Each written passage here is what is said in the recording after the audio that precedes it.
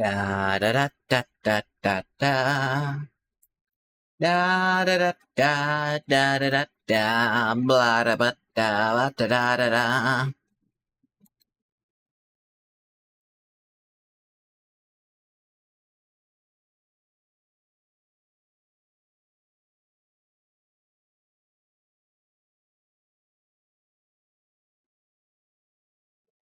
Pa pa pa la pa pa pa pa pa la pa la pa pa pa la pa pa pa la pa pa la pa pa pa la pa pa pa pa pa la pa pa la pa pa la pa.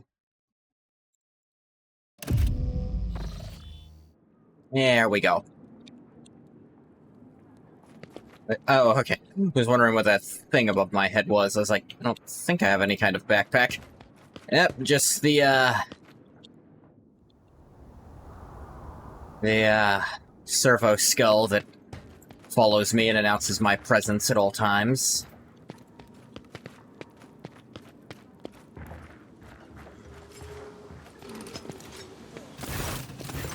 Yeah. Oh, hey, Elliot. Elantak. At last you leave your ornate cage. Elliot casts a look over the stone palace walls.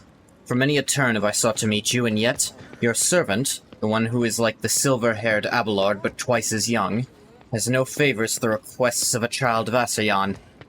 Take me to a place where the hearing of others will not steal the words intended for you. A place where we can talk in private, you mean? Yeah, just come in here. While you were mending the wounds of this world left by the Twisted One's attack, I was able to discover... No, not Cruderach's fate. Merely traces of it. As Moaran found sanctuary under the boughs of the Lilithan's forests, so did my other kin find refuge in a system known as the Atlas Reach. We must make a journey there with haste, before new dangers destroy the witnesses who can show me a way to the lost Cruderach, whose fate remains shrouded by the stars. Irliet focuses her piercing gaze on you. Their knowledge is the sole thread that may lead me to the truth, Elantak. I ask that your metal-winged ship take me along that thread before it tears under the strain of time and circumstances. I mean, I'll be dead before that ship is, but I understand your point. How are you able to contact them? No, I did not contact the Asayani. I have no means to do so. But I had enough time to explore the stone jungle of your world while you were preoccupied with your urgent matters. The path of the outcast has taught me to observe and listen to the world around me. In this case, the throngs of Monkey at the port. Errant conversations, rumors, chance words, like parts of a speckled mosaic, they came together to form a hazy image. My kin were seen in the Atlas Reach, and now all we have to do is pull at the web of connections and possibilities to uncover whatever is concealed from the unseeing eye. Give me the coordinates, I shall take you wherever you wish to go. You... will? The ice in Irliet's eyes melts away for a moment. Thank you, Elantak. If this path indeed takes me to the truth, I will be indebted to you. A rare happening between our kinds. You're still my comrade.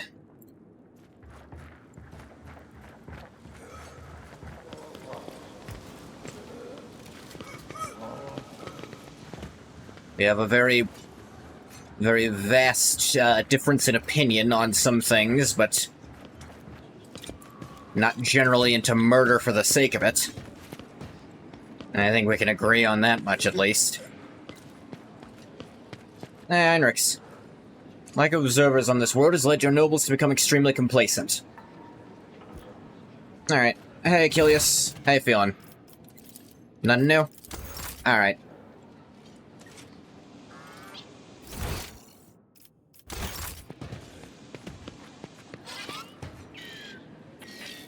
Da-da-da. Alright, I don't think anyone else has anything really to say to me. I think they're all just kinda hanging around.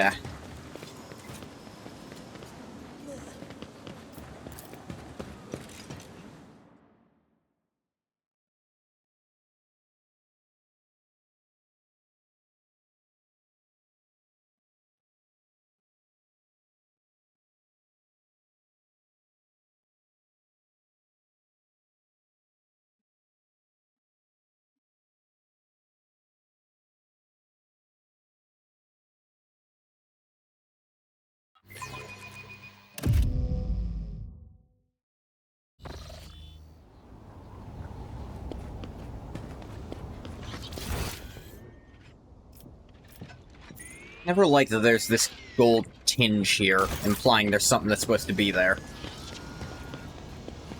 I don't think there is anything there, but it feels like it's trying to tell me that there is, you know?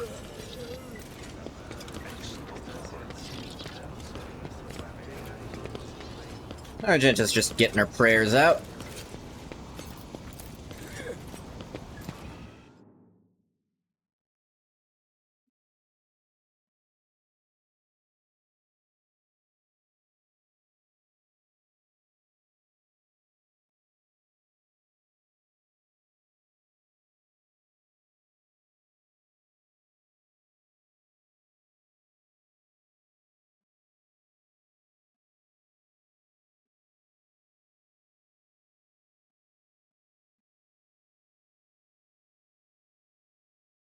Doop doop doop boop doop boop doo doo doop doop boo doo doop doop boo doo doo. Come on, come on, come on.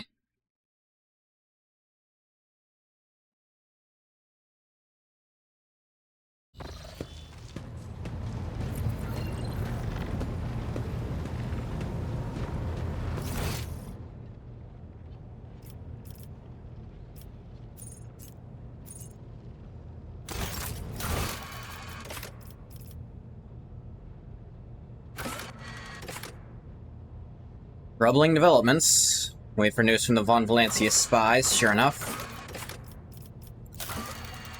Nomosa origins.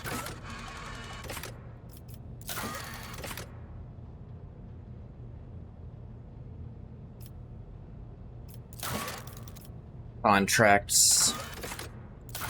Any new ones I want to do? Promethium and people for universal security and efficiency, and some profit factor. I got plenty of Promethium. I'm a little hesitant to give up a person, but yeah, I'll take it. For them void beacons set up, like one of Abelard's descendants. I don't recall who exactly. Hey, Green Ghost. There was a bit of news about this game. Another expansion's coming. I probably could have known that sooner, but they revealed a little bit about it. There's going to be a new origin for the player character, and they showed off new, like, animal companions you can get, and for the new, Tier 2 thing. So it has new content. I'll look more. I don't know if there's new story content. If there is, I'm not going to be able to play it for stream, because you have to select to do that when you start the game. Like I had to do for Void Shadows, I had to enable that. There's the Atlas Reach.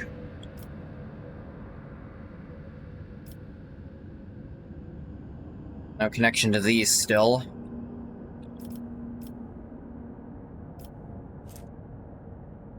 Unforeseen event. What does that mean, exactly?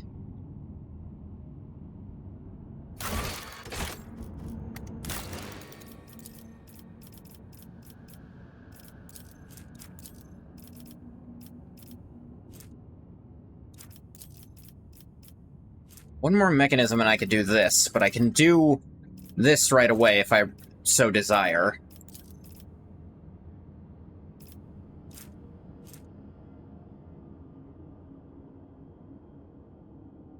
I guess I kind of don't need this.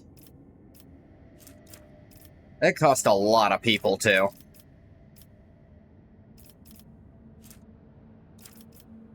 I don't really need this hammer, but, you know. It's interesting. Give me a lot of stats. I guess I should just do this. This is still going on.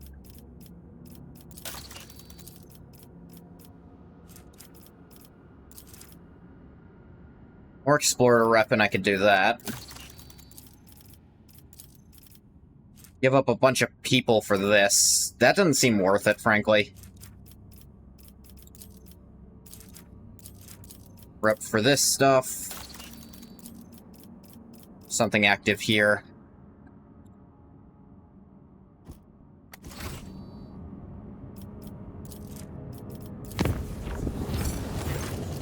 Let's see. Lord Captain, we have visitors on the bridge seeking an audience. Your presence is required. Alright, who's there?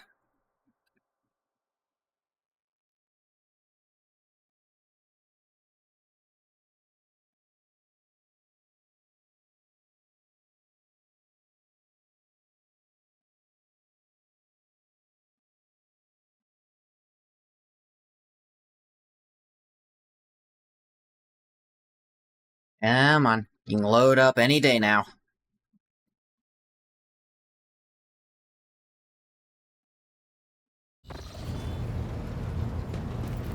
The faithful are here. What the hell is this about?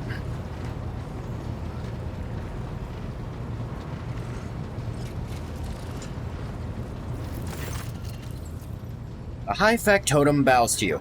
Your lordship, if I may beg for a minute of your precious attention, I am elated to notify you that a delegation of high ecclesiarchs of the Adeptus Ministorum has arrived at your vessel.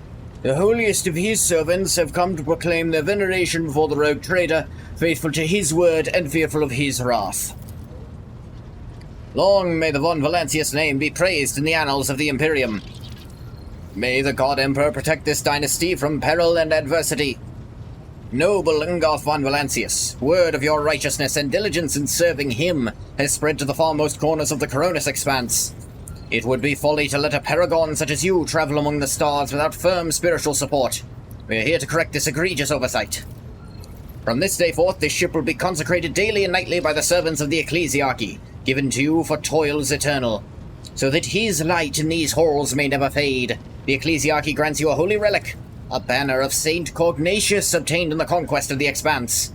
May this gift instill trepidation and reverence in the hearts of your subjects, and the altar created to bear it become a place of prayer for your senior officers. Is this like an event because I'm dogmatic, maybe? Does your lordship wish to witness the installation of the altar and banner? It would be the first to kneel before the relic and set the example of piety for the crew. Be a great honor. Or something like it.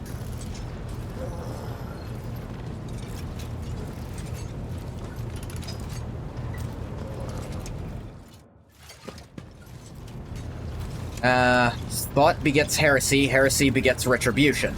To question is to doubt. Ignorance is a virtue. My armor is... conviction? Truth begets hatred. Behind the glass of the altar lies the banner of Saint Cognatius, a relic left behind by one of the Imperium's greatest and most mysterious missionaries, who converted more than one world to the righteous faith. Cool, I think.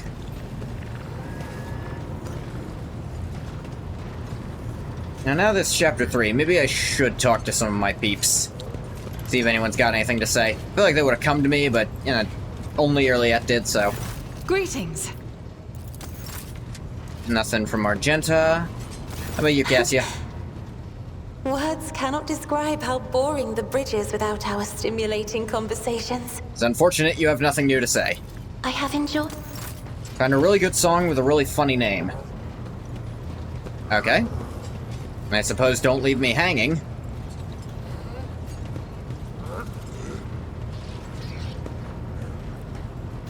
Lord Captain. Lord Captain. It's not looking like anyone has anything to oh wait, Nomos, how you doing? Nomos are here. What do you want to talk about? Incident N872-04 was a ship-wide system failure of some kind. An epitaph had something to do with the ship flying better. The incident marked the beginning of us. The ship became better because of us too. These are all links in the same chain, but we cannot piece them together yet. The people who accompanied Theodora on our travels are strangely unaware of the incident and epitaph. Human shells are subject to external influences. Perhaps someone purged their memory archives, or perhaps they simply do not want to access them. It's a shame that no new information was obtained, but Nomos are grateful that you tried. You're in a servitor's body at my Magnaeus Sessio, Nomos. How is it that you're once again in a cogitator? Nomos are not in a cogitator, or in a servitor. We cannot say where we are. But our existence is tied to the existence of the ship for now. The servitor and the cogitator are only external interfaces, shells like humans in their bodies. So you really are the spirit of the ship? Nomos is silent for a long time, as though mulling over your words. We do not know what we are, but the ship is not us. The ship is our cradle. We may rise from it one day. We would like that. Bodies are not merely shells. No, they are shells. The rasping voice sounds adamant. A human's existence is more than the existence of its shell. This is obvious to us. There's always something more. Something that simmers and shines. For which the dark light and wicked hunger are always reaching. Ah. Okay, so you're saying... You're kind of arguing that the body is still a shell, but the body is not everything that's human. Alright. I suppose you're still coming to the conclusion I wanted you to, just in a different way, I suppose. Hey, Pesky. The only sire may... Good to know, Pesky. Cabela? Take heed, Nemo. Our blessed Domin honors us with a visit. The one who delivered this ark from the curse of your existence. May... Yep. A little confused, but he got the spirit.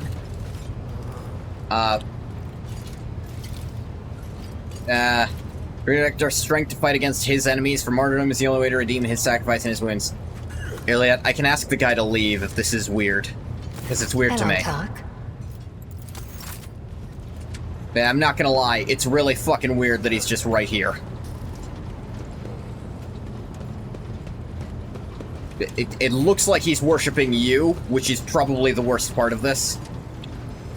Hang on, turn your thoughts to the God Emperor. I can actually kind of pray at this thing. Give me some kind of buff. Divine support. Permanent +1 resolve.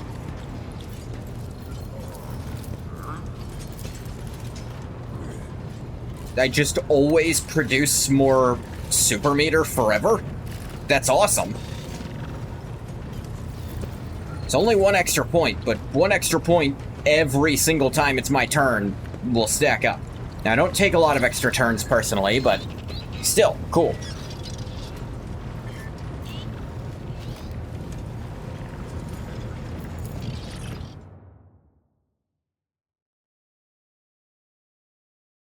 Yeah, I almost got the spirit. He a little confused, but he got the spirit.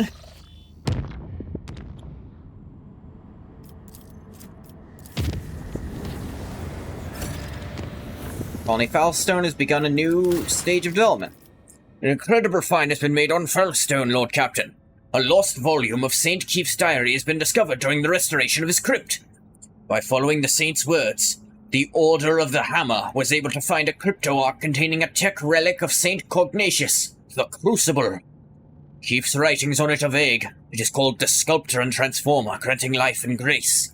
The explorers have sent a delegation to lay claim to the treasure. Just sparked a heated dispute that has been going on for many days. What are the main points of the dispute? The tech priests claim the privileges of the Adeptus Mechanicus oblige the Order of the Hammer to hand any sacred archaeotech over to them. They argue that the Crucible should be considered not a personal possession of the saint, but rather an object temporarily entrusted into his care. The Order of the Hammer rejects this thesis, insisting that the right to care for such sacred objects belongs to the Ecclesiarchy's cults, and since Cognatius was canonized, then the Crucible should be regarded as a blessed relic, not archaeotech. Imagine you're praying to the God Emperor and you suddenly hear, "Can I get pepperoni pizza with no cheese?" Only breads. Like, only bread, sauce, and pepperoni. Like, no cheese. No, look, I understand it's weird, but you can? Really? The sauce is going to be chunkier if we do it like that. That's what you're saying? There's gonna be like a little bit of film on top because of the oven? No, that's fine. I understand. I'm not gonna ask you to, like, make it with cheese and then peel it. That'd be weird. Yeah, okay. That sounds fair. Yeah, thanks. Like, 20 minutes? Alright, yeah, I'll be there. Thanks. How fierce are the deliberations? Cheese or no cheese? Where do you fall? Quite. Discussions have been happening now for more than 8 cycles without interruption. Fucking 8 days? Both sides provided more than 100 experts on scholarly wisdom and law. They've put forward around 4,000 theses, arguments, and testimonies. A special administratum commission comprised of 200 armed clerks has arrived to pass a verdict and enforce the law. This may well be the largest religious dispute in the Expanse's history. Prelate Lugnalia is vehemently defending the rights of the Order, seem to have managed to instill a touch of righteous fear in the exploiters. Perhaps it will keep them from taking revenge if the dispute does not conclude in their favor. What say my companions? It is likely that the research contained in the ancient treatises and archival repositories of the Adeptus Mechanicus will provide factual information on similar precedent. I can spare some of my computing power to find such a case, and provide my brothers and sisters with the information that is necessary to win this dispute. I believe that the chronicles of the Amalinian conclave describe mystical miracles witnessed by zealots while praying at an ancient banner of Saint Capius. Should the Crucible perform such a similar miracle, then no doubts will remain that it is indeed a holy relic and not the property of the Adeptus Mechanicus. Shireen, do you know the best motivation to make your enemies ripe for the compromise? The danger of losing any sort of benefit. It is within your power to take the Crucible for yourself using the privilege of your warrant if you so desire. Why do you not imply such a possibility to the parties involved? Well, let's see. Pascal, find a precedent. I'll gain Tech Litany collection. Complete collection of tech litanies is a token of gratitude from the Explorators to the Rogue Trader for giving them the right to take charge of the Crucible on Falstone. Ship's tech priests dutifully recite these litanies of the ship's weapons. All void ship weapons, except torpedoes, gain 3% crit chance and 3% crit damage. That's okay. Cassia has brought up an interesting idea. Let a convincing miracle happen that would prove that this Crucible is a true relic. And that would give me St. Cognatius' scriptures. Gain plus 20 Lore Imperium. Wearer gains 10% armor and deals 10% crit damage to Xenos and demons. Also, they can reroll a failed test once per test. And this is a 10th of your Lore Imperium. Which means I'd actually benefit largely from it. Or Jay is right. Make it clear to all those involved that if they will not come to a consensus, I'll take the Crucible for myself. Hammer and Cog. Medikits always heal triple the Rogue Trader's Iconoclast rank more wounds. My rank is almost nothing. By humbling the monks and the tech priests, the Rogue Trader's gained a reputation as a great mediator. Not for me. Honestly, go with Cassia's idea. Succeeded with my persuasion. Hers, actually. It had a 142% chance of succeeding. Because she has an absurd amount of persuasion. Now I feel uneasy at the thought that I've become the mastermind of this deceit. Deceit? After some time, the Crucible revealed a miraculous vision. Sacred images of martyrs appeared before the awestruck witnesses and blessed the ancient artifact. And even though some claim to have caught a glimpse of some suspicious individuals operating lens machines, most of those present acknowledged the fact of this miracle and the status of the Crucible as a relic. The Explorators have made peace with their loss and asked permission to conduct several of their own rituals with the Crucible. When the tech liturgy has been completed, the tech priests departed Falstone. Research in the Crucible has identified it as a device for surface terraforming. Fueled by the geothermal energy of the planet, it could turn a wasteland into a blooming garden. However, a way to launch it is yet to be found. Also, I got the Hammer of Epiphany, which, I don't know, I'll give it to someone probably. Dirty bureaucracy. Okay, we've unlocked more stuff to do. I have enough rep with the Drusians, and this will give me... Unquenchable Greed. Cuando se te moa la tarea tu. Such a good song. It's even funnier how it's a funk song made by someone sampling a Spanish YouTube skit. Alright. Blessing of the Fallen feature. Souls of the crewmen laid to rest in the Falstone Cemetery send blessing of their ship. Gains 5% bonus to evasion. That's nice. Universal complacency is okay.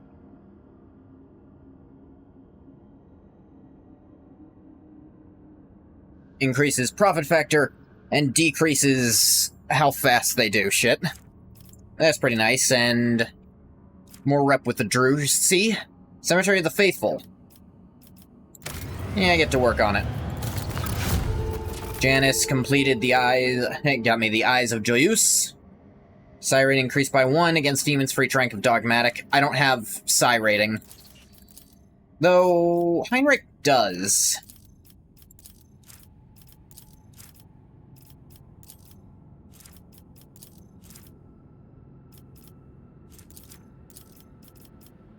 I need probably this, actually.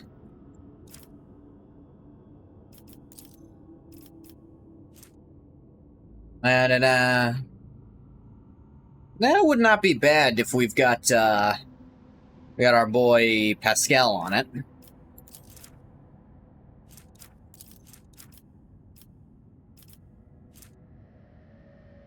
One-handed sword. Nah.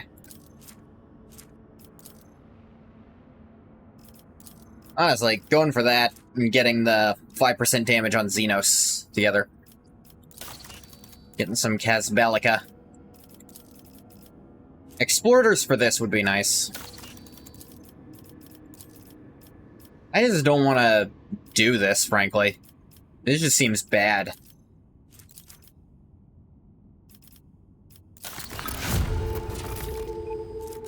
Oh yeah, finally got this cool thing. Once per combat, fire a friggin' melt-a-scorch shot from this ring. And I get some profit factor.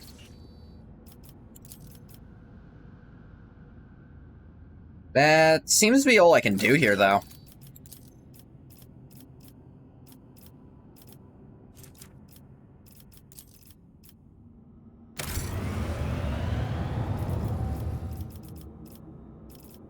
Get started on that right away.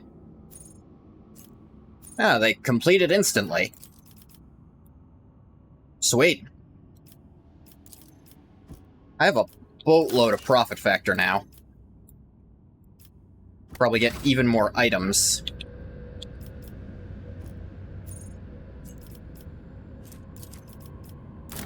Let's use some of our points to make this into an unsafe trip instead of a deadly one. Well, let me go back to the bridge and do some shopping.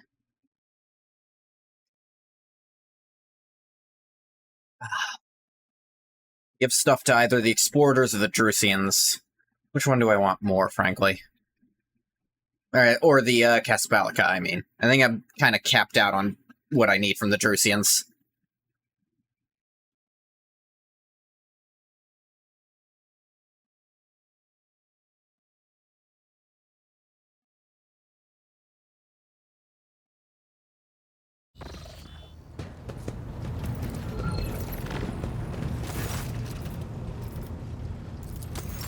Let me do some goods. Yeah, the Drusians are up there.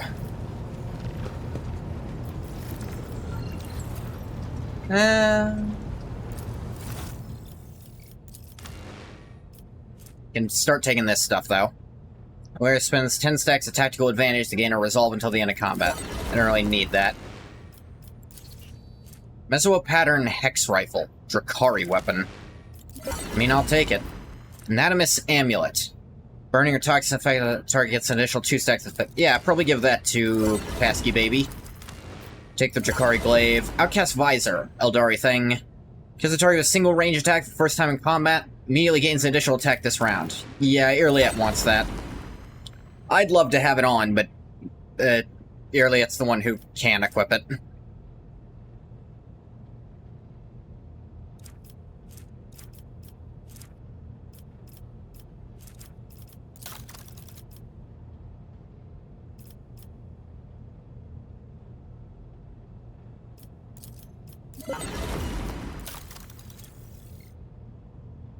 Let's see. Castrican Gauntlets. Gauntlets grant the wearer a 10% bonus to crit chance. Bonus doubles if the wearer is not moved during their turn. Yeah, that seems pretty nice for me, who doesn't want to move a lot of the time. Fellowship of the Void. You guys don't want almost any of this. Even though you're the ones most, like, amenable to me.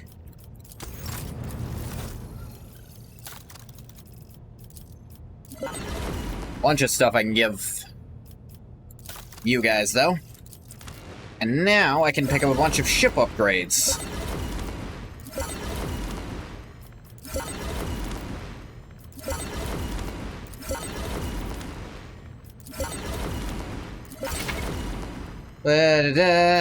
Yeah, various ammunition types.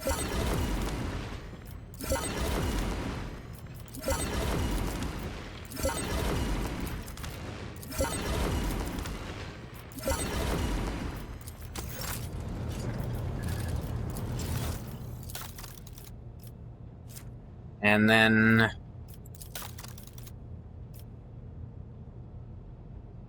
yeah, I have nothing complete left, it looks like. Thing left is sorted into different stuff.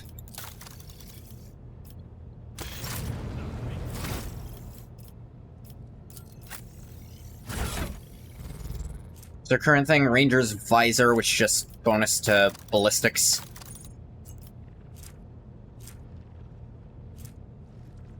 Yeah, I think she'd rather this for random, not random, the just ability to sometimes shoot twice. You currently have on just a little bit of extra toughness. Yeah, let's give you some anatomy, buddy.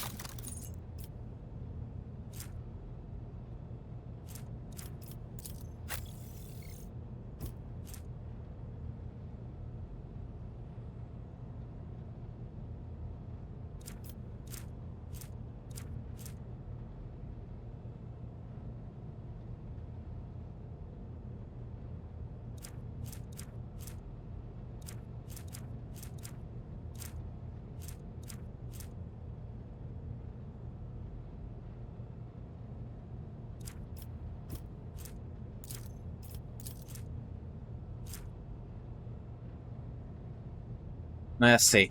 10% parry is just really nice on that. He is a 93% parry. That might not be necessary.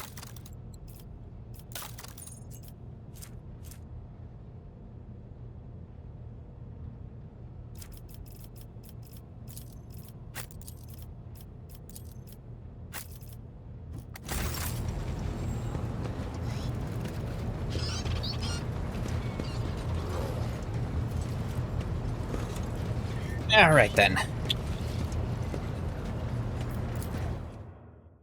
Back to the map. Back to the map. Back to the map. I'm on a map.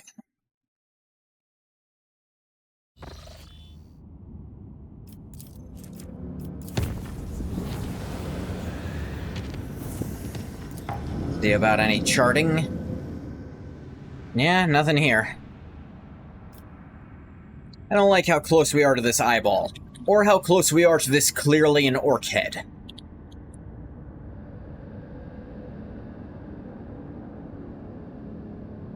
Unbeholden reaches. That is way out there.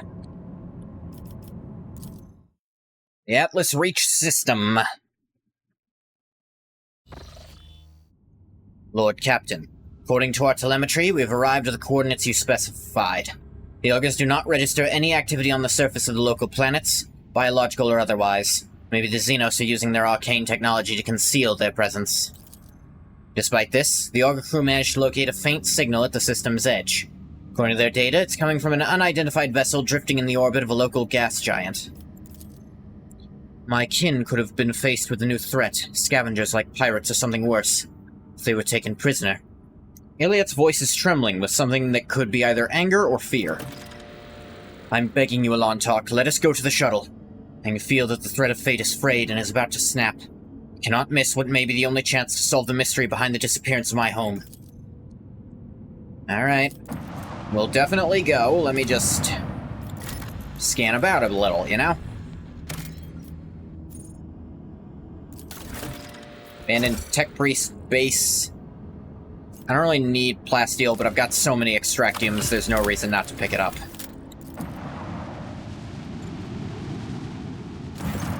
Lord Captain, there's an unusual cluster of binary asteroids before us. Rich in rare metals and valuable minerals.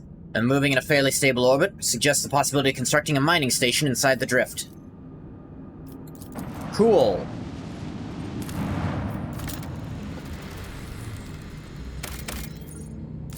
That is a fuckload of adamantine. That is 12, Jesus. Lord Captain, reporting. Void ship has passed through a cloud of cosmic dust of unknown origin. Unfortunately, the dust particles were covered with an icy shell that is frozen into a thick sheet on the void ship's hull, blocking some of the technical vents. It'll take time for the servitors to clear the ice. Until then, our maneuverability will be somewhat reduced.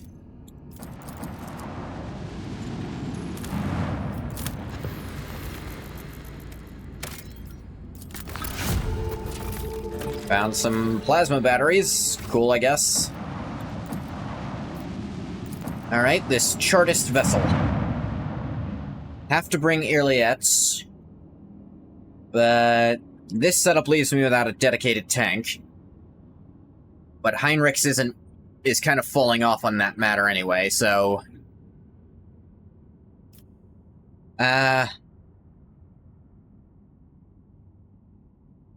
Let's try this.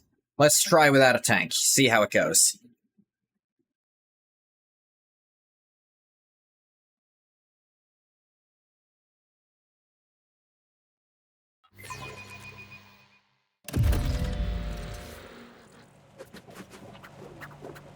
Just have to rearrange it slightly.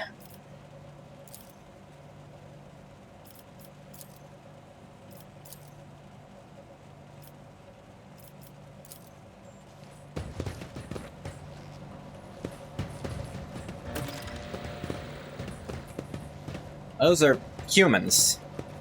The hell? Bit. The lanky, haggard-looking officer with sunken cheeks stares at you in fright. His body is shivering as if from a feverish chill, and his eyes are darting back and forth anxiously. Your lordship, rogue trader, what brings you to our humble ship? Stop shivering like a leaf in the wind, monkey. Iliet, you're not helping. Answer me. Have you seen others like me in this system? If you have, tell me where, when, and under what circumstances your paths crossed and diverged afterward. The officer's eyes widen at the sight of Iliet. His face grows even paler than before, and his lips move in a wordless prayer, unable to utter a word in response. A whirlwind of orange and blue torments their souls. Do you not feel its gusts in the air all around us? Its hues are terrifying indeed. Who are you? We are... The officer swallows, giving you a strange look, and then closes his eyes. Emperor, forgive me. What? What the... Weapons ready, team! We're gonna... Oh... What the fuck?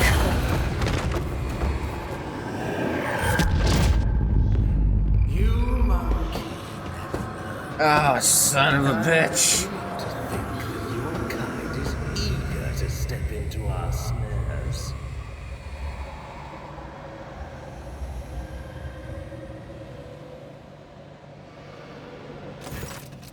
You gasp, sucking in the poisoned air. Each breath scorching your insides with liquid fire from throat to lungs. Every cell in your body is engulfed in maddening pain, as if you were being doused in molten metal, skinned alive, and subjected to yet another form of torture. You hear sounds coming from somewhere far away. The moans of your people, the shuffling of bare feet, light footsteps slowly getting closer. Rogue trader. A long-awaited meeting indeed. You can barely see anything through the haze of agony. You still remember the voice well. The voice of the Xenos who devastated your capital world. Matarzai's face is hidden behind a helmet, but his tone leaves no room for doubt. He's smirking. Iliet, who's writhing in pain next to you, is barely able to breathe out. No. What have you done? Are you dissatisfied, my kin? I promised you would have your precious craft world survivors, and so you will. I will take you to them. I might even be there to witness your jubilant return. Servo drives whine under the tech priest's scarlet robe in a dogged but fruitless attempt to lift his body. The inferior flesh has betrayed me. You must have punished it poorly, Iron Monkey. No matter. As a captive, you will learn how to apply the art of torture to make it fear the very thought of betrayal. Cabela reaches for a weapon with one hand while trying to support herself with the other. How could intoxicants overpower me? I was warned that one of the Monkey was fond of experimenting with incapacitating substances. This gas contains something prepared just for you. With a gloating sneer, the Xeno steps on her head, pushing it into the floor with a crunch. You fucker! Matarzai takes a close look at your companion, squirming in agony, then gestures nonchalantly to someone you cannot see. Bring in the injectors. The Monkey I promised to Tervantius are among them. I do not want these wretches to move an inch until they are in the hands of the Arch-Machinator. As for you, there's a disturbing gleam in the Dracon's eyes. You will have your share of paralyzing dreams, too. Who gives a shit? But I am going to keep you. You are far too precious to be surrendered to a madman playing with fire. You're row-crossing me again! Marazai clicks his tongue and shakes his head. You disappoint me, Monkey. I've heard the pleas of millions and the curses of billions. You can do better. His last words fill your head with like the deafening echo of a ship's siren. The gas creeps deeper into your lungs, eating away at them hungrily. As the agony spreads down your every limb, you are suffocating. Are you enjoying the sensation? I had this poison made for you. Who could have thought that a monkey would one day earn such an honor? A special gift from a Drakon. But you're suffering. Xenos leans closer to you. I knew the taste would be exquisite were I to add a touch of the Drukhari's talent for extracting anguish.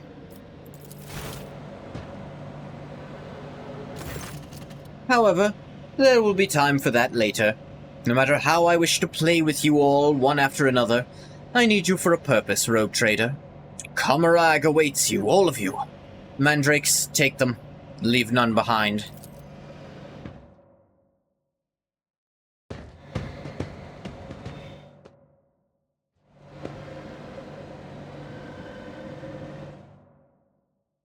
"16 hours passed, and then..."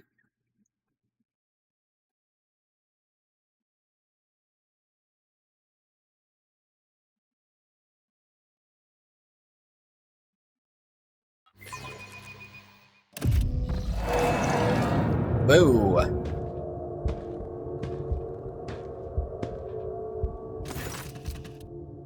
Your consciousness emerges from an ocean of darkness and nightmares, as if someone's powerful hand reached into its depths and brought you into the light. In the dark room, long and angular shadows move around and exchange remarks. One of the shadows approaches you, ripping apart the veil of pain, revealing features that look familiar to you. You are awake, Monkey! Marazai's voice is sickeningly sweet. He's looking at you with idle interest, rolling a soft and milky-colored object from one hand to the other. Our toxin masters spared no efforts to drag you out of the induced dream. I must commend the Nightmare Weavers. The emanations of fear you exuded in your delirium are worthy of the highest praise. However, it is time to finish what you were brought here for. It is time to work for the good of the Cabal, rogue trader. What do you want from me? Only the truth, Monkey. So very simple, is it not? A little honesty before the powers that be. I have the tools to extract the most coveted mysteries from the deepest recesses of your mind. But I'm not interested in your personal secrets. I only want that which will protect my Cabal. Why am I still alive? A good question, rogue trader. You are my tool, you see. A sharp and narrow scalpel that I will use to cut away the festering boil on the body of my Cabal. I spared no effort to set up this performance. The witnesses, the spies, the agents, and a small bargain to guarantee the result. All that is required of you is that you quietly play your part. I'll even go so far as to put you in your native surroundings, in a matter of speaking. But if I see you stepping out of your role, I'll make sure that you bitterly regret it.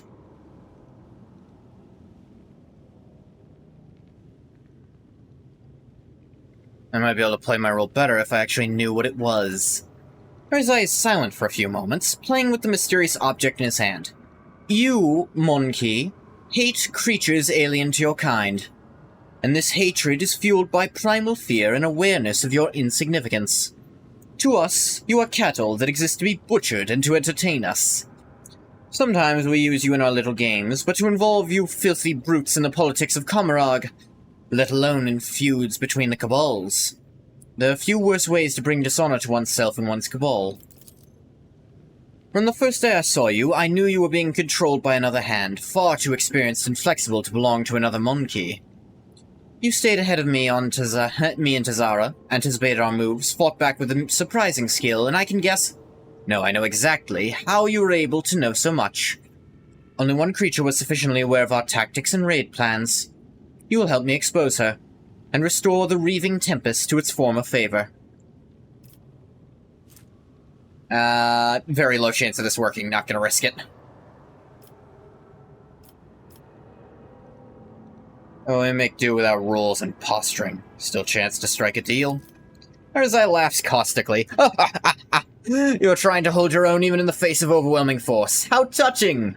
But enough talk. A Drakari gestures to one of the shadows near you, and your head is forced backward. Marzai brings the hand holding the strange object closer. You manage to make out translucent, glossy skin, bluish, pulsating organs beneath, and a little head with serrated jaws, before the Drakari pushes the larva into your face.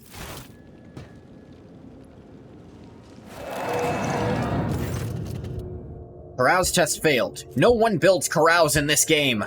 I've literally checked, it's the least used skill.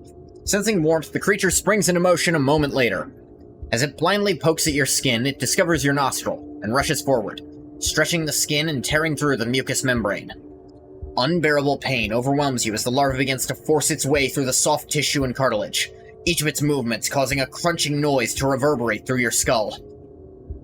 The creature greedily bites into flesh and moves ever upward, past the bridge of your nose, past your eyes, then something alien invades your consciousness. Darkness clouds your eyes. The sensation of an alien presence does not relent. This is not a conscious mind, but something primitive, yet unbelievably strong in its unknowable pursuit. It is crawling around in your thoughts, scratching them with its sides and changing their shape. Perhaps all this is just a bad dream. A quirk of the intellect exhausted by endless troubles. A colony of a mind too weak for the burden it was made to carry.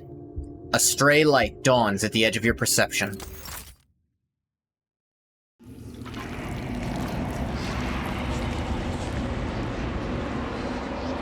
What the fucking fuck?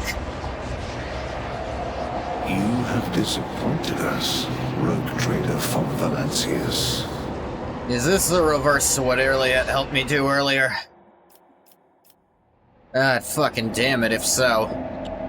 Yeah. Lord Captain received an astrobag message from Udargonis. Achilles Scander reports a Xenos raid against a merchant ship in Godtrafal's Calamity. Those aren't real places. New message from Master Scander, Lord Captain. Achilles' aides have reported the Xenos leader will be heading an attack on the Paradise world Grantis. I don't believe you. You're not fucking real.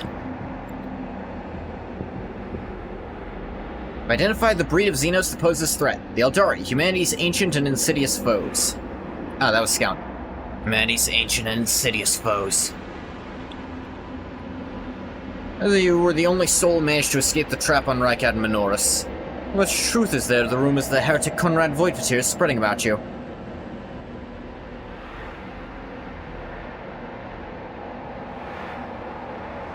If these went a little bit faster, I would wait for them.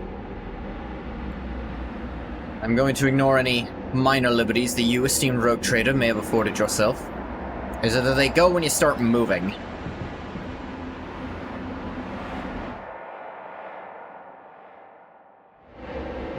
Do my eyes deceive me? Explain yourself, Long Talk. Why is there a shard of Kruderak on your ship? Of what? Okay. You are accused of consorting with Xenos, betraying the Imperium, and neglecting the interests of humankind. Who are you? Only one of those is kinda true-ish. I arguably consorted with a singular Xenos, but that's technically allowed. Pulsating strands stretch from under Cassie's headpiece, one wrapping around her neck while the others drain her lifeblood through her weeping eye sockets and mouth. Oh, it's the corpses of my friends. How fun. Every exposed area of Argenta's skin is modeled with an intricate pattern of scarlet blisters, crimson indentations, and charred tissue. Cabella's skin is covered in countless injection marks. Black tendril-like webs of burnt nerves radiate outward around each one. All the Cold Trader's bones were broken. Her augmented arm was ripped from its socket. The bones of every finger on the remaining hand are twisted and sticking out at strange angles. Pascal's augmetics were separated but not extracted from his body. The places where they connect to the organic tissue teem with predatory millipedes feasting on the coagulating blood and accumulated pus. Abelard Wassarian's limbs were amputated and then sewn back onto his body with remarkable skill and precision using human tendons. Ugh. The tribunal is waiting for your explanations. Come closer.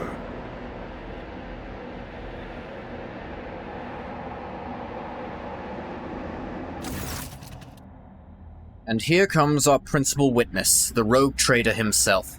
Heinrichs gives you a cold look. If the presented evidence was not enough to convince you, his testimony will conclude this confusing case, full of oath-breaking, lies, and heresy. You dragged this boy into this trial and now expect someone will lend an ear to a lowly heretic's testimony? I thought better of you, Interrogator Van Calox. I was so very wrong. Lady Theodora's voice sounds even harsher and angrier than you remember. The Lord Inquisitor makes a vaguely dismissive gesture. Enough. Let him speak. The sooner this business is concluded, the better.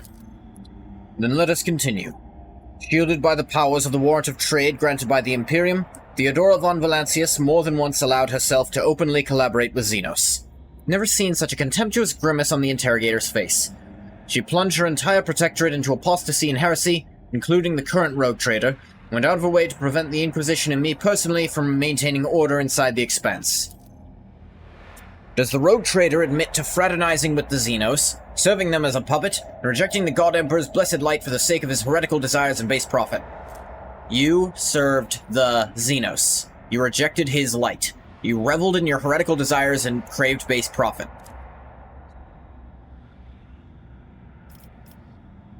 50-50 shot, this'll work. Something's wrong. The words fly from your lips, but their meaning belongs to someone else. Your hoarse voice is barely heard. I plead guilty. It is amusing, but the joke has outstayed its welcome. Theodora shoots the interrogator a nasty look. Painfully obvious this heretic is dancing to your tune. His word against mine? You lost before you even unsheathed your blade, Heinrichs. You need not worry, dear Lord Captain. It was not my intention to bring up unsupported claims. Heinrichs produces a data slate and skillfully manipulates the device until he locates the necessary information. The rogue trader has often been accompanied by a Xenos companion. It is true, the Xenos Irliet was one of your retinue. And though the warrant of trade does allow one to grant sanction to individual specimens, what if this is not a confirmation of the von Valancius family's loyalty to the enemies of humanity? The rogue trader's ties to the Drukhari. Yeah, it's treating that as a fact. Let's see. Different subspecies of Eldari are just as obvious. Who else could help him divine the carefully prepared plans of the Drukhari if not other Drukhari? Ingoth von Valancius always ended up in the location of the next Drukhari raid, knowing for certain where they were going to strike. For the court of the God Emperor himself, I plead guilty to all charges. As you can see, there's a confession straight from the horse's mouth. What other evidence can the court possibly seek? The tribunal remains silent, although those present cast anxious glances at your predecessor. At this point, the tribunal probably wants to know what the true intentions of the von Valancius dynasty are. The rogue trader claims he has been waging war against the Drukhari this entire time, except, was there really a war? Or was it another carefully staged performance? Heinrichs is looking at you closely, almost without blinking. Allow me to explain what actually happened. Ingoth von Valancius personally invited the Drukhari to his worlds, and then used their strength and resources to sow chaos in the Expanse to gain leverage over his rivals. It's very convenient to play the victim while working with those who rob your neighbors blind and terrify the worlds that pay you tribute. How much did you profit from this, rogue trader? Do you think I would not uncover your pathetic conspiracy? Enough of this circus, Heinrichs. I did not set up any attacks. Failed, or at least that is what you wanted to say.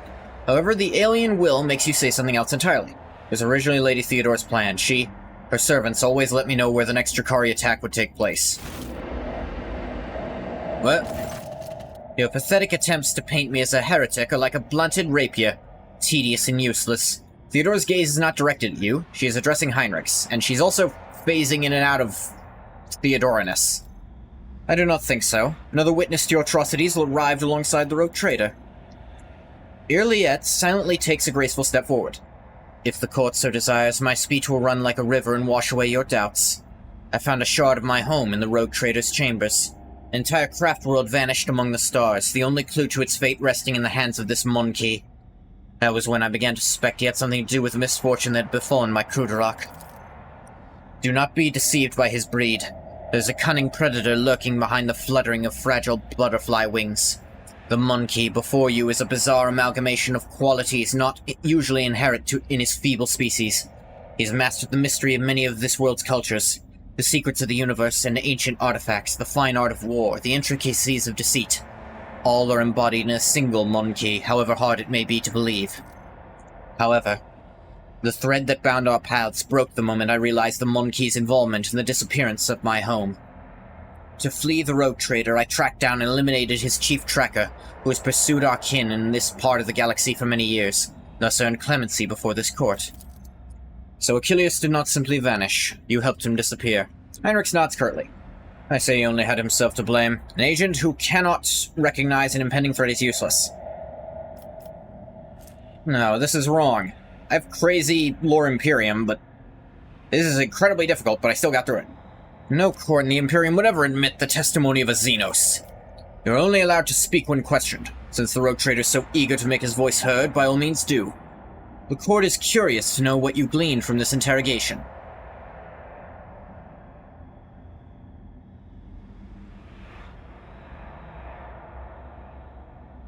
Let's see. Nothing but a puppet in this charade. Let's see. Makes sense what's going on here? Mercy? Nothing but a puppet in this charade. Everything that has been taking place at this trial is a vicious lie. Try to push the words out of your throat, but they become stuck in a suffocating lump, choking you. Heinrich notices your struggle and quickly changes the subject. The rogue trader is obviously stunned by the realization Theodora has been using him this entire time to impede me. Enough. Nah.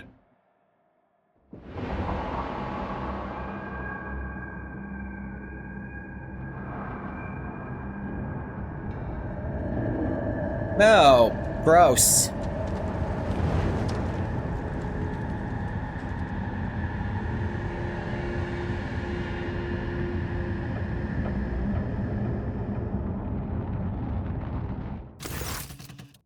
After the spell is lifted, staggering pain pierces your body. Darkness clouds your vision and nausea creeps up your throat. The wounds you manage to forget soon remind you that you are still alive. Archon Nazrakai. Marzai Ezreich, Drakon of the Cabal of the Reaving Tempest. First blade to Lady Iremeris. Eviscerator of Illiridos, Blaze of the Barkhag Kingdom. The slayer of Corosius the Pale. The commanding, inhuman voice tears you from the vice of agony, and you see the silhouette of a Drakari whose very presence makes your innards clench. Don't clench in my butthole. You can't get up in my butt, Drakari! How dare you come before the councils of Archon of the Dark City with this lesser creature? I have okay. 35% chance? Look at the female Drakari. Failed. Xenos looked menacing. Perhaps she's a personal guard of the Drakari sitting on the throne. Yeah, that was close, but we're the one on the throne. One half of his face is hidden behind a golden mask with an intimidating visage. The other half is showing a malicious, sharp-toothed leer. The Xenos' elaborate armor is decorated with skulls and patches of human skin impaled on countless blades and hooks. He carries himself with authority and ease, as though he is a ruler who holds the threads of fate of all those present tightly in his grasp. Look at Marzai. A triumphant grin erupts on Marzai's face, but the Xenos remains surprisingly composed and does not dare to interrupt the unknown speaker. Look at Irliet. Irliet absorbs every word, occasionally wincing in pain and covering her weeping wounds. Her posture and gestures are full of tension. Like prey cornered by a pack of predators, Irliet shrinks under the hungry stares of those around her. Listen to the conversation. With the greatest respect, mighty Nazrakai, Archon of the Cabal of the Black Heart, first among the chosen, voice of the Overlord of the Dark City, bringer of demise, conqueror of 100 worlds. Nazrakai dismisses Marzai like a bothersome fly. The Council of Archons has heard enough platitude, Drakon Marzai, and no longer wishes to... What the fuck? Sly intrigues, ruthless chill to jagged ice. Turns lip... Okay, I'll never know what the fuck that said, game. You made it disappear before it even showed up. Hey, fuck you! Let it stay until the dialogue box opens so I can fucking read it! Of vitriol verbose, the cut and thrust, keep time with fate's own machinations grave, but whose deft footwork leads to naught but dust. While from its brutal finish none can save, this play the puppet master granted me, through murky stalls a path obligingly. Why the fuck? That's a fucking solitaire! What the fuck is a solitaire doing here? I mean, they can go wherever the fuck they feel like. The puppet master has Vect himself invited you to this chamber. The Archon chokes on his own words, but quickly regains his composure. No matter. Maybe our guest, Arabenian. You are merely a spectator in this performance. Any spectators do not belong on the stage, as you undoubtedly know. Do not interfere. Yeah, like I was mentioning in the previous Inquisitor stream, the Drakari are fucking scared of the Harlequin, and the Solitaire, they're really fucking scared of. Actually, everyone's scared of them, even the other Harlequin. The stranger presses a delicate finger to the lips of his sorrowful mask and says with a twinkle in his eye, "A shadow in the shadows will I be." They're the one who interrupted the trial. I have a really good chance of this. The bright motley, the hollow suit, the mask hiding its owner's face, and the graceful subtle movements. Before you stands a Harlequin, another representative of the multifaceted Eldari race. Xenos catches your eye and nods. For a moment, the play of shadows on the mask appears to twist its expression to a mischievous grin. Recall what I know about Vect. Less likely. Failed. Judging by the Archon's reaction, there's a prominent figure in the Drakari hierarchy. Memory fails you. You're not familiar with the Xenos by that name. Dang. I'm gonna choose not to talk, because clearly they just shoot me. Marazai Aizreish, considering the circumstances.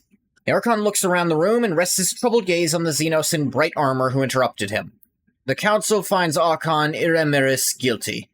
The blade of your truth cut through the shadowy veil concealing her transgressions. However, a glint of cruel mockery appears in his eyes. How dare you insult the Council with such a pathetic complaint? Should have ripped Iremiris's heart out with your own hands and granted a soul to Vect if you wanted to atone for the mistakes of the Reaving Tempest. Marazai's eyes widen, filled with astonishment and disbelief. Seems to have been certain of the outcome and did not expect what he's hearing now. His lips twist in an enraged snarl, hatred directed at the Xenos on the throne. Yet it finds no outlet under the gazes of the dozens of Drakari in the chamber. To contradict my decision is to contradict the decision of Vect himself, fool. Something in the Xenos' tone makes your heart skip a beat. Allow me to discipline you for your weakness. Today the Drakon will lose his wings and plunge to the very bottom of the chasm. You'll go to the arena to atone for your mistakes and impertinence alongside the rabble you have dragged to Comorragh. If you're a true Drakon, you will rise again. If you do not, your suffering will satiate the worthy. Lay down your weapons and follow the guards. I'll let you keep what little dignity you have. It is my final gift to you, Marazai.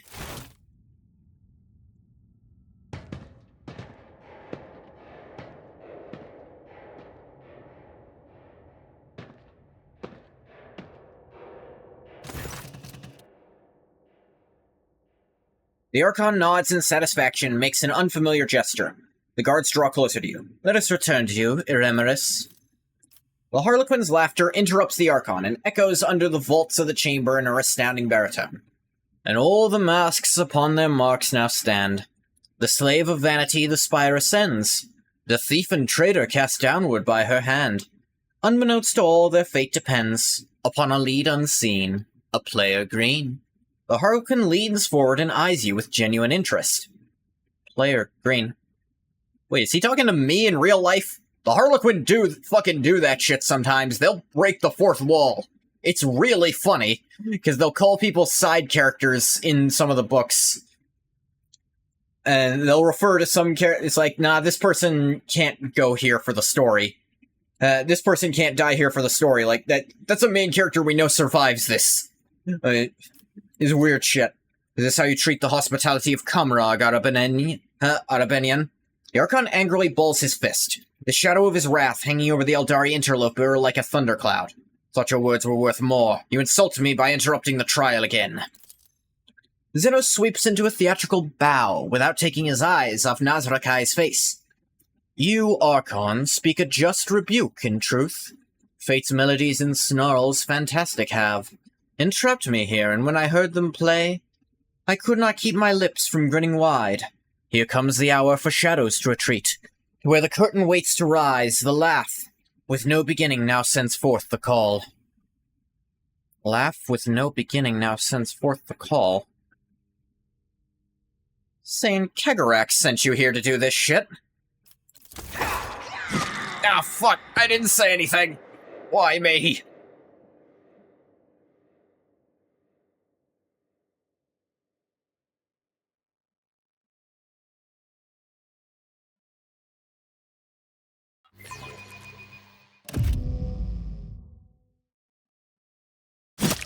Ah. Gue disperam, rapsit, abi directus.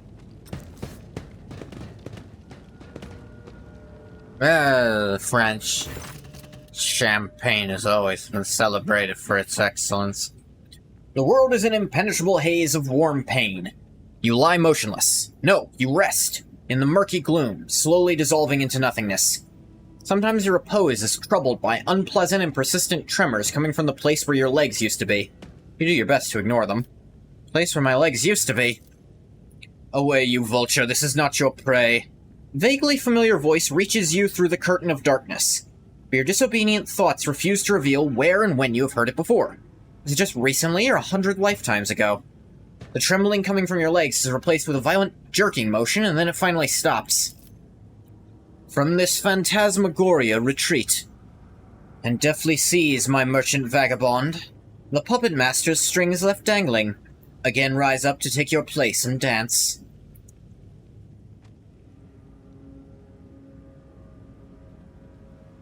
A spark ignites in the darkness, and its light ruthlessly cuts through the gloom that envelops you.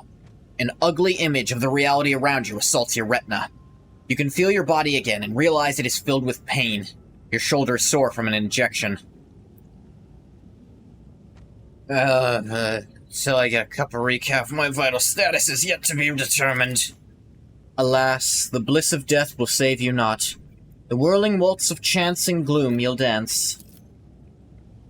A prickling sensation burns your shoulder, and the darkness at last fully withdraws from your mind. Whatever the injection was, it's making your heart beat a frenzied tattoo, and your pupils narrow so that you now register every detail of the disgusting place in which you found yourself in merciless clarity. Feel your body. 30% chance? Every single inch of your body is suffering. Satisfied with this result, you do not delve into a detailed examination of your misfortune. All your equipment is gone, as are your shoes. Son of a bitch! You don't even have a knife at hand to fend off enemies, or to open your veins. Look around. You're surrounded by the dead. Numerous corpses, mutilated bodies, and pieces thereof. Humans, Drakari, and other Xenos unfamiliar to you lie motionless in this gruesome mortuary. Look at your rescuer. Your eyes refuse to focus on the blurry figure of the person who came to your aid. He appears to be tall, and your mind emphatically refuses to continue. Every moment of concentration causes you suffering. Here he is. Oh, he's got one of them wrist-mounted things. Is that one of the blades, or one of those injectors? I've seen you somewhere before. Who are you? A dream obscured of death, deliverance, illuminating will in agony. Or am I? Among the shadows and the wings you lie, where taut or pulled the puppet master's strings. Stranger intricately links his fingers to mimic the tools of a puppeteer. My companions, where are they? Not here, the roles have been decided now. But if you play your part, perhaps the plot will draw you back together, or to doom. Figure's cruel laughter follows. This overture in verse, the final lines. The merchant's time to tread the boards has come. Embark you now upon your pilgrimage, and take my parting gift, a humble prop. Stranger deposits something in your hand, it disappears into the twilight. Gift from beyond the grave. A one-handed weapon. It's a pistol. Unremarkable and weak pistol. Engraving covering its surface is far more valuable than any meager stopping power it might possess. Attempt to rise. Your body has suffered too much to obey your mind. Or rather, that is how it would have been for someone else, perhaps. But not for you. You have lived through worse. You think the Dakari torture can stand up to fucking inquisitorial torture? Anguish and torture could never break you now. You will rise to your feet and press on. All that is left to understand is why you should. Overcome this trial.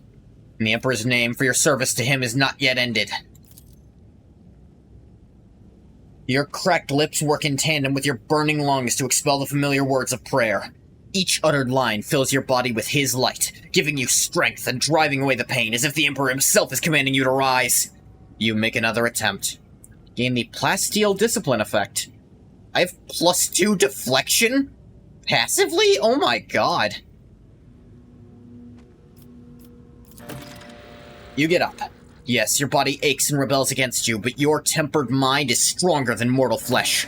You draw yourself up straight and take in your surroundings. The French. I have fucking nothing, which means this permanent +2 deflection is very useful, actually.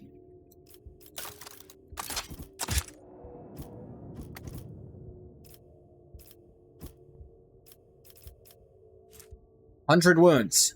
Body is mangled by cruel torture. You're on the verge of death. Cannot be removed by normal means. Fresh injury, 1. Deformed bones. Your bones have deformed, curved, and misaligned, making your movements clumsy and your body feel alien." Not what I meant.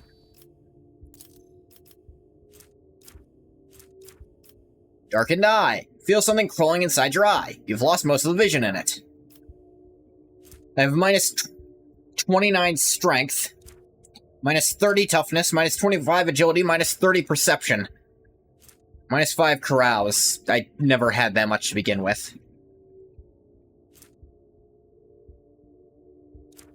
Still got plenty of logic, and I even have a gun. That'll be...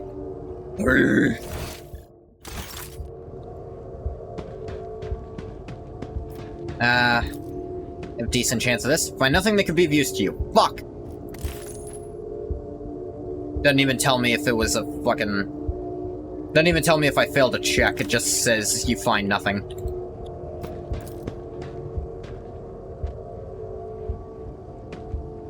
Find nothing that could be of use to you. Escape the corpse dump, find help.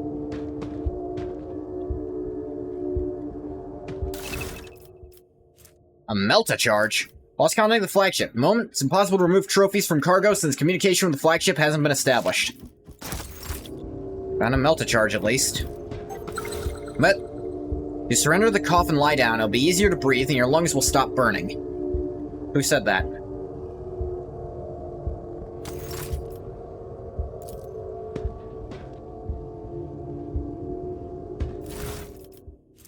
Gladiator's healing kit.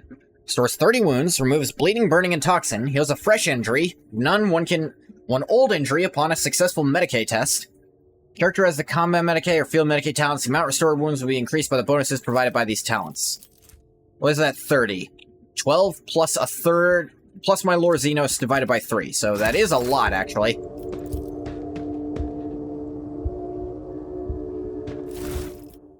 A stim.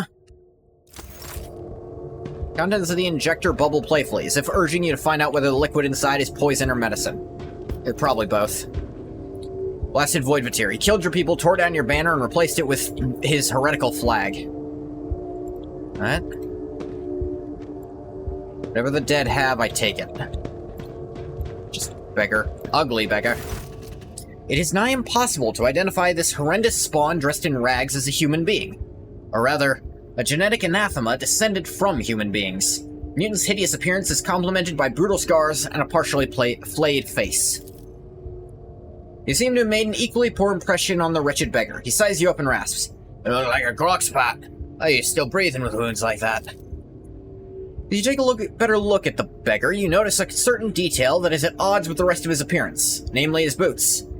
It's not him wearing boots that catches your eye, but the indisputable fact that they are your boots.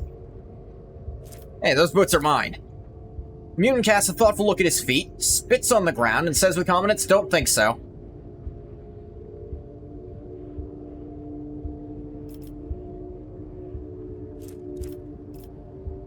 Pains me to behold how your faith is withered, son of the Imperium. Tell me, when you renounced his light, turned to lies and treachery, and in doing so became like Xenos and heretics, was it worth it? The beggar's eyes glaze over, and his lower lip trembles. His mind is no longer here. His thoughts have turned inward. I really did believe once, before I ended up here. What am I now? Still boots from corpses. I beg Xenos under the scum for scraps. Oh, damn it, what's become of me? As if released from a feverish haze that clouded his eyes for years, he looks around in disgust. Full of determination, he takes out the boots and hands them to you. Take them, I have a job to do.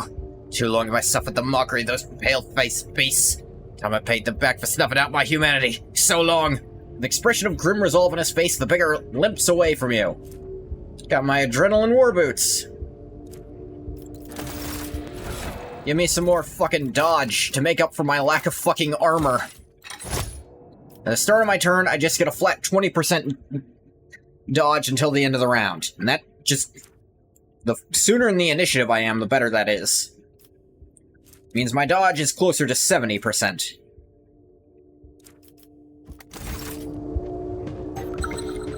Oop. Yeah. That came right at us.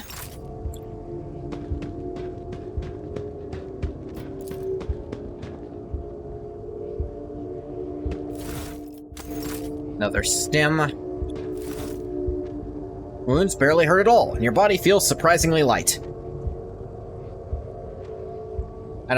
I can't imagine that's true.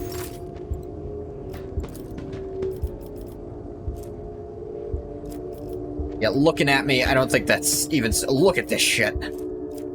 I'm hamstrung, I have a black eye, my bones are out of place, and I've just been cut to hell. Nothing about this implies that I am feeling light and well. If you surrender the cough and lie down, it'll be easier to breathe and your lungs will stop burning. And I think that's some mental shit applying to me that I need to ignore.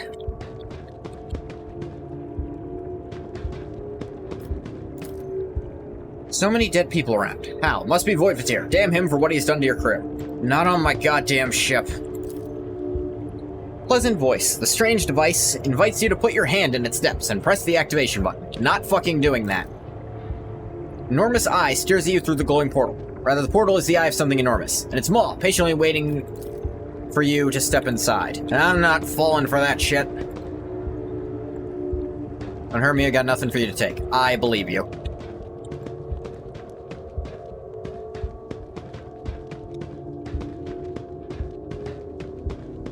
That guy's dead as mud. I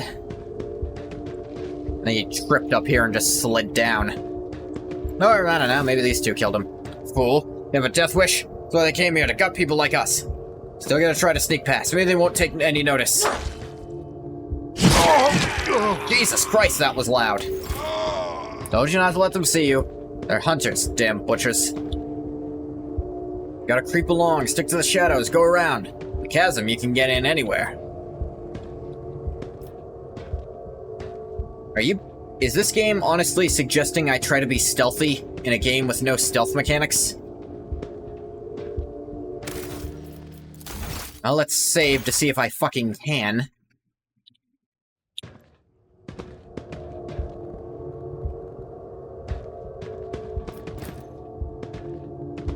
Fresh corpse has your face. The killers are standing nearby and you'd better steer clear of them, seeing as they have already successfully killed you.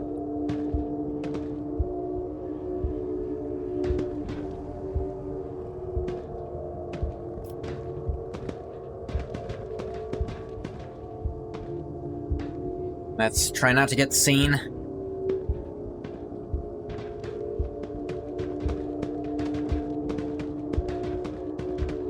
I hope. That seems like a terrible idea to even consider attempting, trying to steal that bike.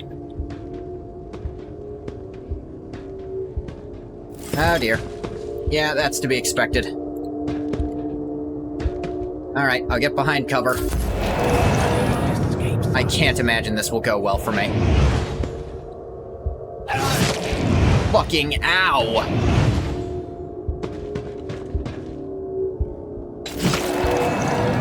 Oh good, he dealt bleeding damage with that as well.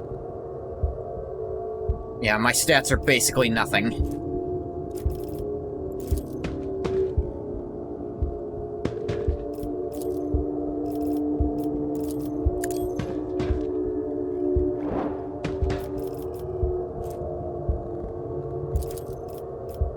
I'll make you my prey, too. I'm gonna cull the bold.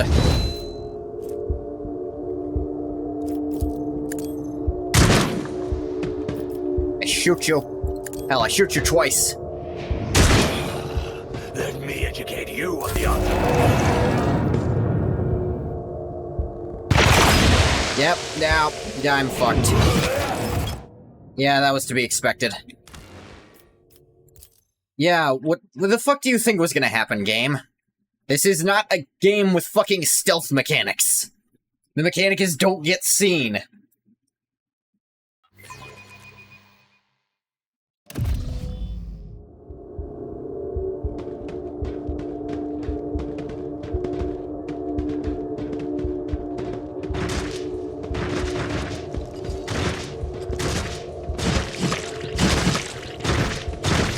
That looked unpleasant.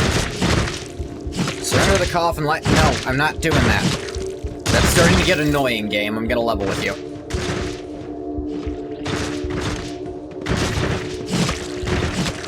Ah.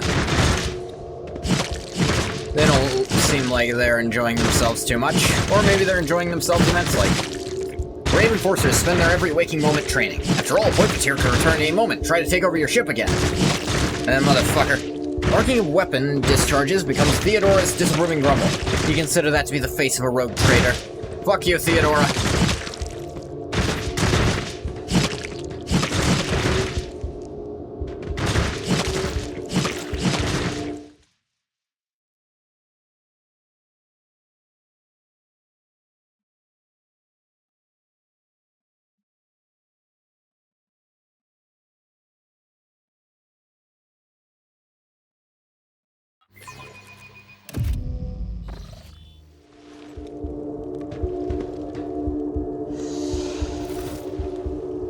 Wounds barely hurt. Yeah, okay. I'm getting really sick of that interrupting me. Said we're brothers in arms now. To your initiation, Shriekers don't let weaklings in. The den you have found yourself in is filled with heady smoke. The walls are lined with living shadows. Center of attention is a snake like Xenos. He's engaged in conversation with a pale, harried-looking Drakari and pays you no mind, much like everyone else in here. This particular breed of abominable Xenos is unfamiliar to you, but its appearance alone speaks of a vicious nature and inborn wickedness. Survey the room? I have okay, Medicae. Meh, failed. Everyone gathered here is armed. They all bear scars, and some even have fresh wounds. There's a few humans among the Xenos, clamor in a mishmash of tongues, and their laughter rings with lunacy and bloodlust. The air is thick with an all-pervading sense of doom. Observe the scaled Xenos. Leader of this gang is powerfully built. His scaled hide is reinforced with engraved metal in several spots. His long tail coils around and around as his snake-like head sways gently from side to side. The Xenos is enjoying a state of blissful relaxation. His companion, the gaunt Drakari, is looking at him obsequiously. Her entire body is adorned with hundreds of embedded steel beads and thousands of red injector marks. May we speak? The snake-like Xenos either fails to notice your presence or is simply ignoring you. Iridescent eyelid membranes slide over his eyes, momentarily shuttering them. No doubt a telling look among his kind. Without deigning to to look at you, the cadaverous Drakari mutters. Malice wants you to disappear, pathetic whelp.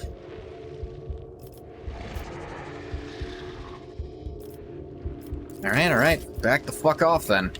Not stupid enough to try to fight Malice with a shitty pistol.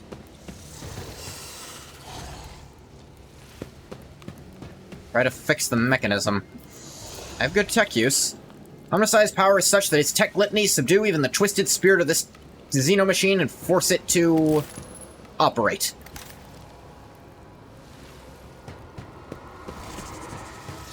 I don't know what that did, but I sure made it happen. Saw everything, you're cheating. I don't think there's such thing as cheating. You knew you could not be that lucky. Examine the wounds. Check out his augment. I'll be taking this. Veteran's Electrograft. Cranial shunt marked as the property of the Astra Militarum is used to directly connect to armored vehicles. Silvered rim is an indication of the owner's veteran status.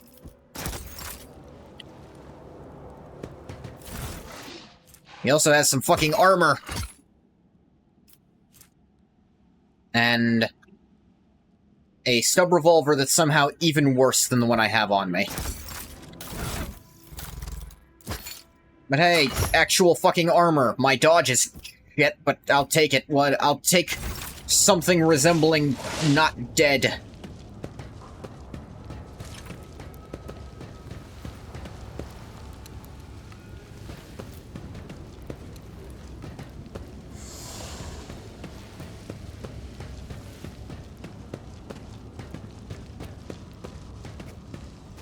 Don't pull anything out of me. Well, you're not dead yet, so I won't. Relax, Sawbone knows what he's doing. Right, Sawbones? What? We'll find out soon enough. Not what you want to hear.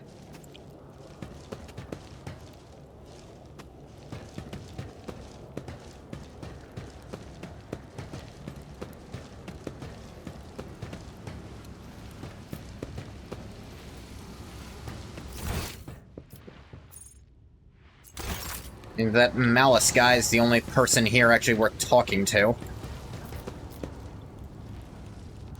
Doesn't look like there's a way for me to get over here. Oh, wait, no, these. I just have to be too stupid to use a staircase. That's all it takes to not be able to go down there.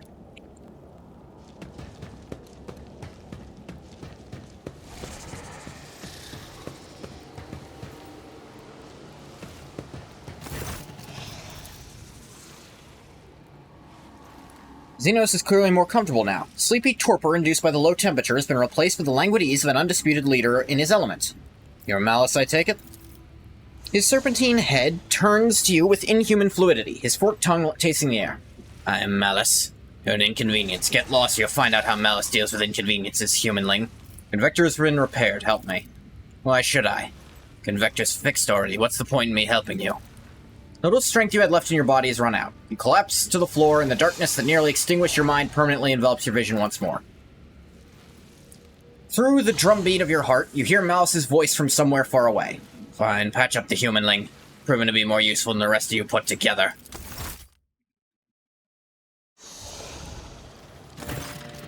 Sensation slowly returns to you. Your body is still in pain, but you're no longer on the brink of death. Your wound's been crudely closed with metal clamps, and your throat is packed with injector tracks. Now you've been wearing a neck pillow of needles. The one who rendered this first aid to you was certainly not a qualified chirurgeon, someone who would typically be permitted to minister to the persons of the illustrious rogue trader. It's just like being back at home. God, I hated it. Looks like you're back with us. I don't know whether to offer my congratulations or commiserations. Alright. Wait for him to continue. Don't dig myself a hole. Enough lying around. Get up and we'll discuss how you're gonna pay for your rescue.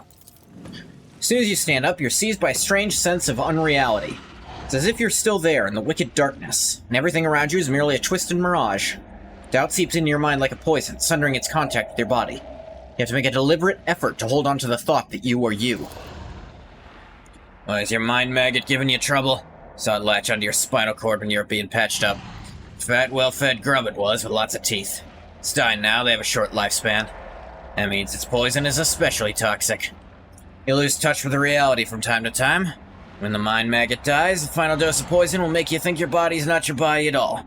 And your heart will just stop beating. Mind maggot's agony. Dying parasite in the rogue trader's body that's poisoning his mind with its hallucinogenic toxin. Permanent. Oh, good. Could have pulled that thing out of you, of course, but I thought, why should I? Considering a guarantee of your gratitude toward me. You've earned your healing, I'll release you from it. Why'd you decide to help me in the end, not to look that gift horse in the mouth? You're a cocky whelp, but feeble like all members of your race. Your cockiness has not got you killed yet, which means you must be someone important. You might be useful.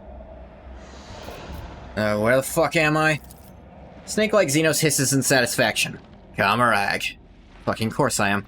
Dark City. The underside of existence. The realm of the Drakari. You heard of it, humanling? Alright, what do you want? Kill for me. Go to the mangled sector and fight a freak called the Commissar. One of your kind. Spill his guts for me. Do that and you'll earn my favor. And in the chasm, that counts for a lot. Who's this Commissar? Prisoner of the Drakari who thinks too highly of himself. Instead of dying in the arena without any fuss, he's hiding, gathering other slaves of your race around him, and making pathetic plans to get his revenge. Many of your kind are listening to him. See how few humanling shriekers there are? They used to all come to me, but now they listen to the Commissar and no longer come. Mangled Sector? Off-putting name. It's an off-putting place. To the base of the spire in which we live. Comorragh is stitched together from scraps of various dimensions. In the Mangled Sector, the seams are starting to rip. Space is collapsing in on itself, and entropic radiation is off the scale, spawning all kinds of abominations. The sector itself is slowly but surely turning into nothing. You'd have to be insane to set foot in a place like that. Insane, or an outcast like the Commissar hiding from the hunt. Or you. I'm gonna need a more serious weapon. Prove that you're useful first. Do this, Malice will see that you have decent toys to play with, but not before. In the meantime, you can pick something out of the junk pile. Junk pile is still better than what I'm working with, my guy. I assure you. Mouse gestures at a container half full of shoddy equipment. Very well. Bring me his head. In exchange, I'll share my toys with you. Make surviving Comorragh possible. You think of lying to me and running? When you're on the street, look out for a humanling dressed in red with a cog on his chest and a face full of misery. See how he's dying alone with nobody to help him. Your death will be just the same.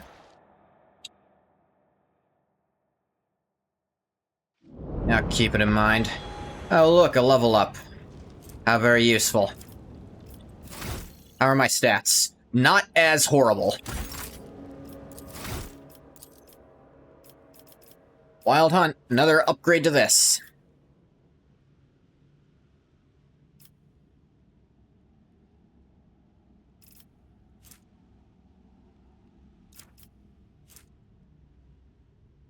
Let me see.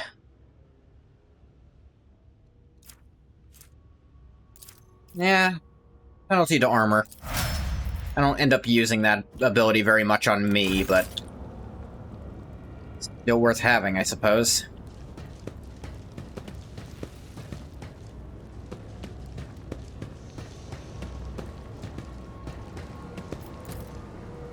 Here in the fabric of space is sparkling with entropic energy capable of unraveling the threads of matter itself. Horrific. Okay now. Give me all sorts of weapon options here. Fucking sniper rifle, that'll be better. Chainmail and scrap chainmail, just worse than the flak. Take one shotgun. I only need one. Heavy stubber. Eldari long run. Honestly, if I'm gonna be gathering people, I should probably take all of this just to be safe.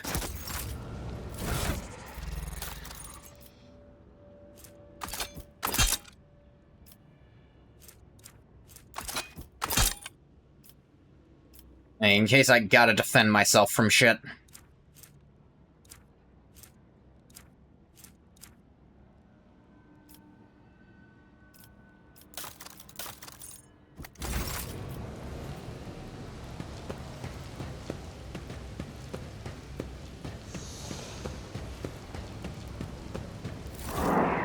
Yeah. Flash of searing pain causes the contents of your skull to burst into flames. How kind of you.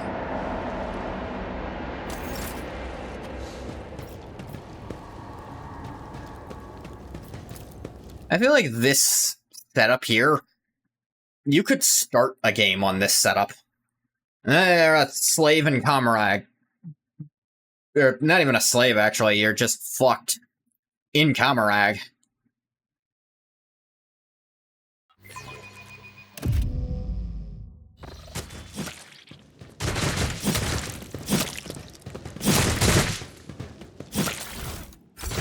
I'll be taking this.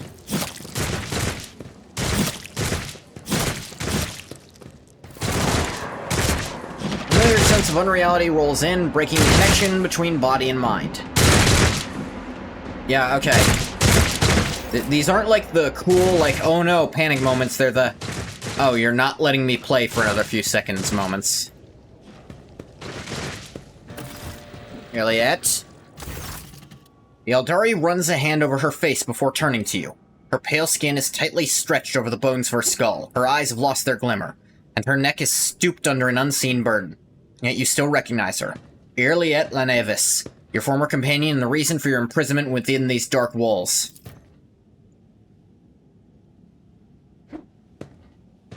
Iliad glances at you, her eyes widening slightly, but that is the only change you detect in her tense expression. Whatever emotions she may be feeling, she is suppressing them well. Elantak. What are you doing? Learning, mastering that which will bring me closer to my roots. Iliad's voice vibrates with tension. The blade in her hand is shaking, and her knuckles are turning bone white. One of the Xenos who were watching Iliad torture the silent victim steps forward. Did the monkey come for a taste of pain? Then you must have patience. Our little guest still has so much suffering to extract from her first victim. Your prey is far from empty, Iliad. Do not hold back. Iliad grips the blade in her hand and immediately winces. Her spirit stone is emanating a red glow. She touches it with an expression of anguish. The suffering overwhelms me. No more. I cannot bear it any longer.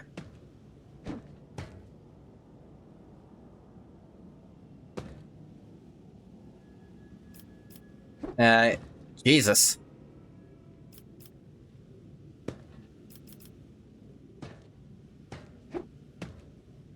Iliad, I intend to find a way out of this place. What about you? Her gaze is incredulous. Are you inviting me to come with you? Inviting me to the stars, Elantak? Drakari grabs Iliad by the shoulder. You're losing focus, sister. Your spirit stone is at stake. Iliad is swift and precise. The blade pierces the Drakari's throat, and he collapses, clutching the wound and drenching the floor with his blood. His kin move to draw their weapons, but freeze, transfixed by the sight of their brother thrashing in agony. Enough. It's hard to tell whether Iliad is shouting or wailing. Enough of this senseless, aimless torture. It is not my path, and it will never be mine.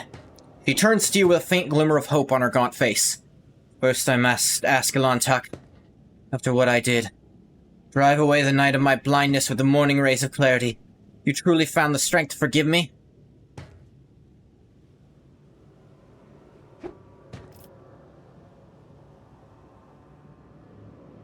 We will yet have a word about your deeds.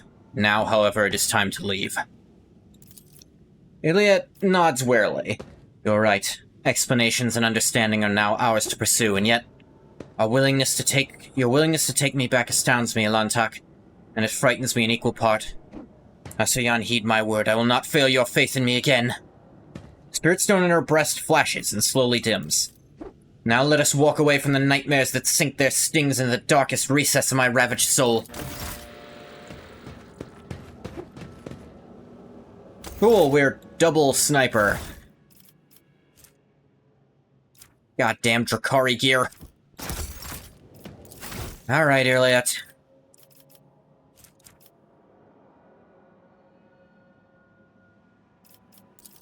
Yeah. Make it better at finishing.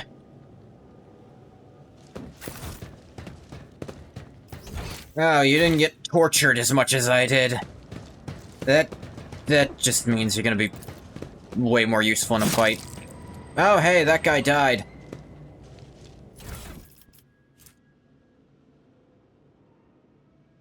A knife you must not be Eldari to use. Oh yeah, speaking of her. Have this, and I found a shuriken rifle also, if you need that.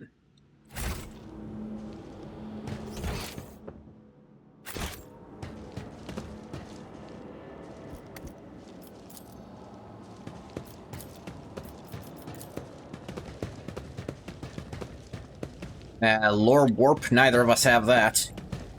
In any amount, frankly. Shoot the corpse. Ballistic? Familiar sense of unreality. Yeah, sure. Yes, okay. Game. Come on. Yes, I understand. Please let me play. Must be the chute that carried your unconscious body down here. Tracking boots. Where's hot on the trail, extra turn is triggered. Yeah, that's not a thing I can do. Thinling gauntlets. Where it uses running gun, they gain 2 damage on the range attacks and do not suffer winded. Can't do anything with that. Melt a charge. Those are both abilities I do not have access to. Jesus, that requires a lot of tech use.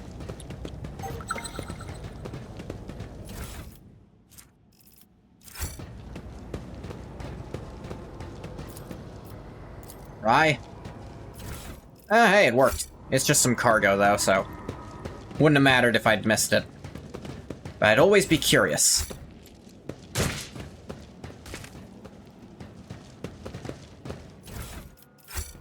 Haha, got his knife first.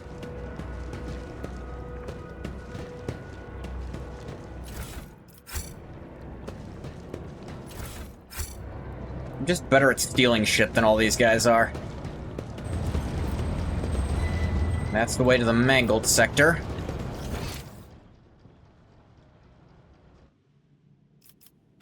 I'm probably supposed to go to, but I want to explore here, see if I can find any more of my companions, you know?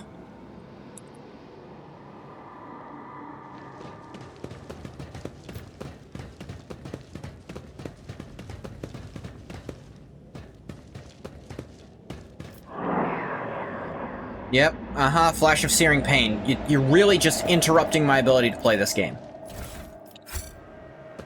Hey, you're not making this more immersive or anything, you're just kind of fucking with me as a person. And it's annoying. Okay. So much tech use stuff.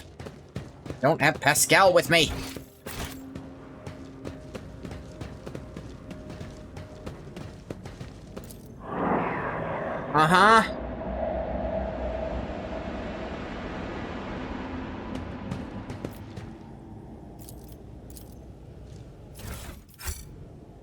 Getting lucky on these rolls. I don't want to push that luck, though.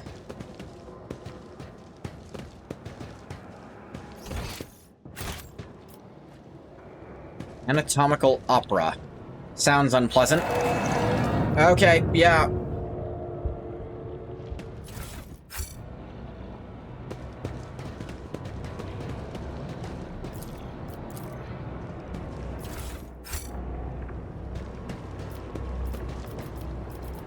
Guess I can try.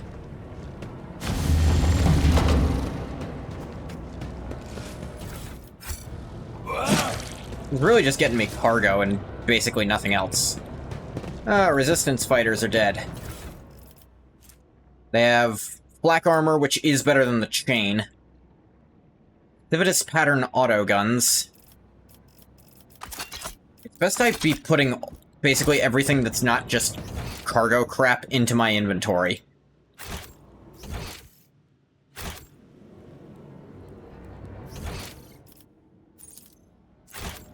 Probably go to the mangled sector where the game's actually wanting me to go right now.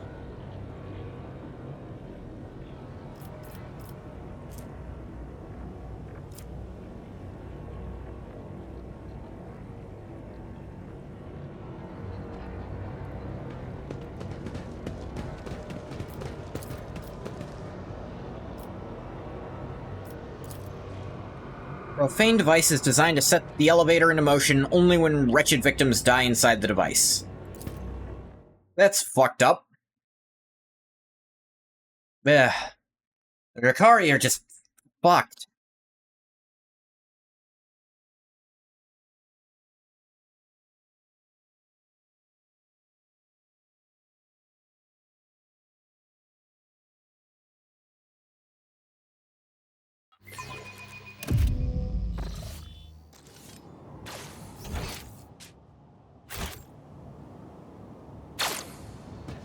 Retrieve the safe. That ain't fucking happening. Yeah, familiar sense of unreality.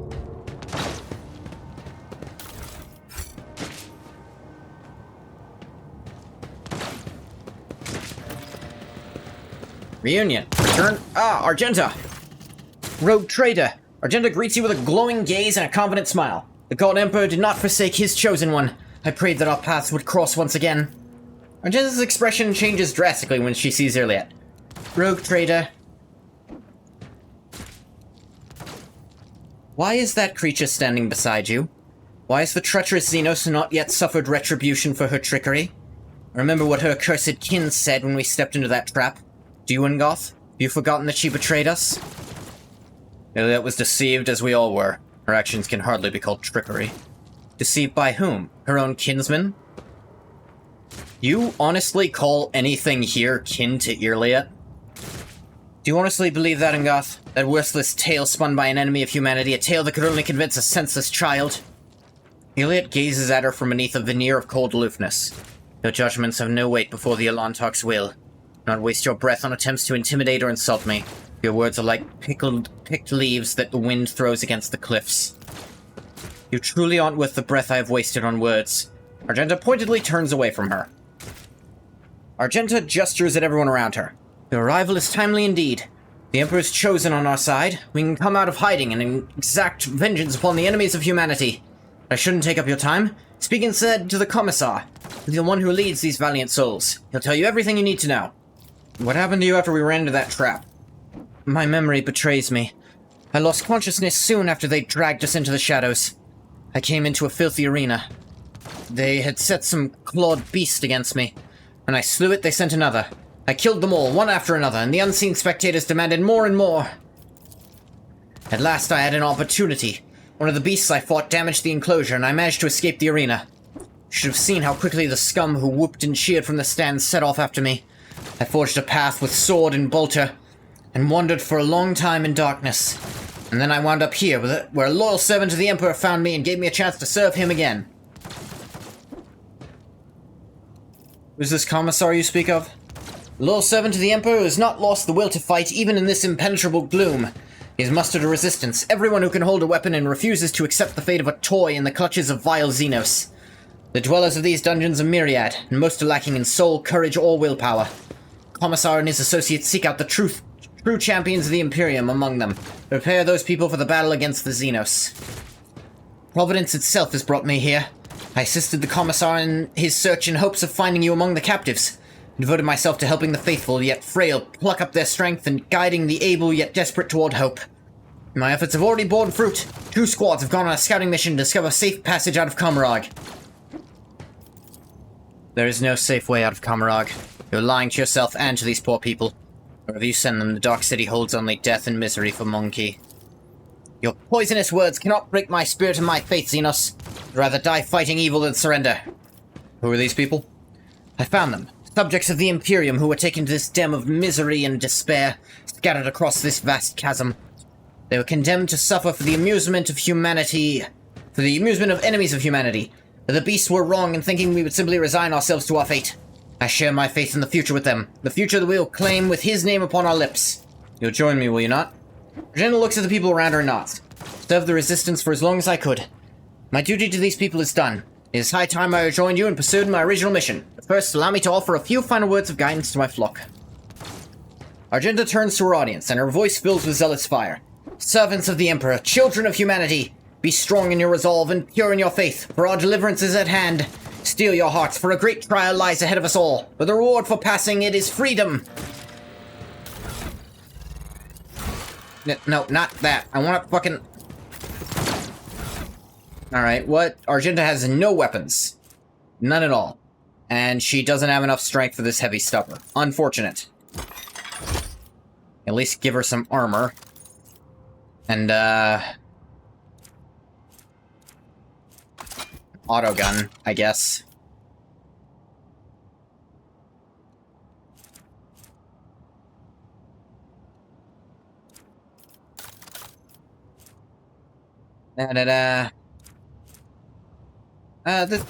This would be nice.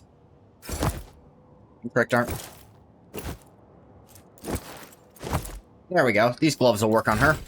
Let's get her last Arch-Militant level.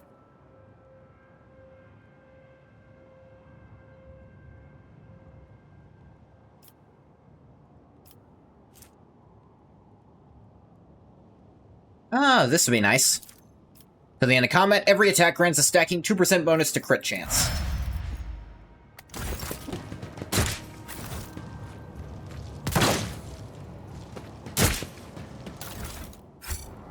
Not gonna mention that I agreed to kill the Commissar because I'm gonna level with you. I'd rather take my chances with a Commissar than with whatever the hell that snake thing was.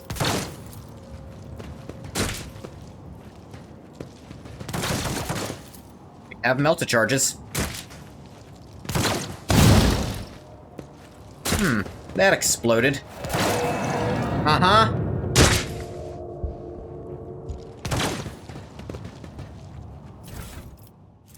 Tactical Genius. The wearer successfully dodges or parries an incoming attack, they gain 10 momentum. The wearer is an assassin, successfully dodges or parries an enemy's attack, automatically creates an additional opening on that enemy on the side closest to the wearer. Could put that on Nearliet. 8% parry when using swords. The wearer parries with a sword, they immediately counterattack, causing the attacked enemy to become staggered. The attacker is staggered, the wearer's parry is increased by 20%. And another Melta Charge to replace that one. Nearliet is an assassin.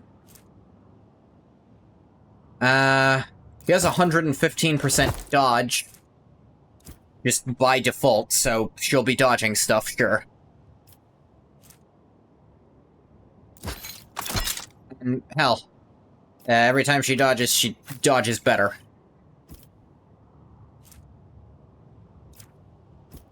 I wonder, actually. 81% dodge.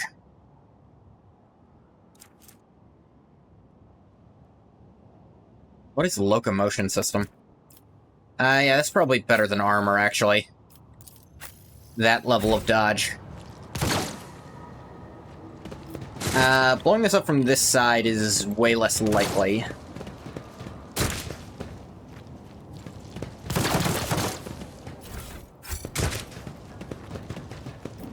You're the Commissar. Let's talk, buddy pal. Stately man in a commissar's coat and a tall service cap greets you with the sign of the Aquila and a solemn announcement. Now the loyal servant of the throne has found his way to us through these confounded catacombs. Fear not. Approach. If you have faith in the Emperor, you will find only allies here. The Emperor protects. Indeed, the Emperor protects. Commissar's imperious, booming voice repeats your call, and the rest follow suit. Look at the Commissar. One might think that the archetypal commissars from Imperial Guard propaganda posters are all life drawings of this man. He has a large and powerful jaw, his eyes are hard and fearless, and the small scar over his brow adds a certain rugged charm to his features. His coat, though worn, has been diligently cleaned and mended. The skull on his tall cap has been polished to a shine. I require medical assistance. Commissar examines you critically. Not look too badly injured, we're suffering from a severe shortage of medical supplies. I'm gonna save what we have for critical situations. Alright. Who are you exactly? Commissar Iako Sotny, but my brothers and sisters in arms prefer to call me simply the Commissar. I was assigned to a regiment of the Vicentian Zouaves, and I fought in a battle for the world of Comorragh Secundus, where I was wounded and taken prisoner while unconscious. When I recovered from my wounds, I carried on fighting the wicked Xenos at the head of the local resistance cell, which I founded. Commissar's speech is vehement and decisive. My valorous comrades and I sabotage the enemy's activities while to devise our plan of escape. The streets of Comorragh are like a maze of spiderwebs into which the Dark Ones lure unfortunate souls. Each thread that leads to freedom turns out to be another cruel deception in the end.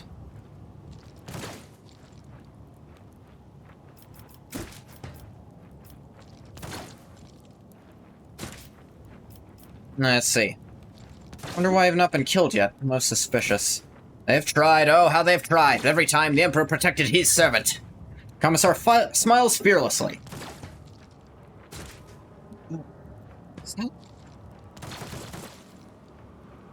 What were the circumstances of your capture?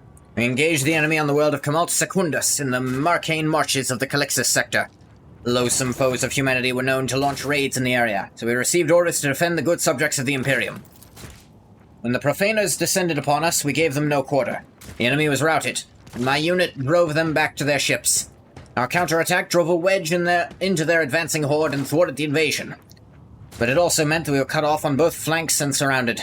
We fought valiantly for several hours to stop the enemy ranks from reforming for a new onslaught, till we depleted our munitions reserves. By that time, our superior officers had already fallen, so I led my people in a bayonet charge. Classic. We taught the Xenos a lesson in blood, and then I have no memory of how the battle ended. Came to consciousness in this foul place, disarmed and on the verge of death. Thought I'd die. It was not yet time for the Emperor to release me from his service. Was your resistance due? Commissar observes his humble army and says with enthusiasm, "Our first ongoing objective is to keep bolstering our ranks by seeking out prisoners who haven't yet lost faith and willingness to oppose our nefarious jailers. Second priority is to arm ourselves and train. Teach my soldiers the basics of guard tactics in order to mold them into a fully fledged assault unit.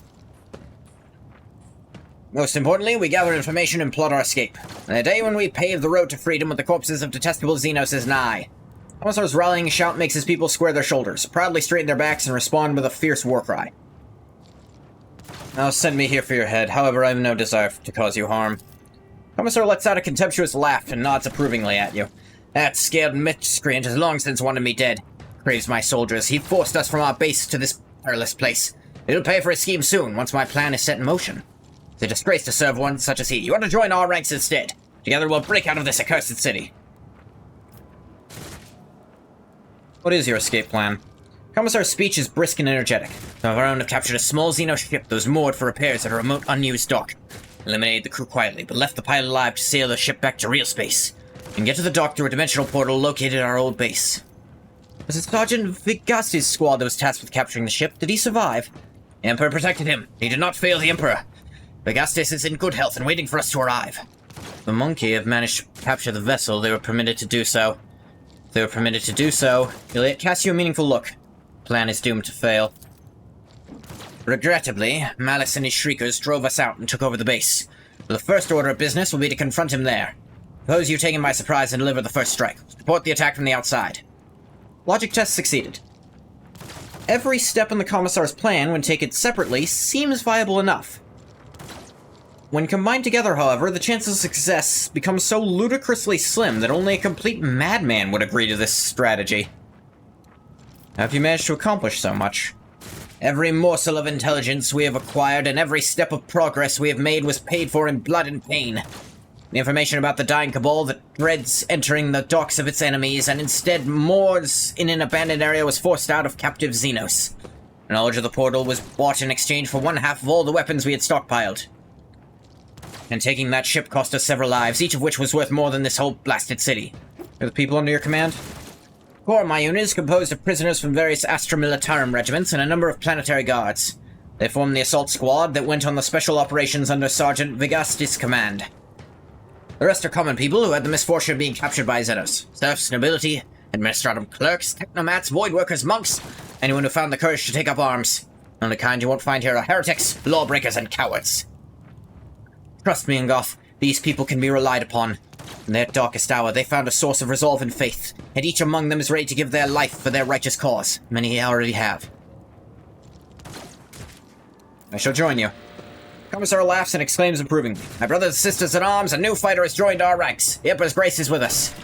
Farewell and keep the faith. The Emperor protects, brother. Something about this plan, but I think it's best he believes I'm in on it. At least for now. I'm not too keen on Malice's idea yet, but this guy... I think he's just naive, frankly.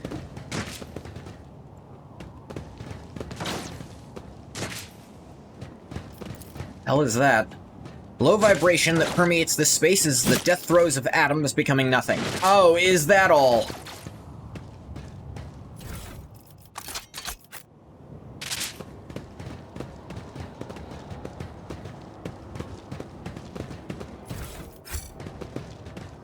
There's a 100% athletics. Yeah, totally, 100%, for sure. Love it. More boots, fencing boots. Gains parry when using swords.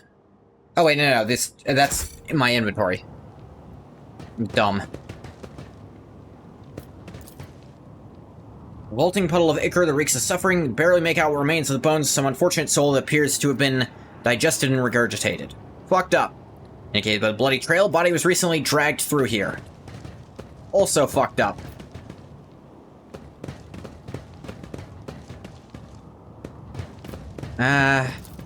Try?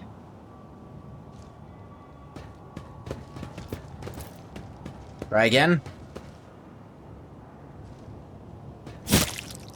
Fucking ow. Try again.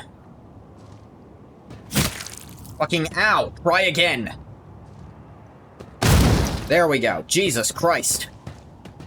Iliad, can you get this? Thank you. 3 multi-keys, 2 melta-charges to plant the ones I lost, and 4 frag grenades.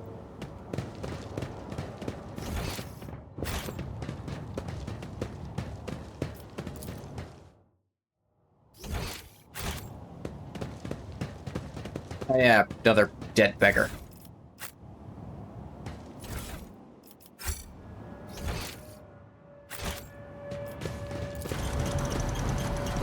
Yep, we just killed a guy.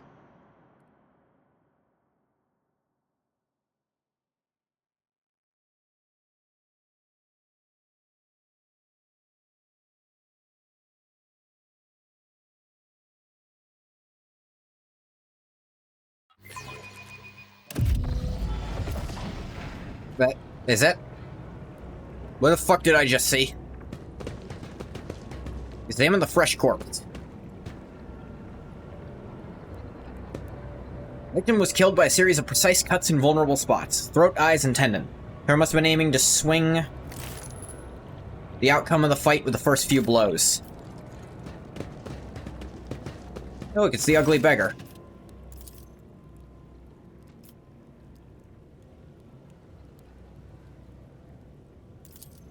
I already got my boots back.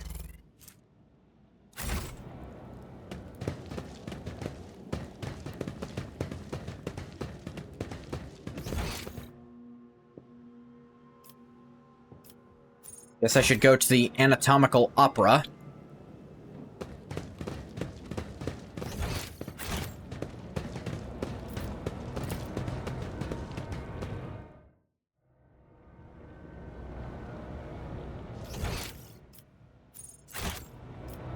Or that just leads between these 2 spots. That's really fucking dumb.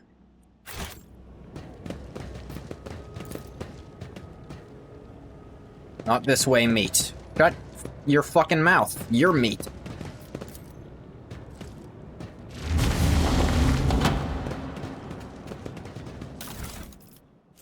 Mystic Ward. Start of every combat, the wearer's allies gain deflection equal to the wearer's psi rating. When an ally suffers any damage and loses non-temporary wounds, this effect is removed from that ally. That's okay. Bruiser Boots. Wearer performs an area attack, they instantly provoke attacks of opportunity from all adjacent enemies. Or it gains toughness bonus temporary wounds for each attack of opportunity provoked by an area attack. 3 Wraithbone grenades. I mean, none of us have any psi rating at all, so that thing ain't gonna do shit.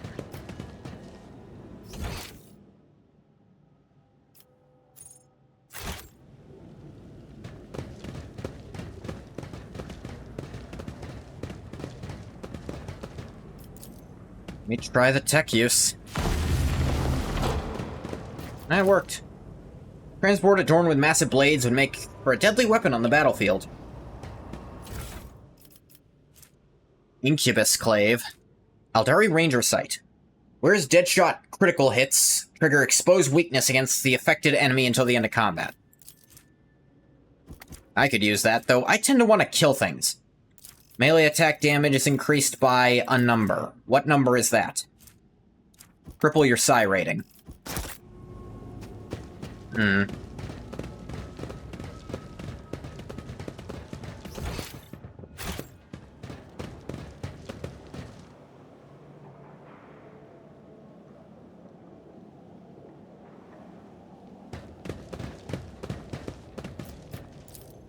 Another switch.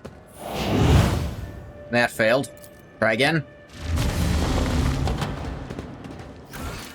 Yep. Perplexed applied. You're removed at the end of combat. I'm not in combat.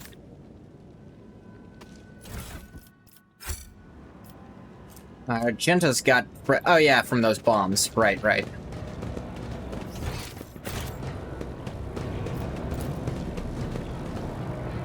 Here in the fabric of space, sparking with entropic energy capable of unraveling the threads of matter itself. I just can't use it even though it's a door and there's no indication of why.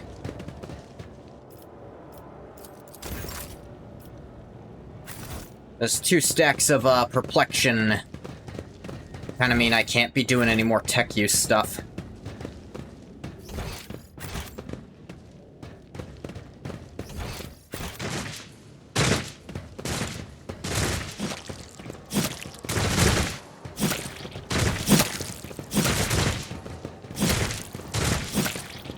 Well, we've got subpar equipment and a subpar team, but Argenta's part of it, so it's automatically way better. Though admittedly, she doesn't have all the stuff that makes her the most busted.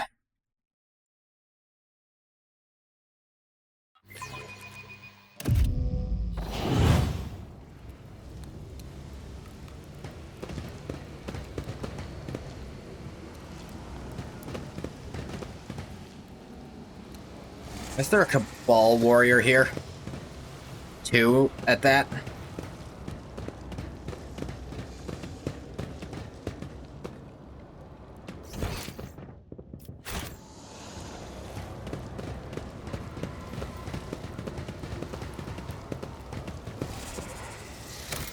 Let's save. Vey.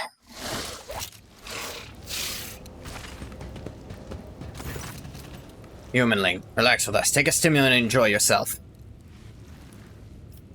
I have some questions. Ask away. Try not to bore you with your chatter. They're the Shriekers, gang of criminals? Comorragh, the word sounds like a joke. Shriekers are a gang of the doomed. They live in expectation of their inevitable deaths in the arena. That death makes a lot more sense than all the other deaths on offer in the Dark City. We're gladiators. We go into the arena to rip helpless meat to shreds, and we become the helpless meat ourselves.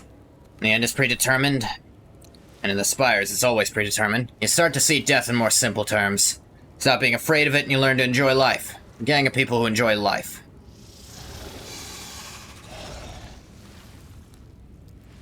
Good lie. They all truly believe it? You sell it well.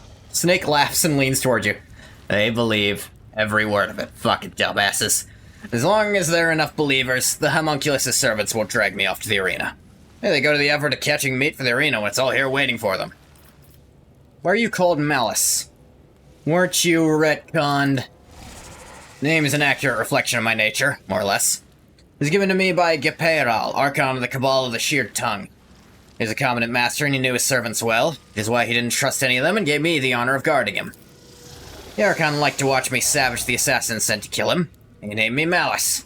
But of 100 attempts on Geperil's life, only once I was too slow. That was enough to lose my employer, and now I'm here. How do you think I wound up here? I couldn't care less. Guesses you were dumped? Chasm is cesspit, everything gets thrown in here. Rubbish, bodies, prisoners. All simmers together until the Drakari masters fish out whatever they need from the pot. Fighters, entertainment, living flesh. How's Comorragh structured? His voice turns wistful. Comorragh is hidden on the other side of existence, and is stitched together from scraps of various dimensions and spaces. Long ago, the Eldari created this place as a port, and now it's their refuge for he who thirsts. Comorragh has more bleeding spires than you can count, powered by the energy of stolen suns. An eternal war for power rages here. Ambitions and passions are the fuel and the fire of an endless conflict of open clashes and covert treachery. Tops of the spires are the domain of the Cabal Archons. Reigning over all is Asdrubal Vecht, supreme overlord of the Cabal of the Blackheart. You'll see them, the ruling elite, when you die in the arena, and they'll feed on your suffering and gain new youth through it. Esteem eternal they live so long. They'll die one day. Comorragh itself will die. It's been dying for thousands of years already, disintegrating in its foundation. Nothing in this world is eternal. Where exactly are we in Comorragh? It is the Chasm. Place where those destined for the arena of the witch cult or the fatal thirst eke out their existence. It's also where the homunculus' cast-offs end up. To Avantius from the Coven of the Baleful Thorn, he has his own little nook where he conducts his experiments. Chasm is an endless source of raw material for his work, and the best results are destined for the Cabal of the Reaving Tempest. patron of the witch cult, and of Tervantius in particular. I know more about the arena. Arena is the giver of life in Comorragh. Without the psychic sustenance created by pain and suffering, the masters of the Dark City would die off. It's just how they're made. Hungry come to the arena to gorge themselves, and the witch cults that rule the arenas ply their guests with bloody spectacles and heinous torture. The chasm is controlled by the Fatal Thirst. Not the biggest witch cult, but an old and respected one. 3 succubi stand at its head. Tazara, Kekaros, and Sinisthoria, the most influential of all. But Tazara disappeared not long ago, and Sinisthoria has been lying low ever since she forged an alliance between her cult and the Reaving Tempest. The deadly Kekaros is in charge of the arena. That's it for me. Good. And Comorragh, unnecessary questions kill you quicker than a blade.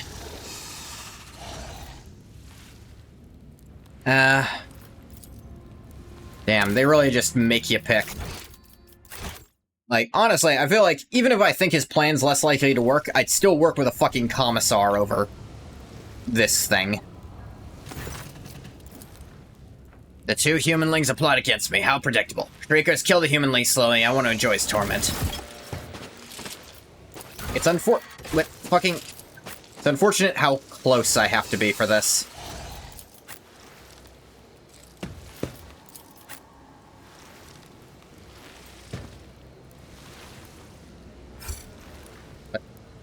In the guy's range.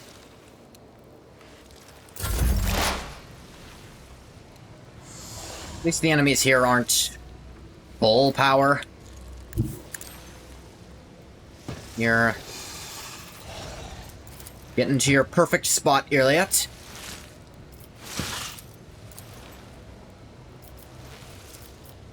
What is this again?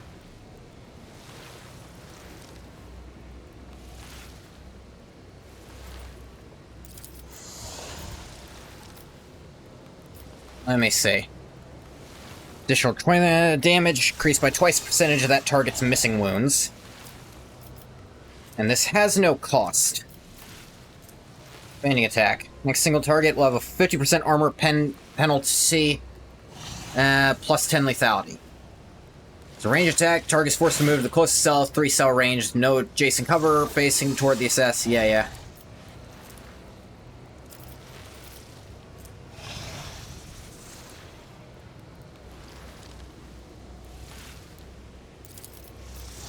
Aim for this guy's opening.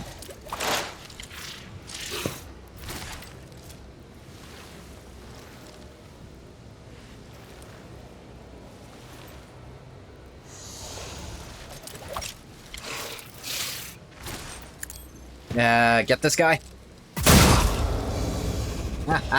Get hemorrhaged, idiot.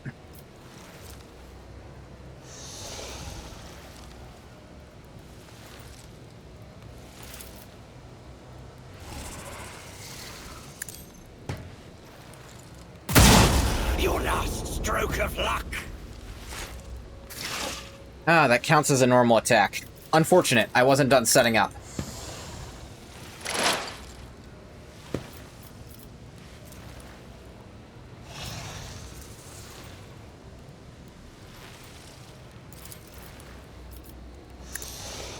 Alright. Start of her next turn, she will shoot this guy for free. Yeah! Oh yeah, that's really fucking fair. Oh yeah, cool. He shot the Kabbalite warrior more than he shot me. Yeah, make your little swing, jackass.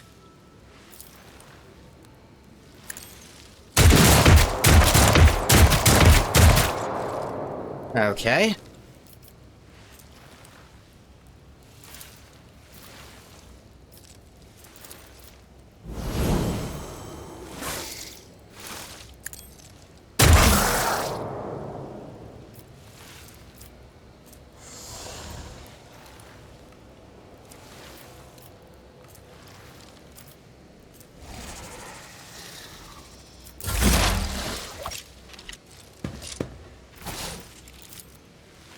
First of all, I'm in the perfect spot.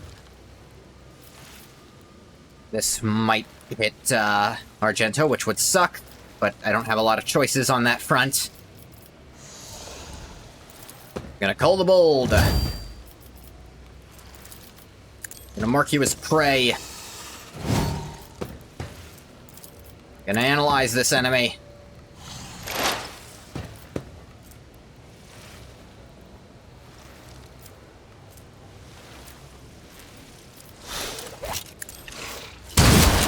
Damn it, that hit Argenta, because fucking of course it did. Hold on. I have the feeling there's no conceivable way I can win this fight. This is already looking impossible. Let's make it quick. Here we go.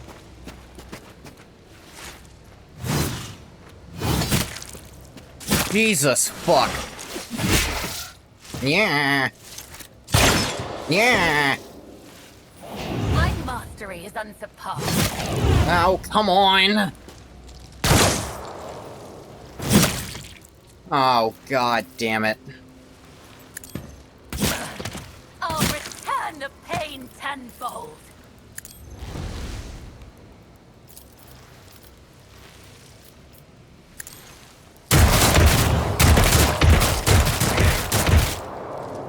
Argenta got a kill off.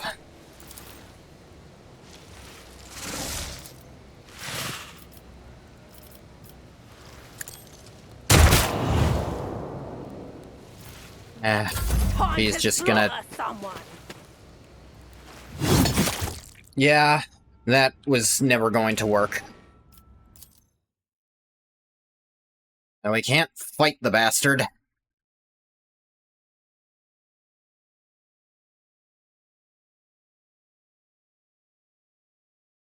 Which, you know, that sucks.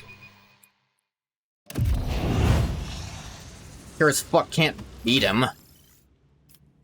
Not with basically all my shit wrecked. And very, very few party members.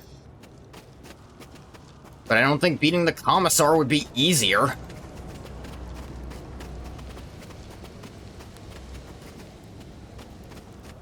The game seriously want you to just divulge all your morals to continue playing, because this is not the kind of game that should have that.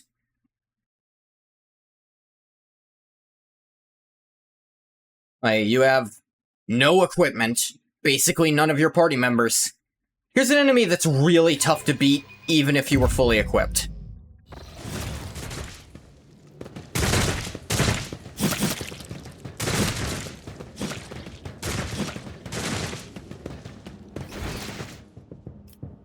I can't go anywhere else, I don't think.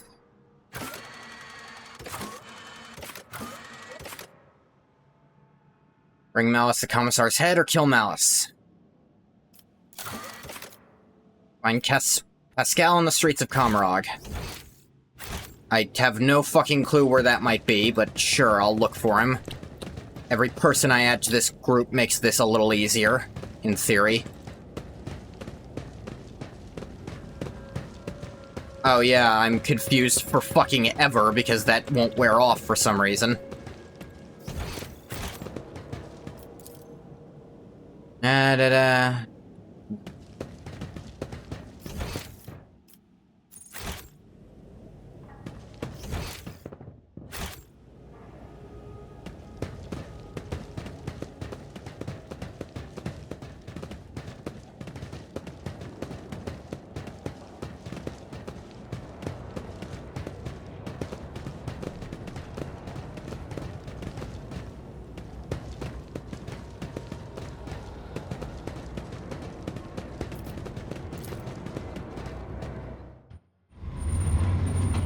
I really don't like that that's how that works.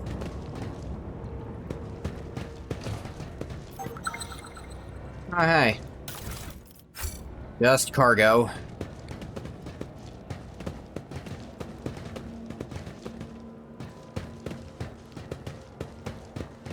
He did say look for a man in red with no limbs out on the streets. Pascal get picked apart? I didn't see that person at all. I have no way to leave to go look for them if they're not in this zone.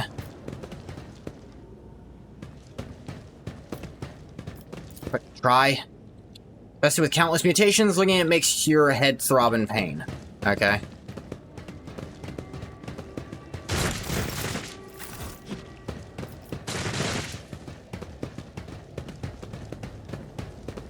Maybe I didn't explore down there enough? I feel like the game's asking something of me that I literally can't do. Because I try to go other places and nothing happens.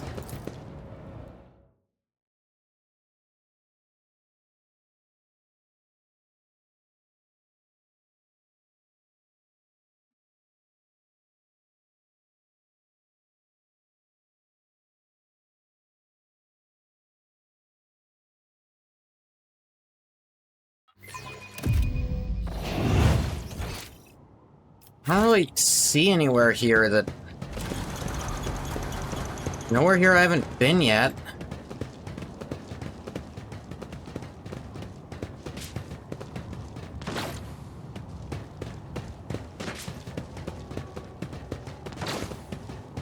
Damn the corpse. I guess I haven't seen this yet. Again, the corpse. Why? Camellia-lined skin. Kari warrior's skin was stitched with flexible crystal threads, whose colors shift to match the surroundings and conceal the wearer. Is that an object I can use in some way? They're notable.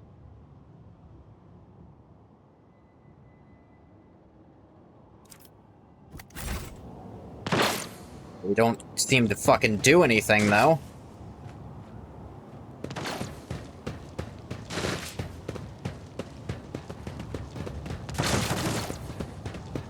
Misfit.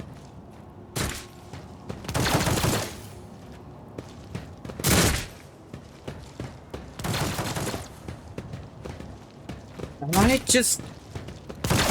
Is this really a... Well, if you don't kill the Commissar, you're not gonna win, so, fuck your choices moment. Makeshift quill looks somewhat pitiful, but the evident diligence and passions went into its creation speaks to the piety of its makers.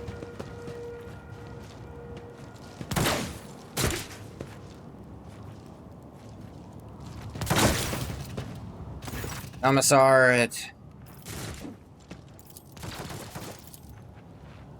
Nothing? I'm not even allowed to try to attack him anymore, is the thing.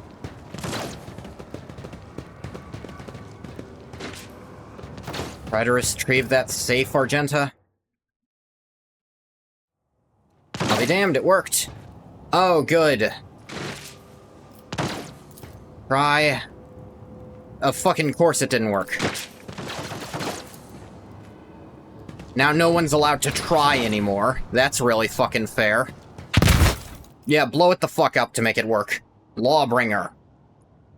Grants an ability that ends the attacker's turn, deals additional 30 machine damage with 50% armor pen. Defensive boost. Wearer did not spend MP during their turn. They double their cover efficiency in half cover until the end of the wearer's next turn. Worthless. For the defense Acadia. Wearer this badge gains a stack of versatility. They also gain +3 momentum. Oh, that's decent.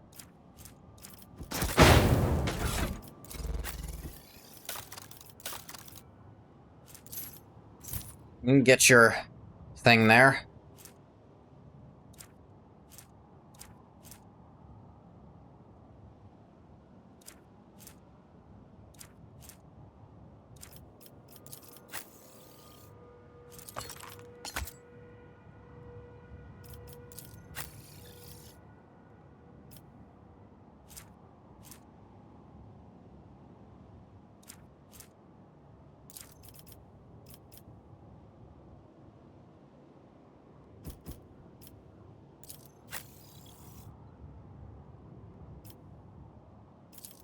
I don't even have any armor she can use.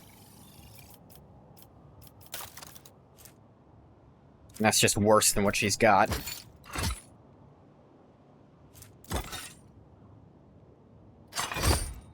Oh yeah, she doesn't suffer from medium armor.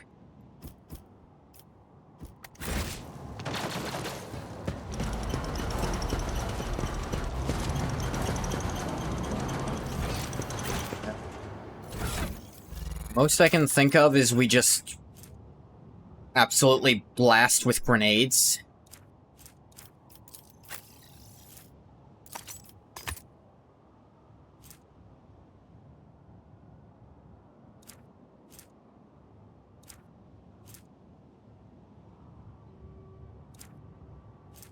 I use xenoplasm grenades on him right at the start, Argenta.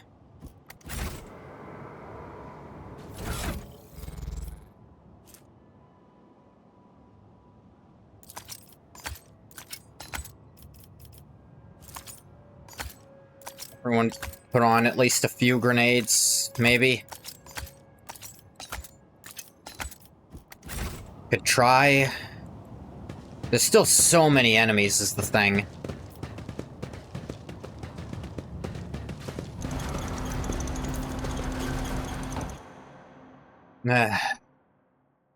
There's the look for Pascal as an option, but I'm looking everywhere. I don't fucking see him. I have to look up a guide for this?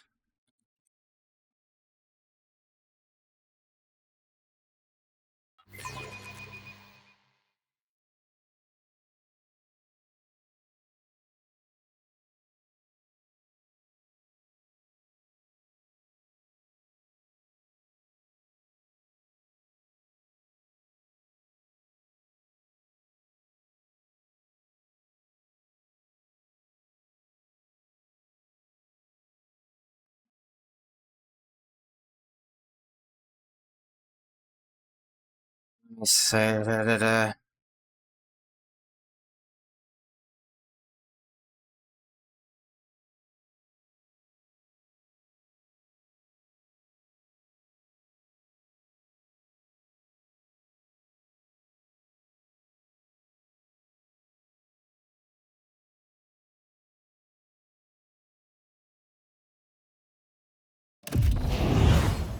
really don't see. And if I have to turn down the difficulty just to do one fucking fight because the game literally doesn't give me any options here, I'm gonna be pissed about it. Like, I have 3 people. What am I supposed to do with that?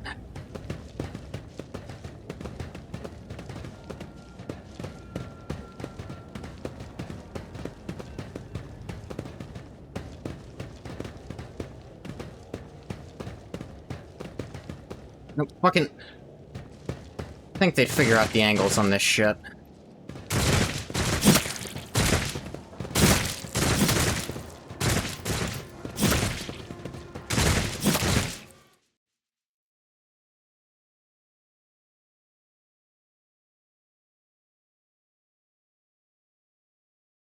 Okay, so that's an option.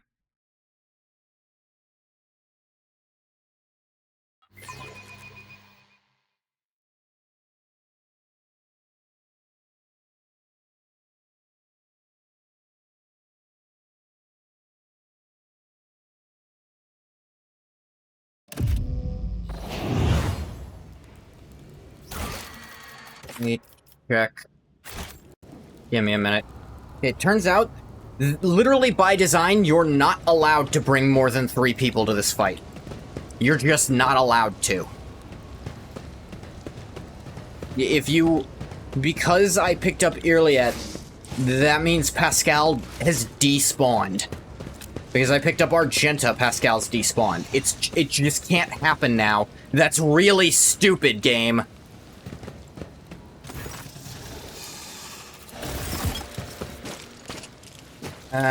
Worst part is I have to be up in his face to do this. According to almost every guide I'm finding, they're like, oh, just have Abelard. And it's like, fucking, I didn't bring him because he's shit. Or not because he's shit, because I just didn't.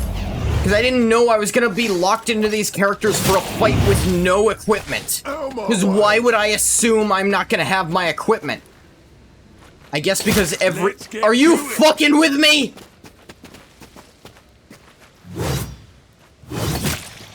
I'm not doing this shit.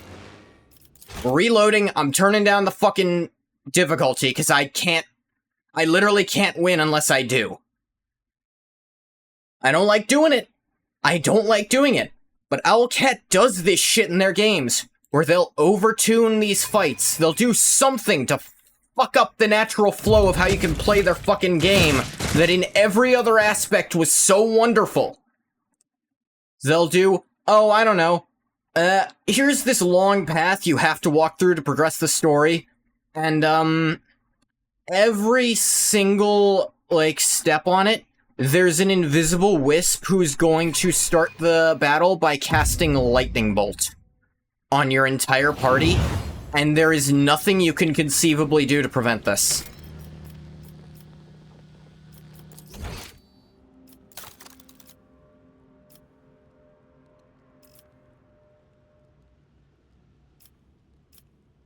Do-do-do. Enemies deal 75% less damage.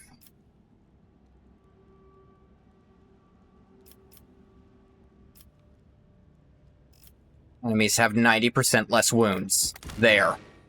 I'll fix it if the game decides to start playing fair.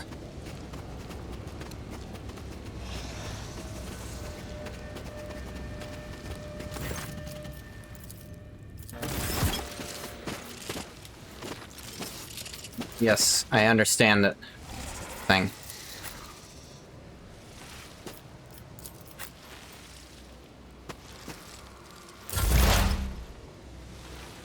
Look at that.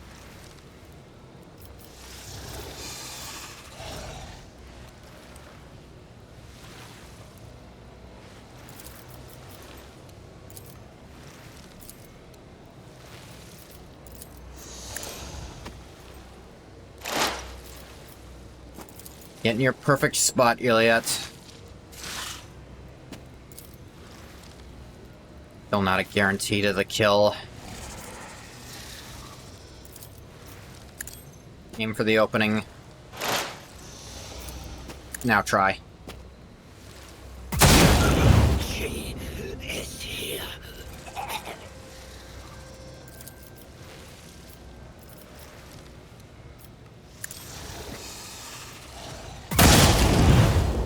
And you do that.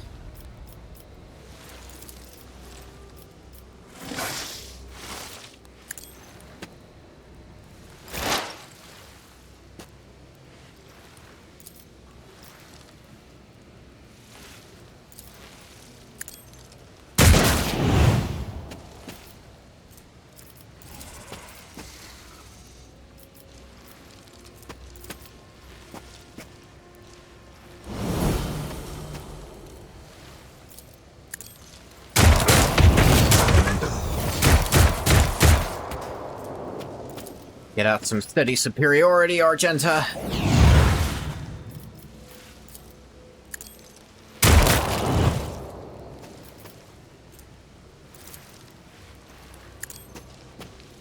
Dash over here, and kick this.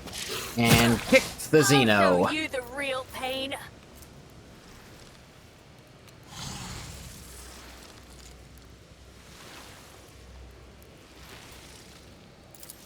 Yeah, Revel and Slaughter.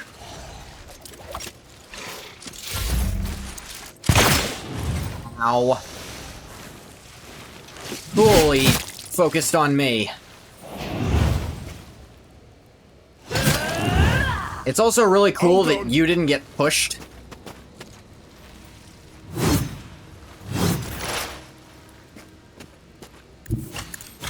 I'll just... yeah, just let me do that.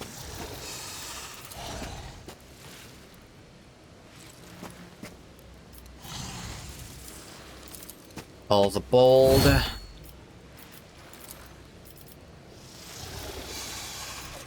You are my prey. I claim you bounty.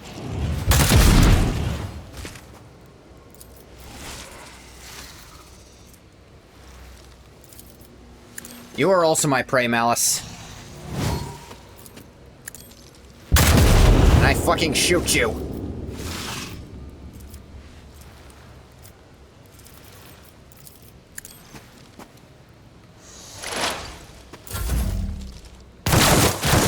Owie.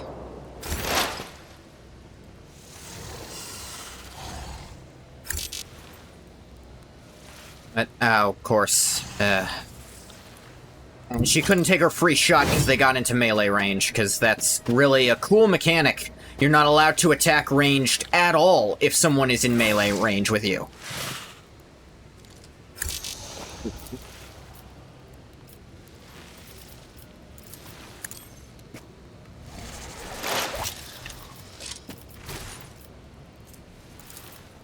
In for the opening on Malice.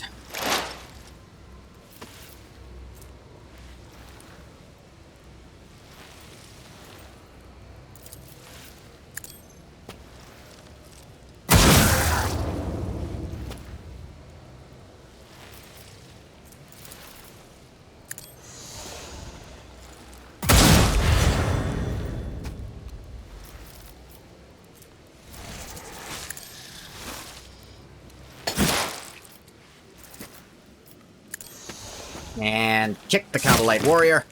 There we go. High momentum.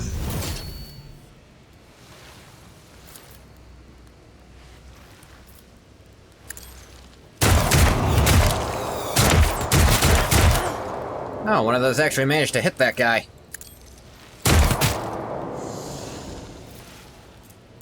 Firearm mastery. Alright. Fill out Malice's innards and replace them with lead.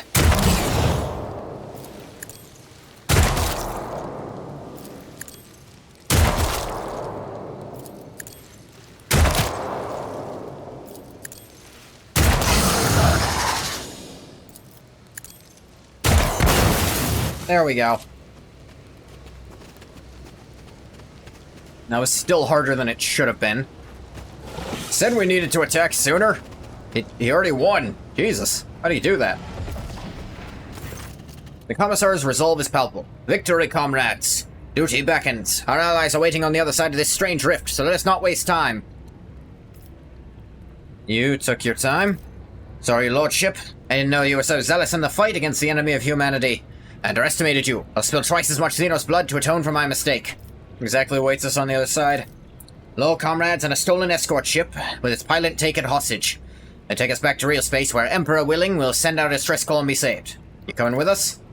Bring up the rear and make sure no one falls behind. You'll lead the charge. Act as a shining example of duty and valor. Onward. That's suspicious as fuck. Emperor's watching. Let's not falter under his gaze. Path we tread is shrouded in shadows. Careful, Alantok. Tragic foreboding grips my spirit.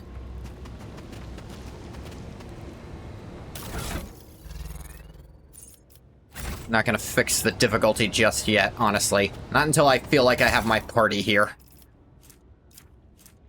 There's some heavy gear. I'll take at least one of those.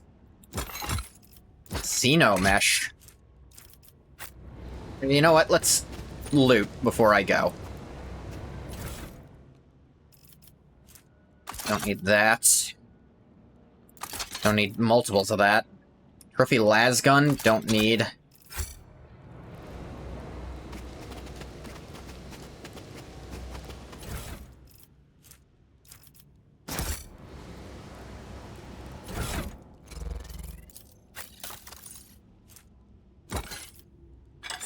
%10 more armor for Argenta.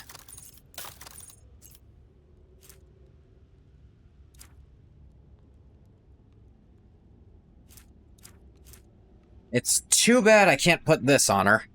Because I don't have her strength-boosting gloves.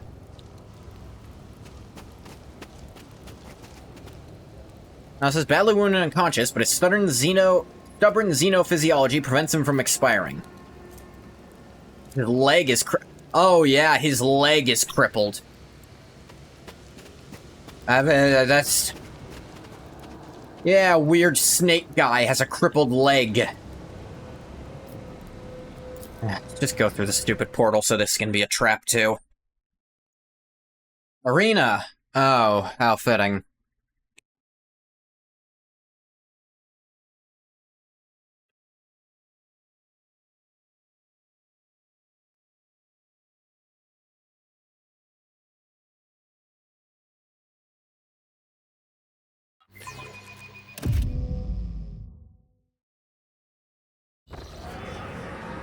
Banality, violence is dull. I crave subtlety. I don't give a shit what you crave.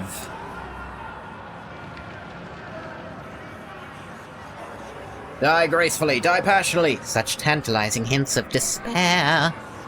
Despair. Hey, Bathwater. I'm in the worst part of this game, I think. The moment you cross the portal, you realize that something is amiss. Thousands of Drukhari all around you, the towering bulk of abnormally bloated muscle whose face is hidden behind a black mask. None of it fits the Commissar's description of a quiet dock. You brought good meat. Done well, Commissar.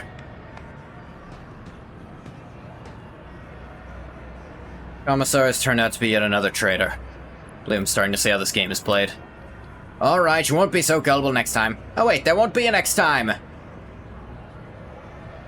Commissar makes no effort to conceal the sarcastic mockery in his voice. Farewell, comrades. Deceiving, manipulating, and nudging you towards your deaths has been an honor and a pleasure. Commissar jumps into the closing portal before anyone gets a chance to stop him. Satisfied cackling booms from behind the monster's black mask. Foolish meat. All's for the same trick every time. Here is what happens to you now.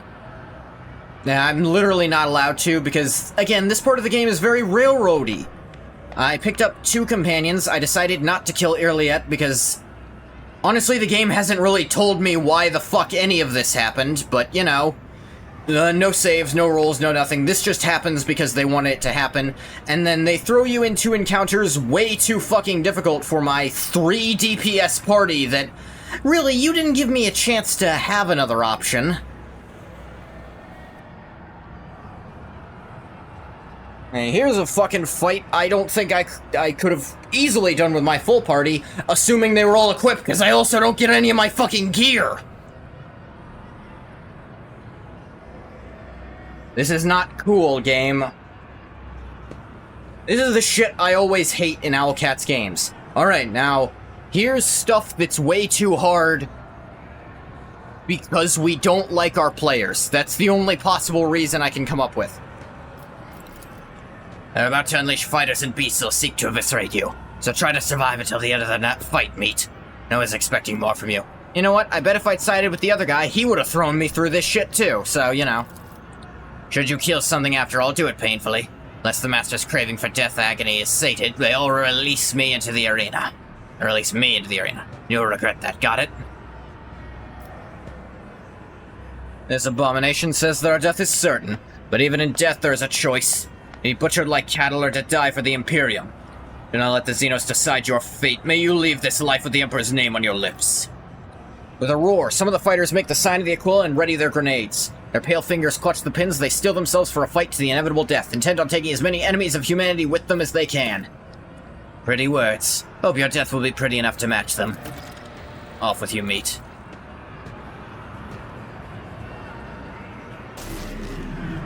Alright, team. Rejoice, spire dwellers, for I have come to slake your fatal thirst! May the vicious hunt commence today! My wild hounds will enter the arena to taste the blood of its wretched challengers. Bathe your souls in their suffering! Make your guesses at whether the prey can overpower the predators! Well, I turned down the difficulty. I made it so enemies deal 75% less damage and have 90% less health. Entertainment, watch the ousted because, frankly, that's the only way this is gonna work. Fight for his life against the glorious champions of the arena, the blood-stained proselytes!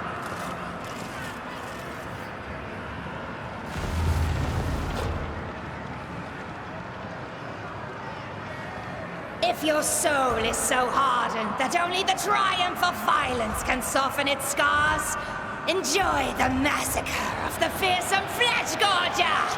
Today, we will try to kill him again! Flesh Gorger? You will try to kill him again? That guy looked big and naked. Was that a... Oh my god, that's a Space Marine! Holy fuck!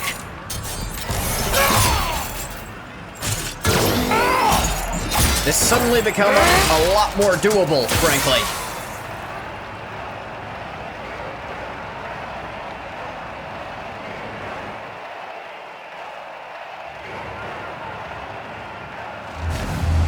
Is that all? jesters. Don't be offended if I break your playthings, Kikeros.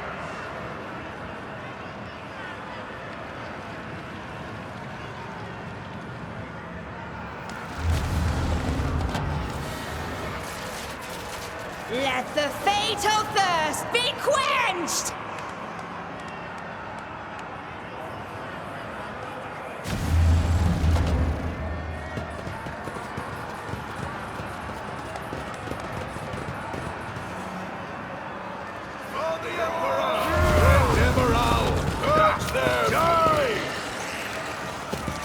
Did they seriously?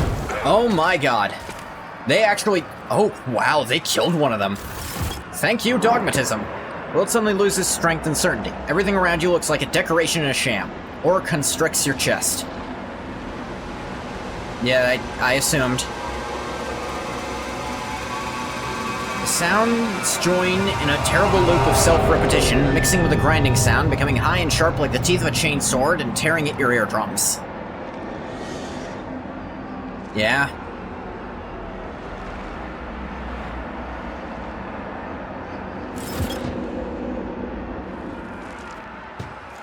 Iliad, you hide there. I'll hide here. Actually, you know what?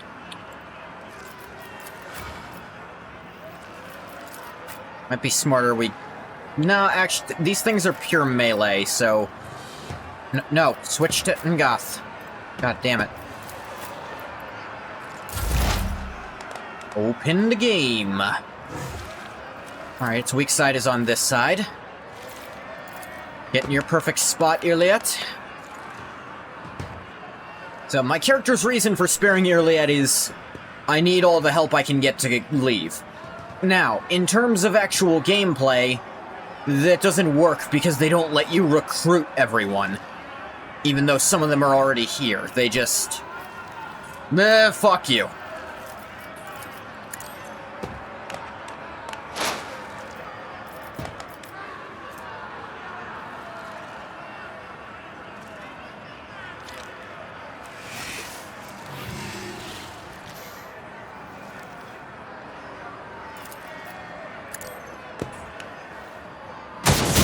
Hemorrhage the bastard. And then Killing Edge. There we go. Ow. Fucking ow! Let's make it quick. Oh wow, you guys are somehow doing crazy damage to this stupid thing. And kick the Chimera. And bullets. There we go. Kikeros' hounds are dead. Proving ourselves. Maybe the cult will even take us under their protection. There are too many of us. There can't be too many winners. What the fuck are you talking about? That was never part of the deal. Are you guys turning on us 3 seconds into our fight? Wow, you're stupid. Open the game.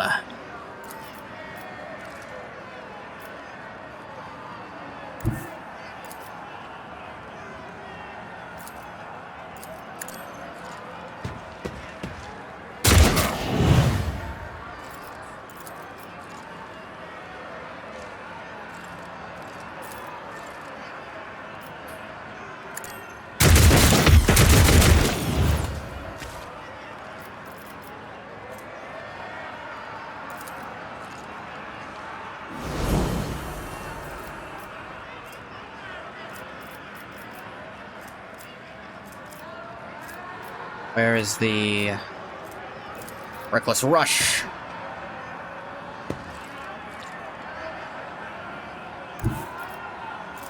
And kick the bitch.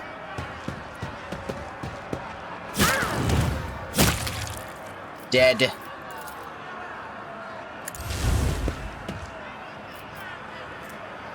Ah, this costs AP. Alright, just shoot this guy.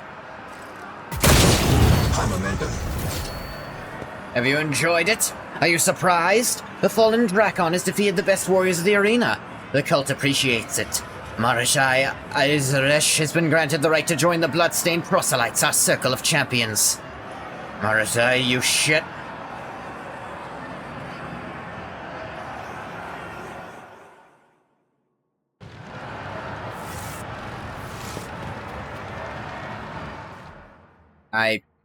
Alright. Any of you expect to see a Monkey challenger survive the vicious hunt? Do you savor the sight of the flesh gorger devouring his mangled enemies? Is your fatal thirst quenched?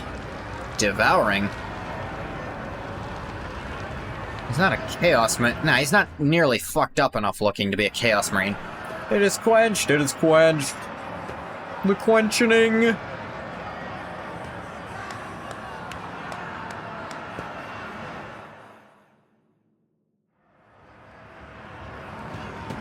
I'm still so crazy injured.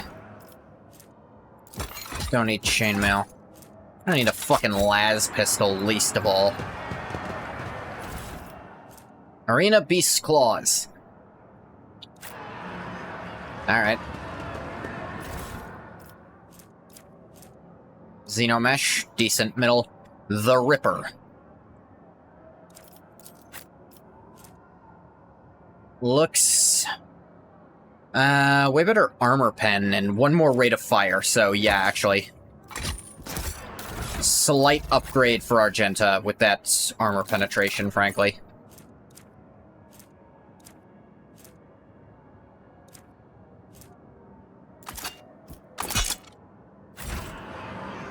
Actually, is that a las weapon?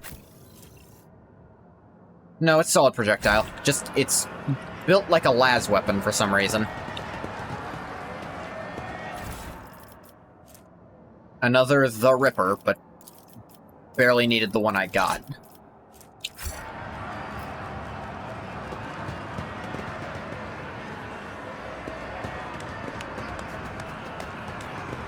Argenta. Oh. You follow Argenta's gaze at to the soaring Drakari craft and the squirming bodies nailed to its eyes. That's Sergeant Vigustus. I recognize him. I know his voice. Goth, help me. I have to save these people from this torture. One of the Drakari on board sneers upon hearing Argenta's shouts. Eliciting a wave of approving cheers, the Drakari kicks one of the groaning bodies, blatantly savoring his untouchability. I do not think they can be saved, Alantak. I can see, even from where I stand, how unnaturally twisted the joints and how badly clipped the tendons are. Be quiet. Be quiet, you despicable Xenos. All this is the work of your kin. Really, it looks almost sympathetically. The only salvation you can give in to the unfortunate is the grace to end their suffering. I have really good ballistics skill.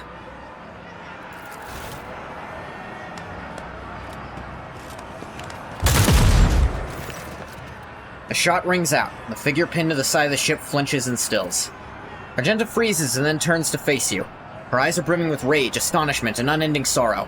Her face momentarily twists into a grimace, but then she drops her head and begins whispering words of prayer.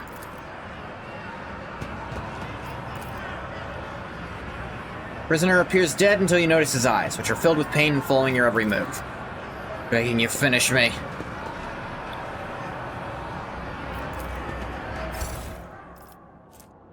Long las, which is sniper laser. I guess that's better than my basic thing, even though I usually prefer penetration. Some auto pistols, serrated mono knives.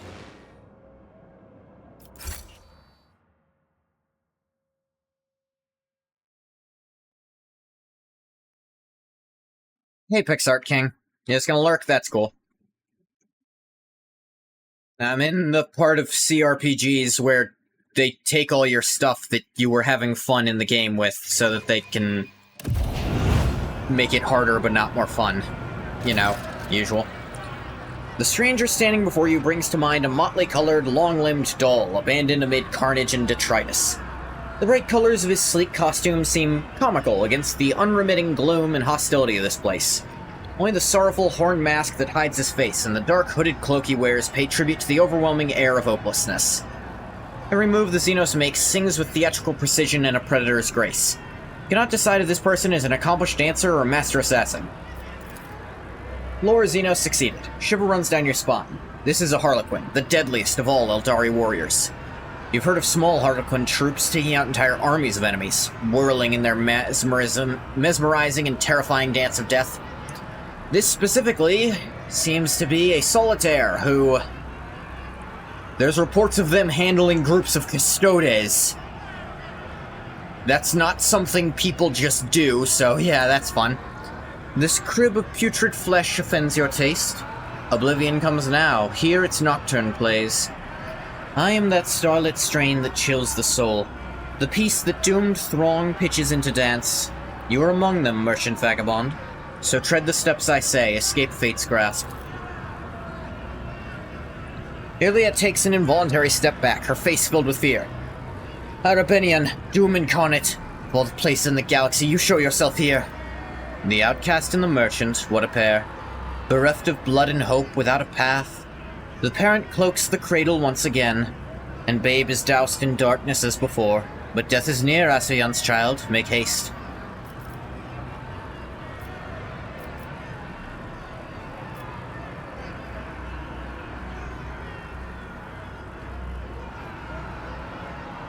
What is this dance you're so intent on drawing me into? The steps you know already, vagabond. A knife-edge minuet you must perform, between oblivion, foes, and your own friends. You heed my sonnet well, it holds the key. A melody of snarling agony, beguiling now, by rending flesh bewitched, through sinew, bone, and grisly pageantry. It calls the blood-soaked drape to come unstitched. A haggard chorus in the hall behind, their flesh employed to serve the maestro's art. No prayer for mercy slips from throats confined. The baton sets the beat of every heart. And entrails are for him an instrument, and veins a living stave sans parallel. Yet death to him is no impediment, for corpses' tunes do carry just as well. Through spectacles of blood and gore forged past, should crave your eyes to glimpse sun's light at last. Forget your riddles for a moment. I'm looking for my missing companions. Do anything about their whereabouts? Whose life so dearly does the merchant prize, to boldly now disrupt night's melody? My bodyguard Cabela. The one who mastered flesh's mysteries. The soul's enigma is what plagues his mind. All those who glint unnoticed by the rest, he now holds prisoner within his halls. Pascal, my tech priest. Amidst the shadows dancing around us here, a crimson streak I spied by flesh consumed. Malevolent, but not his own, I fear. A vagrant languishing, alone and doomed. I see. That business is done. Must resume our dance. Shall endeavor to find the person of whom you speak. Then go and dance, do not forget the key. An indigo ripple passes over the Xenos' body, and he dissipates like a bad dream. Thought some illusion had clouded my gaze when I beheld the Arabenian at the Archon's court. He's an omen of monstrous things to come. Can you tell me who the fuck that was? My brother? My kin? Like the Drakari, he is not one of the children of Asayan. You Monkey call those like him Harlequins. Is it necessary to say Monkey literally every time you address me, Iliad? They are Oblivion. It is the Harlequin's duty to remind our kind that, despite our differing paths, we have but one enemy, she who thirsts. And among the Harlequins, there's no creature more unpredictable or perilous than the Solitaire. Yeah, I fucking guessed with the horned mask. Their entire lives are a spectacle where the art of performance and the art of killing are intertwined. And the Solitaires differ from other Harlequins. Harlequins perform the dance of that end, the tragedy of our people's paths. There's one role which only an Arabenian may perform, the role of the enemy, she who thirsts, the reviled Selanthresh. To delve into the mind of she who thirsts, even for a moment, is extremely perilous.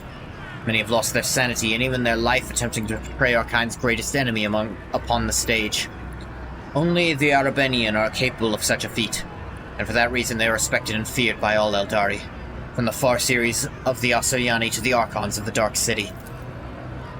The Arabenian's role is one of terror and isolation. They walk the path of damnation, doomed after death to surrender their soul to see she who thirsts. Even a spirit stone cannot guard them from this fate. And Kegarak, the laughing god, must go into battle against Selanthresh for the soul of every solitaire. For in his victory lies the Arabenian's only hope of salvation. You fear him, don't you? To the depths of my soul. If you are truly wise, Alantak, you will do the same. What is he doing at the court? That I do not know. What is not hidden from my gaze is his interest in you, Alantak. Tread carefully. Attention from an Arabenian bodes nothing good. Many believe that even speaking to one is tantamount to a death sentence. Why do you call me the merchant vagabond? Who knows? I no clue. He's weird. Do you know what he wants from me? The Arabenian weave their speech from shimmering threads of hidden meaning that even I cannot fully grasp. All I can discern is that he is sending us to someone or something that can help us escape the chasm. Based on the description, the key is one of the homunculi of the Dark City. Thunderbolts and lightning. Very, very frightening. They are famed for their experiments with flesh. The path to him lies through the arena, so you must fight if you wish to attract his notice. Let's go, we shouldn't linger. Ungoth. Normally unwavering, Irliet stops in hesitation. I promised that I would never again hide my soul behind a frozen wall of hubris and doubt, but this place has too many eyes and ears to be sharing such thoughts. Perhaps when we stop to rest in a place of quiet, you'll find time to hear me, but for now we must go.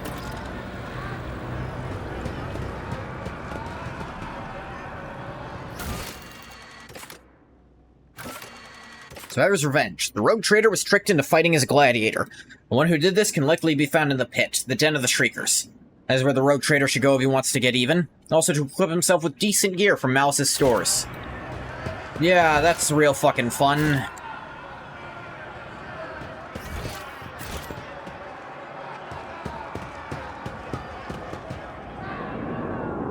Yeah, this is still happening. Of course, I tried to kill him, he's just gonna fuck...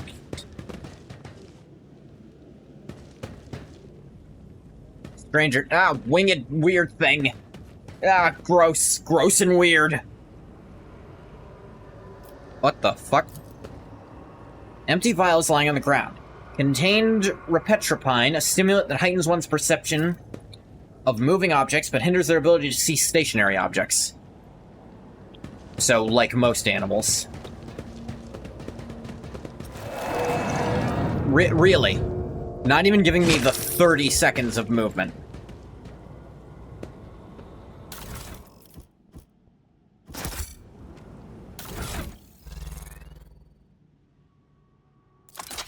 I mean, I'm not really a fan of las weapons, but the sniper rifle I have is so pitiful I have no choice. Examine the fresh corpse. Try. Another Reaver's tendons. 10 times more resilient than regular tissue and capable of standing tremendous strain during flight. I ripped out a guy's augmetics, because I don't give a fuck, frankly. Hang on, am I finally down a bunch of that stuff? I still have perplexed for fucking ever. Oh yeah, gained outside of combat, so it's forever. That's fun. I still have the Mind's Maggot. Also great. Lovely. Wonderful. I wanted it. The crooked figure wrapped in crimson looks nothing like the Pascal Hahnemann you know. Before, his silhouette, hunched though it may have been under the weight of his potential coil, used to radiate authority and the power of restricted knowledge. Now he simply looks broken. His raiment is soiled with dark red bloodstains and black blotches of sacred unguents. His mechadendrites wriggle sluggishly like dying snakes. Pascal does not look at you, for his gaze is focused inside his own body. There's a horrible gaping wound in his chest, and you can see glinting, clanging mechanisms squirming within. Pascal has plunged his fingers into the wide, dripping maw of the wound, as in the process of palpating his metal innards with great care. Look closely. It's difficult to say if the procedure that Pascal has undergone was torture, sacred augmentation, or vivisection. His flesh is covered in fresh sutures interspersed with wounds that no one has taken the trouble to stitch up. An ordinary human would have long since bled out, but the Ferrum Sanctum sustains the body of the adepts of the machine god. His metallic insides are exposed to the eye in all their vulgar and bloody nakedness. Pascal, can you hear me? Yeah! Fucking loud, Jesus. This statement is true. Ungoth. Pascal looks up at you. His skin has gone yellowish and clammy from the lubricant like sweat. There's something strange about the pupil of his left eye. Look closer and realize that its shape is no longer round. It's a tridecagon. What happened to you? An act of defilement. This unit was subjected to a profane invasion. The dry words coming from the Vox speaker rustle like sand. Under the cold layer of formality since panic. A Xenos touched my ferrum sanctum, removed parts of it, and changed other parts. Branded my true flesh with ulcers of forbidden metal. What became of you after our capture? This unit was immobilized, transported to the laboratorium of a Xenos with the designation Cervantius the Arch-Machinator. Studied. Anatomized. His vox begins to vibrate ominously, as if he's about to burst in a hysterical scream. Then this unit was changed. Its sacred augmentations were subjected to restructuring. Complete replacement. Modification. Then this unit received basic medical assistance. Then this unit... The voice from the Vox speaker fades to a whisper. Then he let me go. Where are the others? No data available. Optimistic projection. They are dead. I know the feeling, man. A way I can help you? This statement is false. The voice from the speaker becomes drier and calmer. The impure augmentations were inserted into the technical cycle of the operation of my true flesh. Their direct excision will, with an undetermined yet high degree of probability, cause the cessation of my vital functions. Pascal's fingers widen the edges of the wound. Blood mixed with sacred unguents trickles down his wax-like skin. His sunken chest contains more metal than you thought possible. You see the gray tissue of his lungs pierced by dozens of thin tubes. An unfamiliar organ made of synthetic fiber, imprisoned in a cage of protective rings. The wide cover over his respiratory system that disappears into his trembling larynx. All these augmetics are riddled with small grafts of xenotech clinging to them like rust. What exactly did they change? Detecting numerous replacements in chain of command distributors. Alterations have been made to the operational algorithm of the encoder inside my cortical augmetic. Pascal now speaks with a complete indifference and calm, as if reading out an inventory of spare parts at a warehouse. The chemical inject and analyzer has been destabilized. He falters, and hints of humanity creep back into his voice. He sounds almost bewildered. There are other changes. I cannot understand what they are, what their function is. Why'd they remold you like that? No data available. I hypothesized the purpose behind the alterations was entertainment. Curiosity. He was curious to see what was inside me. Then he remade me, to see what I would do next. He wanted to watch me rip his guts out of myself. Must be the one who decides what to do about the abhorrence inside you. Request denied. This unit's purity and ability to make logically sound decisions have been compromised. Never before have you seen Pascal so lost and helpless. But does not pose an immediate threat to your life. Leave the xenometal inside your body for now. We'll deal with it later. Request denied due to violation of the 9th universal law. The alien mechanism is a perversion of the true path. We don't have... Okay. Must not carry that putrance inside you. Purge your body. The probability of total success is low due to expected premature cessation of vital functions. There is no fear in Pascal's voice. He's not trying to dissuade you, merely informing you. Your faith in the machine god's so feeble you would allow your body to harbor the taint of xenotech alongside the true flesh. I am the Omnissiah's servant. I am his warrior. Flesh is fallible, but ritual honors the machine spirit. Pascal sinks his hand into the open wound, crumples the fragile augmetic with his metal fingers, and tears it out. The metal piece drags wires and veins along, causing a torrent of blood to gush forth. Pascal's knees buckle, but there is still steel ringing in his voice. Cleansing process initiated. The process will be completed. This unit is ready to serve. Praise the Omnissiah. Yeah, haha. Pascal, buddy, you're okay-ish. Oh, ish. I'm gonna qualify with ish a lot. You're not okay.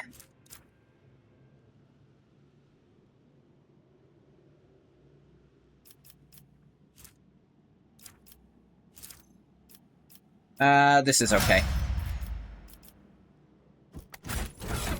Let's see about some weapons for you, buddy. Oh, wow. Oh, man. He's got, like, the basic body type again.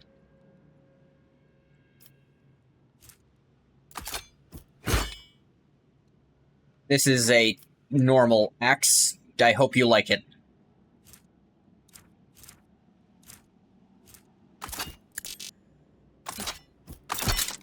Take this lasgun with it. Honestly, if I had a way to give you a bigger axe, I would. That damage is so low, it's not even worth it, frankly. Take a much bigger weapon instead.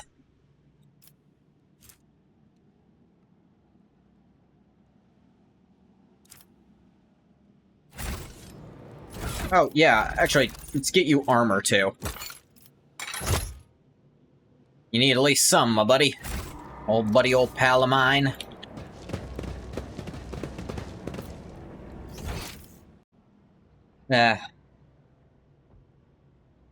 Common a little. This still is not good.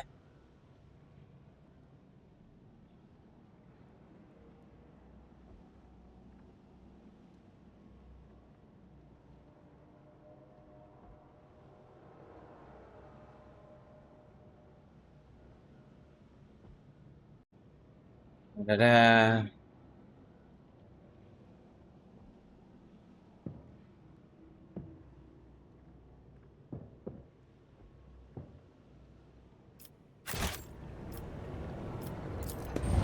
Anatomical opera.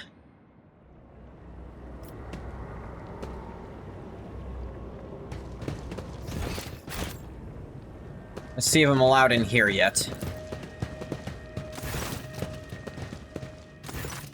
Meet. Master ordered that you be let through. I'm not starting a fight when we're this fucked.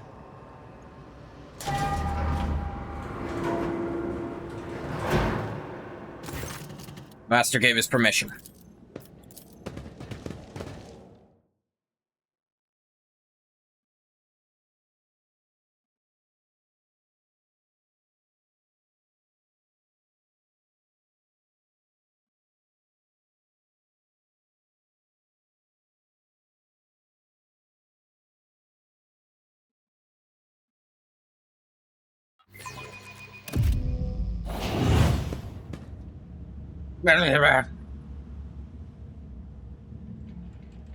But I'm okay.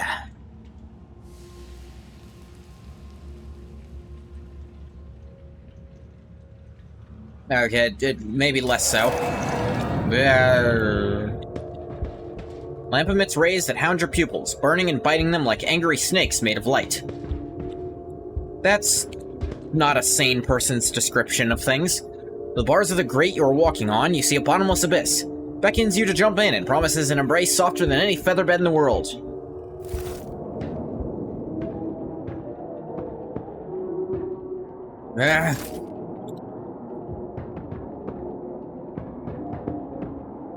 Yanris. Conrad. Theodora. Rebellious steps are trying to buck you off to make you lose your footing and break your neck. Rebellious steps, go fuck yourselves. I am the master of my own reality. Thick curtain shoves you away, surprisingly strong for a lifeless piece of fabric. It shoves nothing, I am here, I am the greatest. Mort...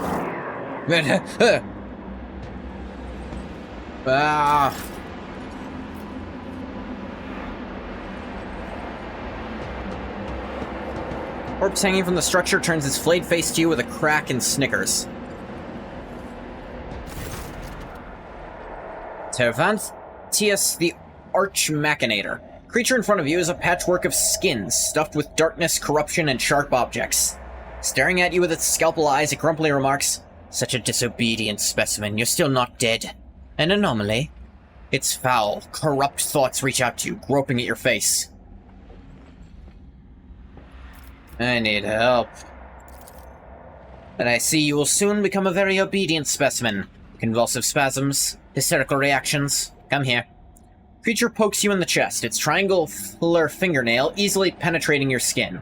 Strange sound throbs at the edge of your awareness, a sound similar to your own scream.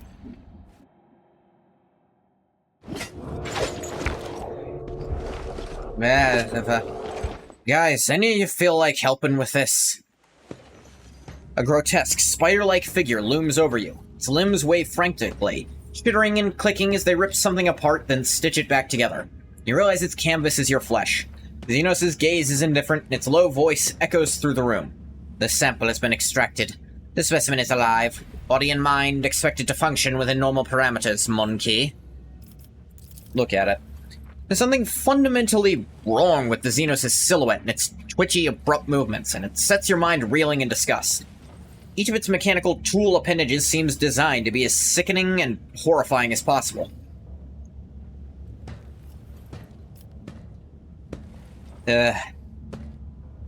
Are you Tervantius? You're absolutely correct, specimen. I'm Tervantius the Arch-Machinator, homunculus and the conductor of this place that staggers the imagination and soul. My anatomical opera. Oh, fuck happened. The control worm in your nervous system detected my proximity. Signaled it was dying by injecting a lethal dose of hallucinogenic euphorians into your bloodstream. Resourceful individual. So what do I owe you? You'll serve me, such as life in the spires.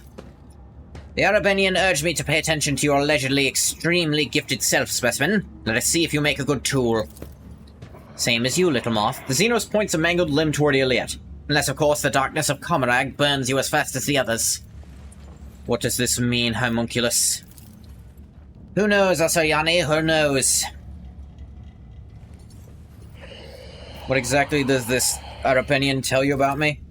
Xenos lets out a strange sound that almost resembles a scoff. This information should not burden your undeveloped mind. The Arabenian told me enough to give you the chance to enter my anatomical opera. Is all you need to know. What do you want? You'll return to the arena of the Fatal Thirst. You'll kill a few of the witch's fosterlings for me. You might even spill the blood of one of the blood-stained proselytes. The homunculus looks past you as he delivers his imperious speech. They are long overdue a small lesson in humility. They have forgotten their place. They lack respect. They do not appreciate my work. They fail to recognize my authority. Still staring into the distance, he continues to list his grievances with maniacal thoroughness.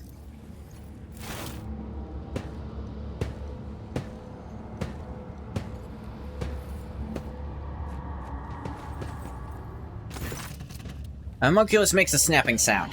Here comes Ibis and his fosterlings. The leader of the blood-stained proselytes has paid a visit to the anatomical opera.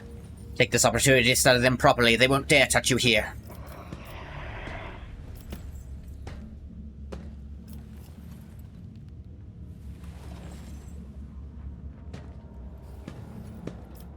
What will I get out of this? Will you coerce me as you do everyone else?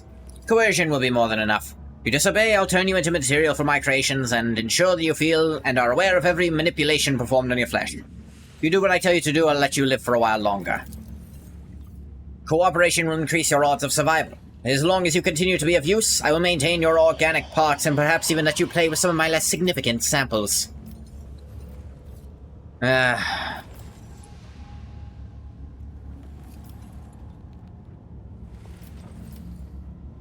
Yeah, fine. Get me out of here.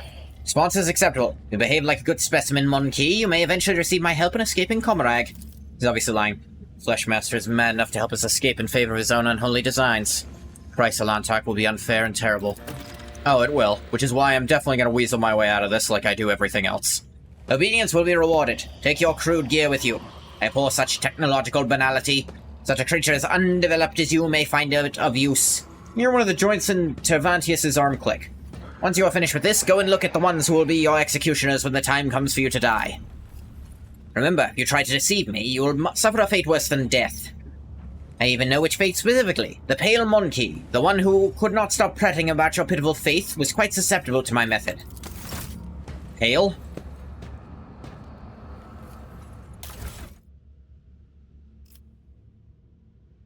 Is this all my stuff back? Fucking finally, then. The sheer primitiveness of your technologies. Go, specimen. Deliver Tervantius' message of blood to the arena witches. I'd like to speak with you about a member of my retinue who was delivered to you. Which specimen in particular interests you?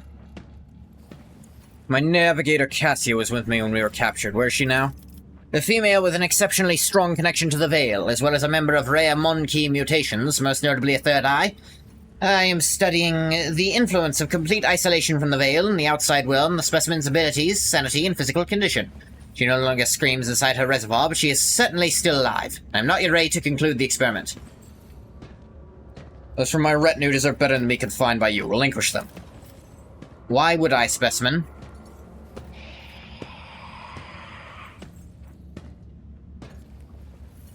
With a full escort, I have a better chance of succeeding and contributing to your plans.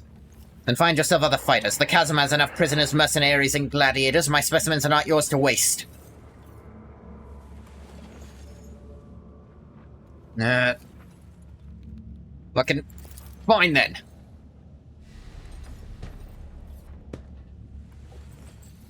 Oh, god damn it. Put my own gun to my head and he's like, fine, I'll reanimate your body. Motherfucker. I'll find a way to free them, no matter what you do or say. Once they've exhausted their utility, I will let you take the scraps. My bodyguard, Cabela. Do you have her? Female specimen.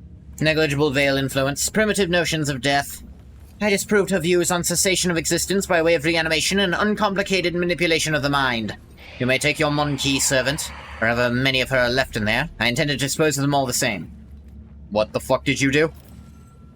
Learned all I wanted. Not waste my time. I'm leaving.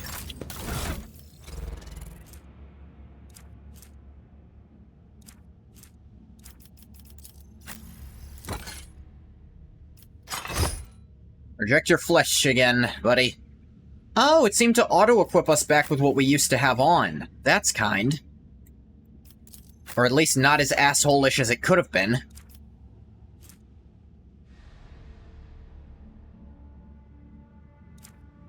Or willpower's not high enough for this to be better. Yeah, sure enough, I've got my stuff back on.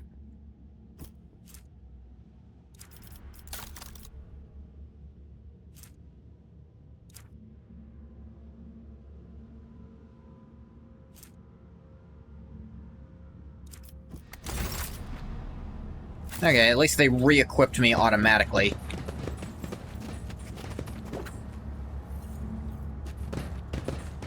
What the fuck?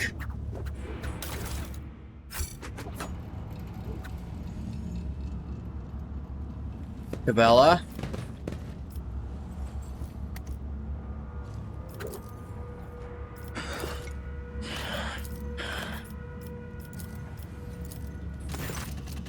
The floor of the cage is littered with corpses, their arms sticking out between the bars and their pale faces pressed against the cold metal. Above them stands Cabela, frozen between two female figures. She listens to their sinister whispers, her arms hanging limply. You are nothing but a weapon designed to spill blood. You have no will of your own, and thus you cannot resist him. Admit it. He has sullied you, shattered you. You are an unholy imitation. You should have accepted this by now. Examine the cage. Each corpse has one or two brutal, indisputably lethal wounds. Pierced heart, a slashed throat, a black void instead of an eye socket. Each body, both living and dead alike, has the same face. Cabela's face. Examine them. Both figures have her face, and yet there is no mistaking one for the other. One of them is twisted into a still, mask-like grimace of loathing.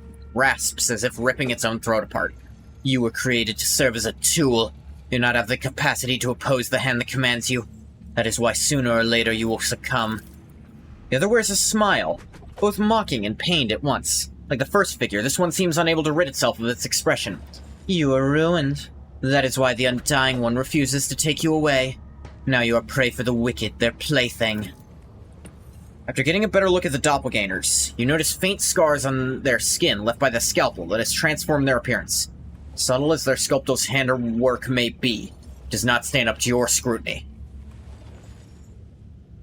You are fabrications. Who were you before the homunculus changed you? Why do you play along with his deception? We are her. We are shards of a soul that is crushed and cursed. Do you not recognize your servant in her new form, Domin? The wicked spawn never stops grinning brazenly. The other doppelganger, grimacing angrily, nods at Cabela with contempt. Do you think she is cleaner than us, Domin? She is broken. Nothing could shake the Cabela you knew. Before you is a warped imitation of who she was, repulsive, tainted. What happened? Stay away, Domin. I've been corrupted. The blasphemer said you were dead. This worthless blade had failed you, and all it could do was to break itself against the bones of its enemies to wash away the shame. I fought them. I forced them to take my life, but the dark flesh carver, he committed an atrocity. He has spurned death itself. Whenever I received a mortal wound, he would wrest my fading soul from his hands. He mended my wounds, made my heart beat once more, kindled my consciousness a moment before it could be extinguished forever. And he did it again, and again, and again. And every time I found myself upon death's threshold, he claimed a part of my soul to create this. Cabela gestures to her copies. Unhallowed replicas. My soul is mutilated, and I am a mockery of what I once was, and I can't fight. Not anymore. Lore Xenos successful. Not even the most skillful among the blasphemous Xenos can fracture the soul of one of his servants. The homunculus is playing a mind game with Cabela by convincing her that his puppets are all parts of her.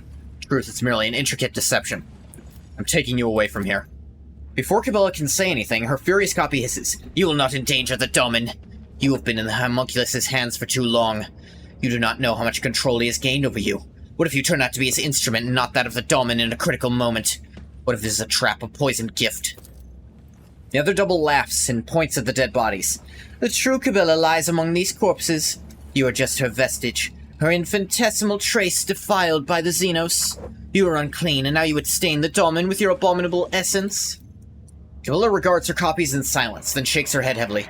They're right. I cannot go with you. It could be the homunculus's trap. Who can say? Perhaps I'm not even the true Cabela, merely a shard of her. Abandon me here, save yourself. Do not yearn for salvation, yearn for cleansing. Argena's voice is full of pain. One day I will avenge you.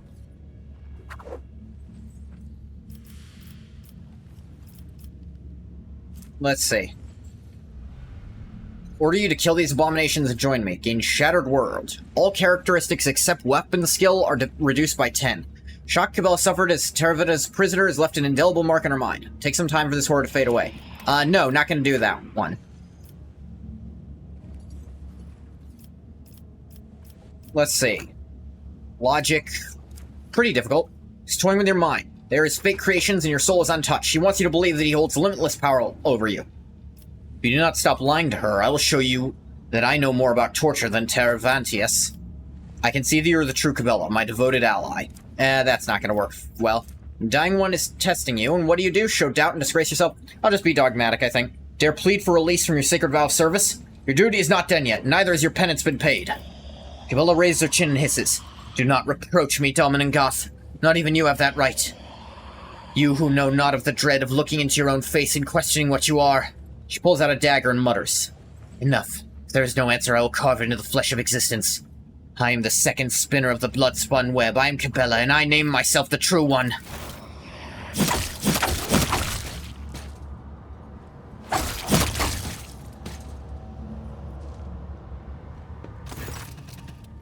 The other two prisoners raise their weapons. They do not possess even a tenth of the speed of a true death cultist. Cabela stares at you as if she does not recognize you. A trickle of blood running down her face. Can you feel it, Domin Goth? The shards have become whole. The torturous ringing is gone. Only silence remains. As for the wounds that this place has left, no matter. I am your blade once again, yearning for your command. A shadow darkens her face. If you can find a moment to spare, I would ask that you speak with me somewhere more private. There's too much weighing on my soul, Domin Goth.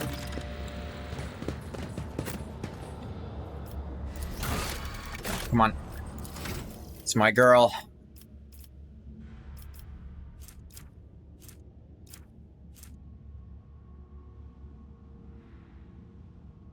Nah, not that. She doesn't have either of those classes, so that doesn't help.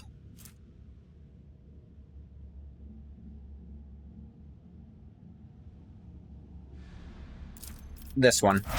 Stacking damage buffs. He actually has Heretical and Iconoclast at 1. That's interesting. Dogmatic 2. Dogmatic 2. Dogmatic 3. 0 everything. Dogmatic 3, Iconoclast, a third of 1. I also have Plasteel Discipline. I just have this, which is amazing. Finally have all my stats back, that's nice.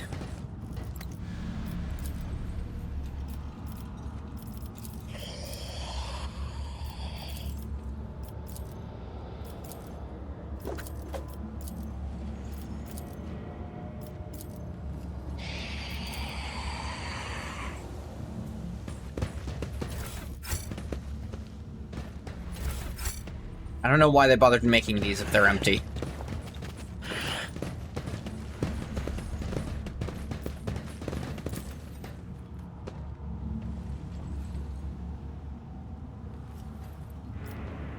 Send spent materials to the corpse dump. Vividly remember lying on this table and watching mechanical pincers tear through your flesh. Painful. Marazai.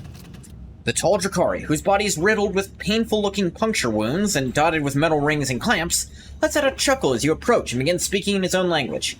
Your elucidator hisses to life, translating the words.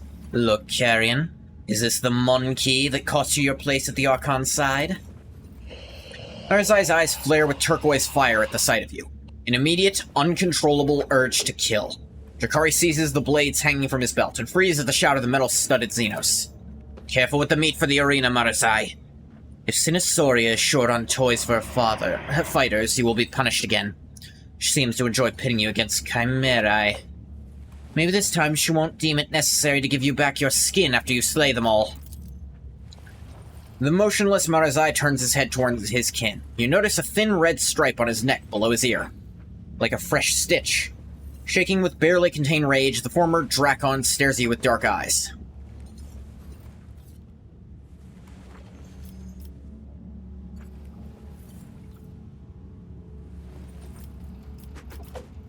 So you and your rabble are the champions of the local arena?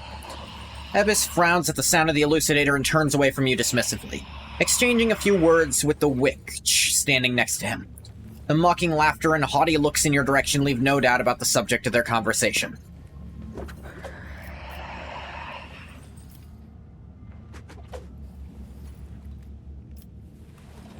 Know this, I'll kill each and every one of you, and I do not care if you're champions or not.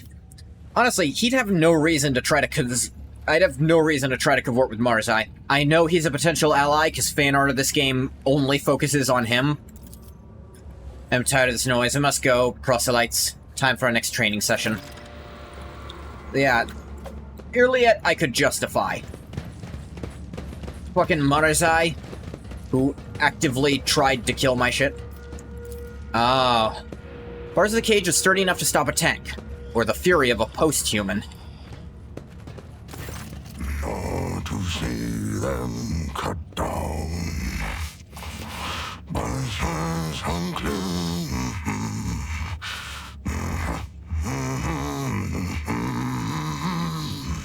Singing softly under his breath, the man of enormous proportions is intently stripping raw meat from a bone with his teeth. His unwashed red hair is falling into his face. His beard is matted and blood-stained. The aforementioned teeth look more like fangs than any human equivalent. Fangs?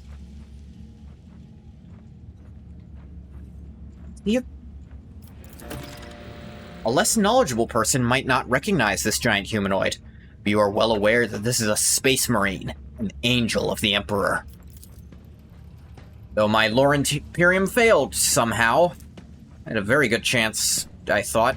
It's high difficulty. Body's covered in primitive scar tattoos, meaning of which eludes you.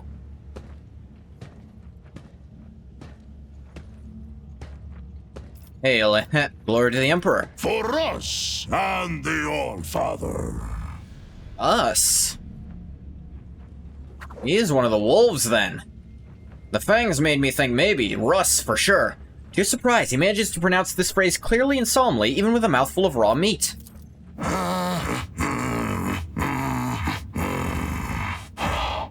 What do you want? Picking a piece of meat from between his teeth, the warrior resumes his murmured singing. Between the lines of his song, he tosses out that. Study the man. The huge body with straggly, overgrown red hair perfectly suits the deep, chilling voice of this man, or of this beast in the guise of a man. Tribal scar-like tattoos cover his chest, arms, and back. You glimpse intricate braids in his mass of unwashed hair. His body bears so many pale scars you cannot count them all, and muscles bulge beneath his skin like boulders. He looks like a statue carved from stone. Clear the captivity has sapped this prisoner of none of his physical power. Your assessment is confirmed when you spot the remains of a Drakari in the pile of carrion at his feet, likely one of the homunculus' servants. Drakari's flesh appears to be making a fine snack for your new acquaintance. Gross. Who are you? I am a wolf. At first glance, the man does not strike you as possessing great intellect. He's clearly more accustomed to mauling and killing than thinking. You detect a certain shrewdness in his eyes. Looking you over, he says shortly, "How'd you come to be here?" My pack answered the Inquisition's call and came to the Coronis Expanse. There was a battle, and then the young wolves yearning to be meat for their brotherlings. To a feast of bolters they went out roving. Though they were but few, one long fang with them went loping. Not to see them cut down by scythes and clean. The pups he sent scattering, and there stood alone the paths guarding. For a foe he long spied, one worthy among unworthy. The song of swords singing, they clashed with clamor and skill, until stood the old wolf upon the bones. Then, by the birds of battle, was he brought down.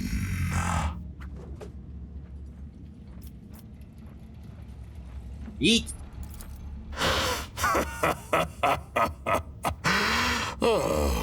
Was that clear enough? This saga sounds less interesting in prose.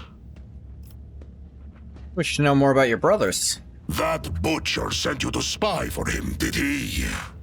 Or do they know nothing of the Emperor's angels, the space wolves of Fenris? Figured it was them. Or the great Layman Russ in your corner of the galaxy?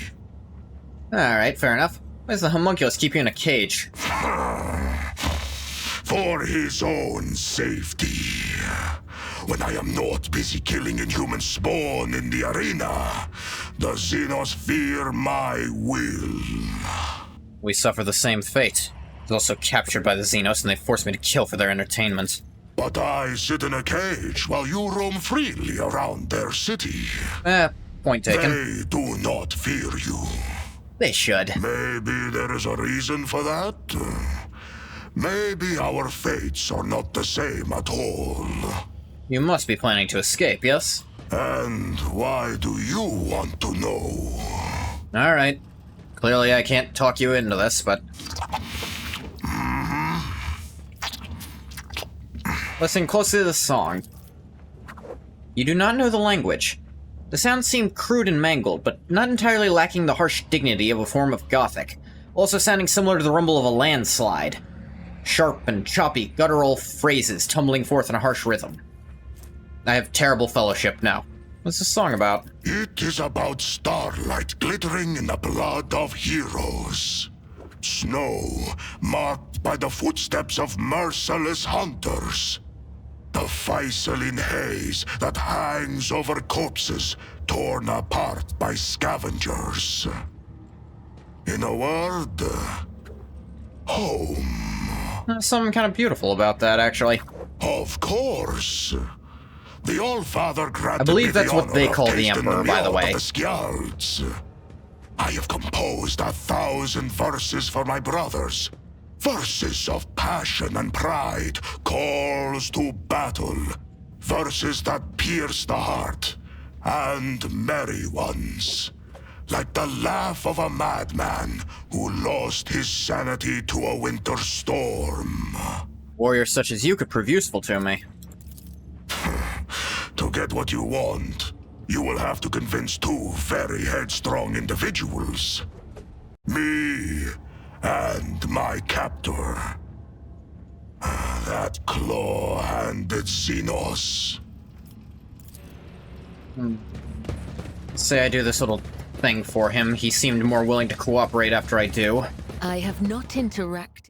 Ah, damn it. They start talking right when I'm fucking leaving. They do it so rarely in this game.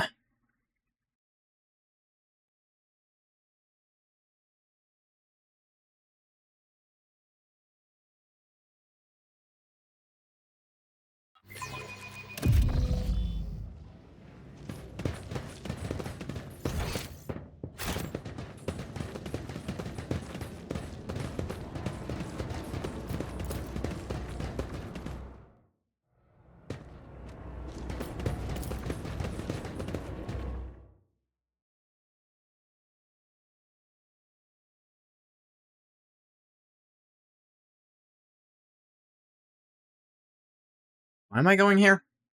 Did I have a reason? I might have had a reason. I think I had a reason. What was the reason?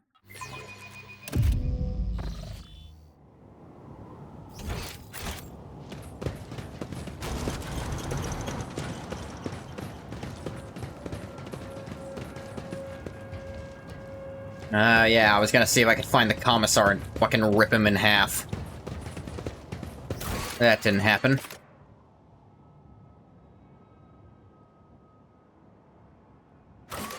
Convincing him to join the squad would be a wise decision. Cabela's lived through it. Asked Lord Cap to speak with her. Da-da-da.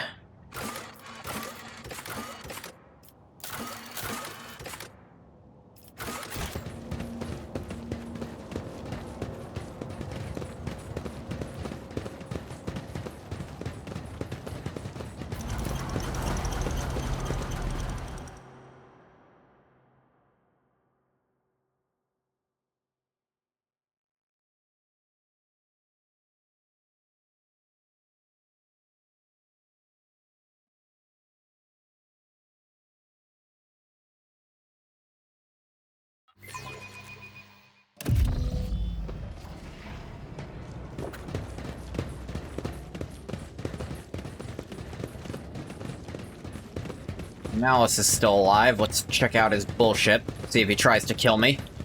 See, because if he tries now... In fact...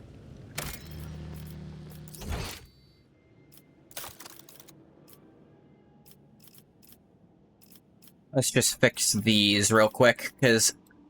Now I have my party and my equipment. We're going to be ripping and tearing. Until it is done.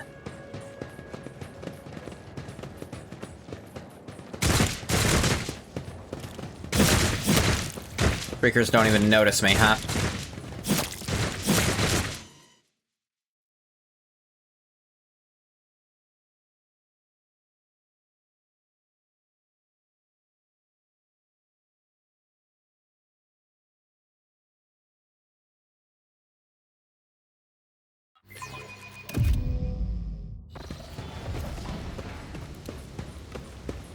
Oh, the Commissar.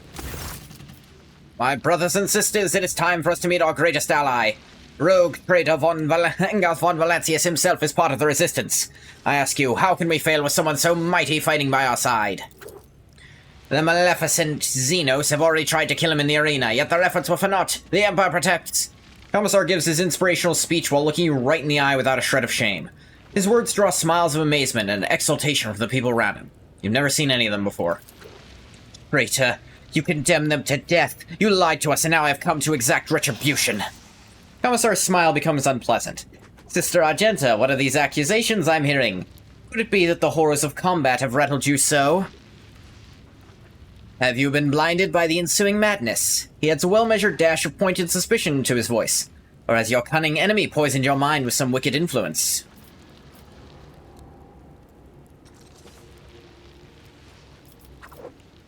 Neither of these. Argenta, shoot this motherfucker in the head. In the name of the Emperor, I sentence you to death, Iako Sotni, for the betrayal of every soul you went to the slaughter with Sergeant Vigastus. My brothers and sisters in arms, we've been betrayed. To battle, let us spill the blood of he who obeys the unhallowed whims of Xenos for the Emperor! However, the soldiers seem hesitant to comply. They glance back and forth distrustfully between the Commissar and the known hero of the Imperium, who has challenged him. Listen to me, the Commissar is a liar and a traitor who has sent many people to their deaths to save his own hide and stay in the Xenos' good graces. Seize him.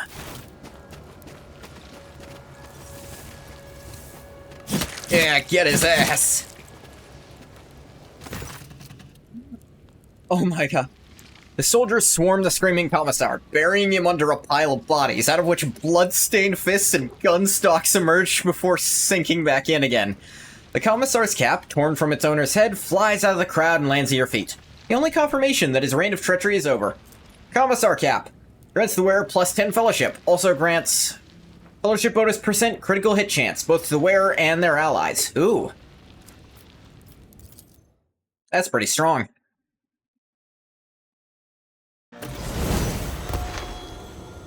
Yay, I leveled up.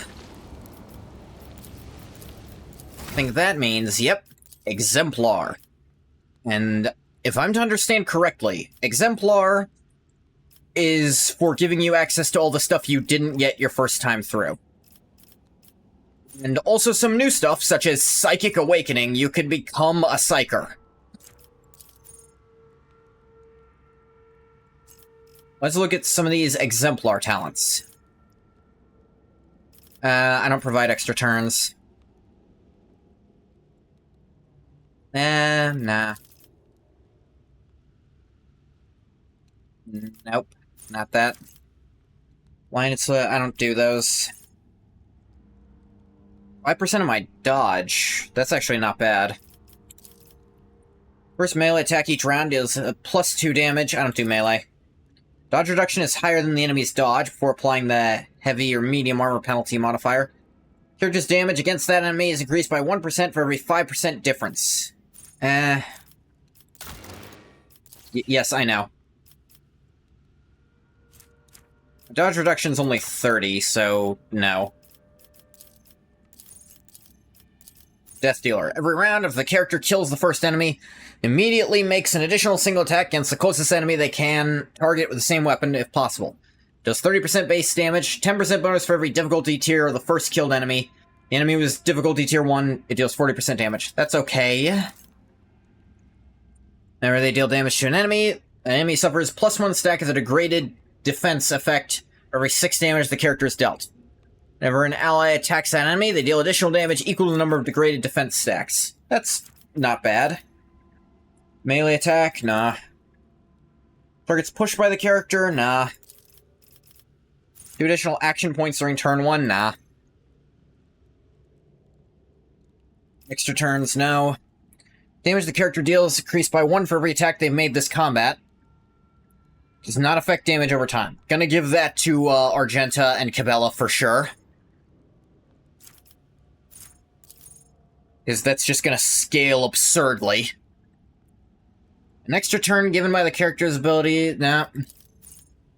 Eyes within 2 cells around the character deal more damage and suffer less.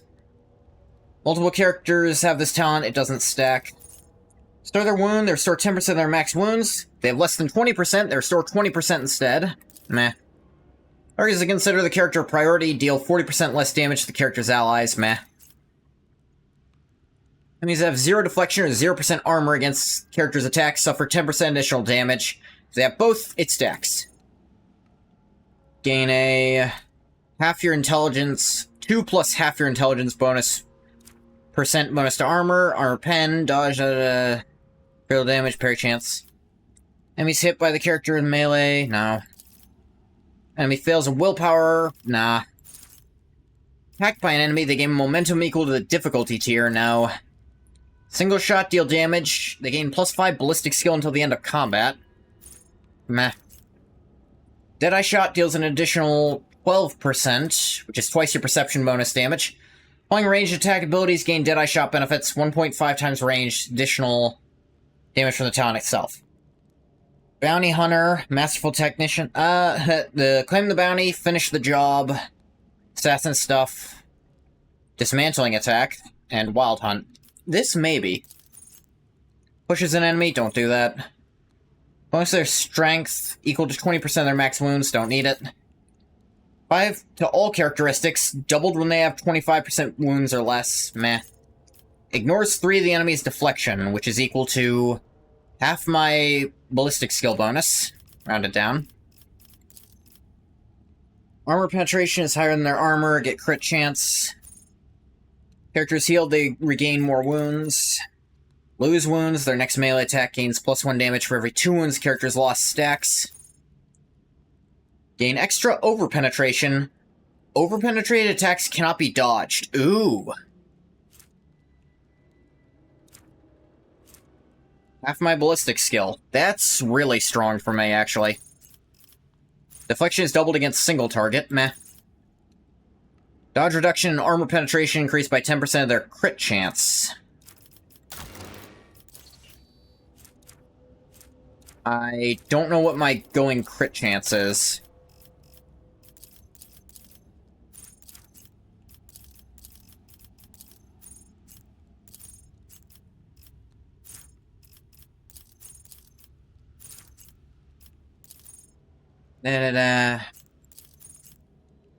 Character gains additional 12 wounds by 12.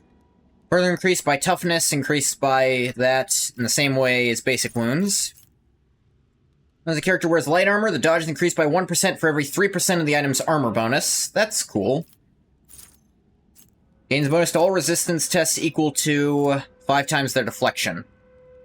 I have 2 deflections, so that'd actually be okay. Immune to all effects to reduce their MP, they gain +1 MP. If they score a crit, they have a chance to increase their crit damage bonus by half. Either shot through, or for now, probably, the Deadeye thing. Now I can, my first tier archetype talent.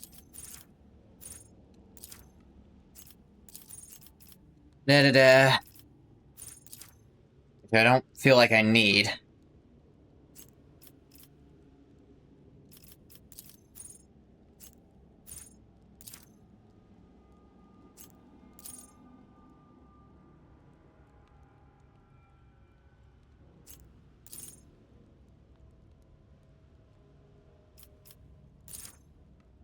I've not moved this turn. Deal +2, which is half my int bonus. Single shot attacks for every 5 cells between the target gain. Yeah, that works. I have a pretty good idea. I think these are shared for everyone. He cannot get Psyker Awakening.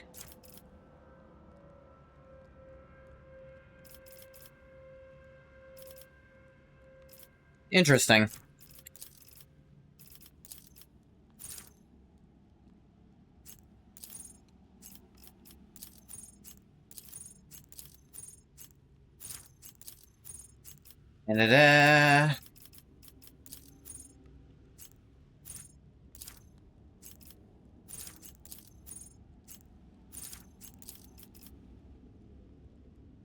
Character deal damage. Any damage character deals increased by 1 for every attack they have made this combat. That's really good for her.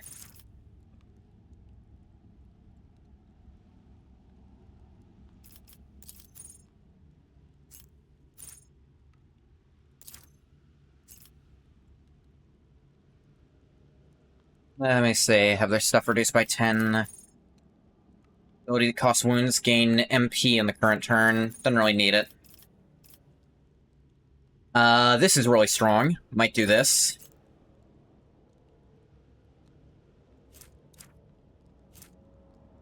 As long as she has 2 swords equipped, weapon skill is increased by her agility bonus.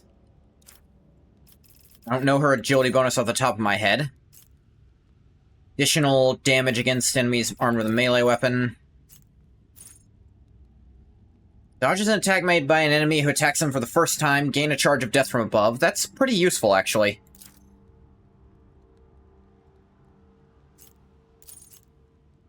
The ability to cause wounds. I don't really do those for her. Does double damage enemies have less than half their wounds?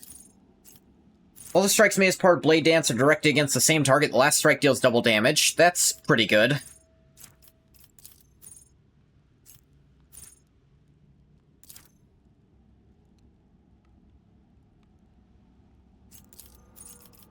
Oath restores an additional AP. Eh.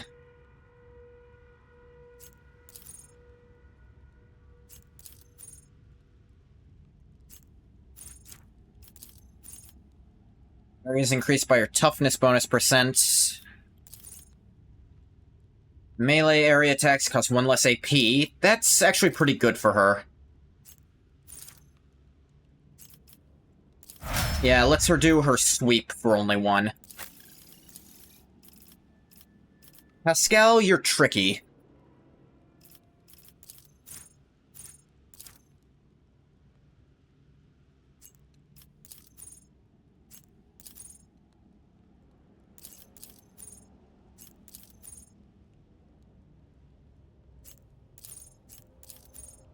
I don't know if any of these really help Pascal is the thing.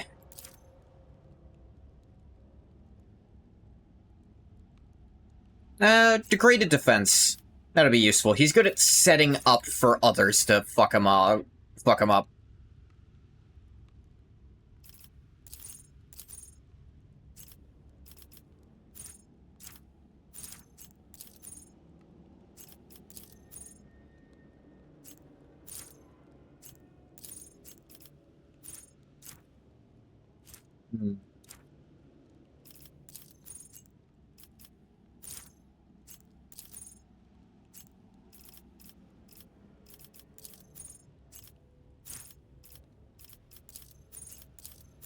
What is this? Manipulator push. Medicae Mechadendrite. Cure wounds of an ally once per combat. That's not terrible.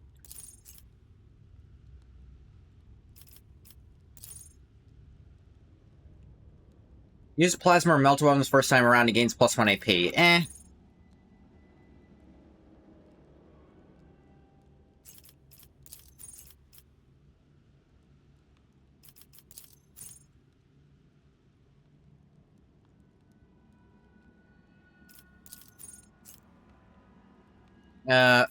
More tech use on him. Absolutely. He is my lockpick. Gained a 3rd tier archetype. Yeah, I sure did. Argenta, I know what you're getting to.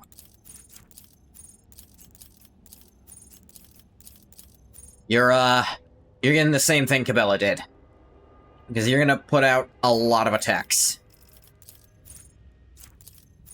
Now, soldier stuff. You haven't had these for a while. Meh.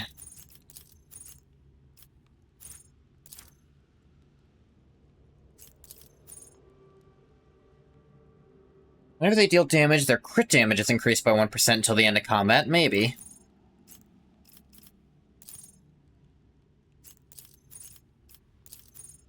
Full wounds, +10 ballistic seal and 2 MP, hard to control. First hit of each ranged burst attack deals additional damage equal to the weapon's rate of fire. That's okay.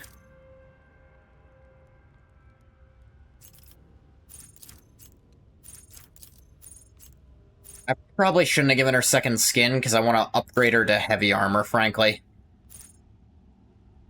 Revel and Slaughter can be used after 2 skills instead of 3. Maybe.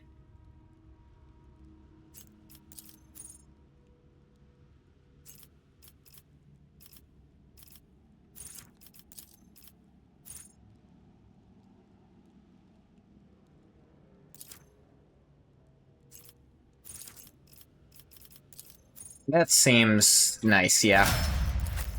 And then nearly you can have something, I'm sure. Yeah, this. Not giving you Drakari equipment, you don't need it.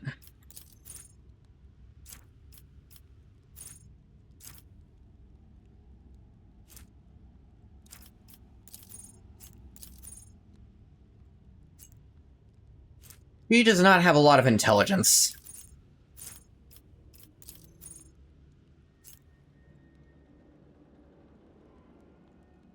Yeah, sure. I'm gonna swap her out once I get the option, frankly. Survey the den.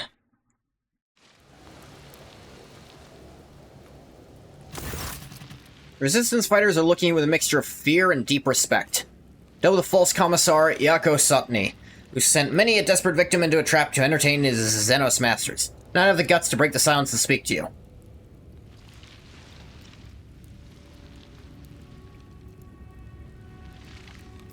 Let's see. Execute malice on the commissar. Glory of his deeds for the good of humanity, in the name of the God Emperor, I sentence you both to death. Let me see. I can definitely do that. Something you must know. The man who called himself the Commissar was a traitor and an accomplice of the Xenos. His promises of escape were nothing but lies. Dark murmur runs through the ranks. One fighter sobs, his face twisted in grief, while another whispers a string of curses, his fists clenched. One of the warriors, a woman with a stern face and a grim voice, says firmly, "There's no hope. We are doomed to remain captives of the Xenos. A clean death is better fate by far. We beg your lordship to grant us the Emperor's peace."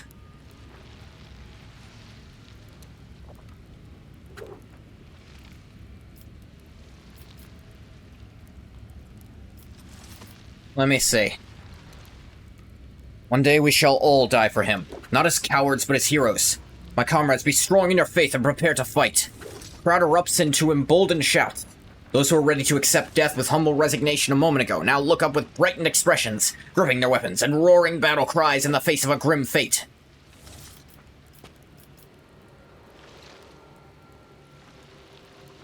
You wish to repent, traitor? The Commissar, whose proud features are utterly ruined, says in a gurgling voice, "Enjoy your little victory while you can.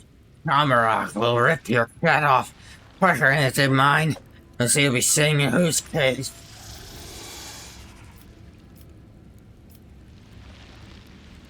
Let's see.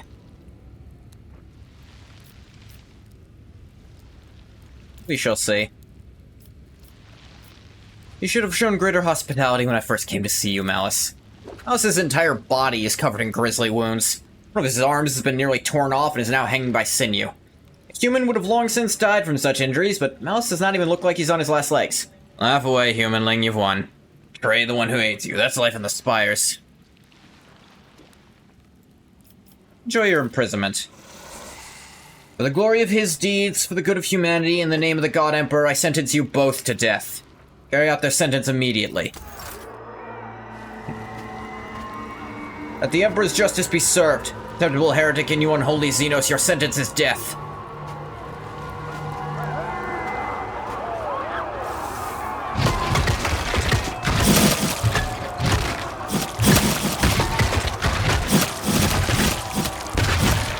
Wow, it's taking you guys a minute. Don't worry, you'll get them. There, good job, team. What do they have on them? Hotshot lasgun. Fucking worthless is what it is. Radiant chestplate. Heavy armor. +2 deflection against area attacks, +7 fellowship, -5% dodge. Gas cloud grenade. Commissar's head. Malice's hide.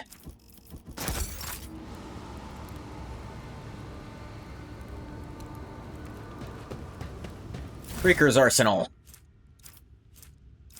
An Astartes chainsword. Requires Adeptus Astartes gear. Of course. Combat shotgun. Not as good as my nullifying one. A flamer. Serrated glimmer steel blade. Okay. Headhunter light carapace. Ranger armor. Eldari only. Oh. Give that, you know. Forms a single shot range attack from any cover. Attack gains 23% armor pen.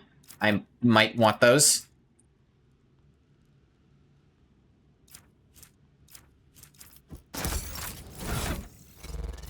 Where'd my boots go? Did it take them off because I had them on? I kind of don't need those anymore anyway, so... Place.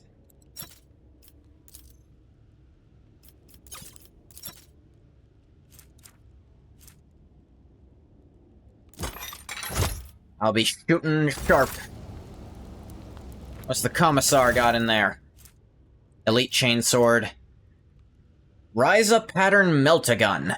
Cool. Thunderhammer. What's our Flak Breastplate?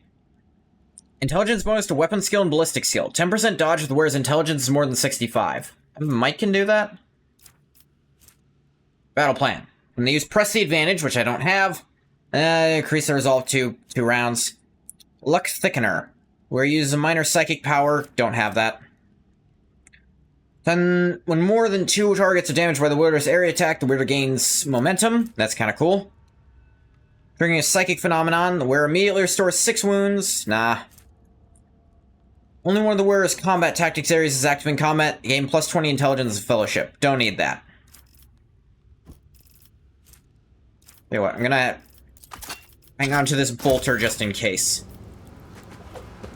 Now my friends are out and about here.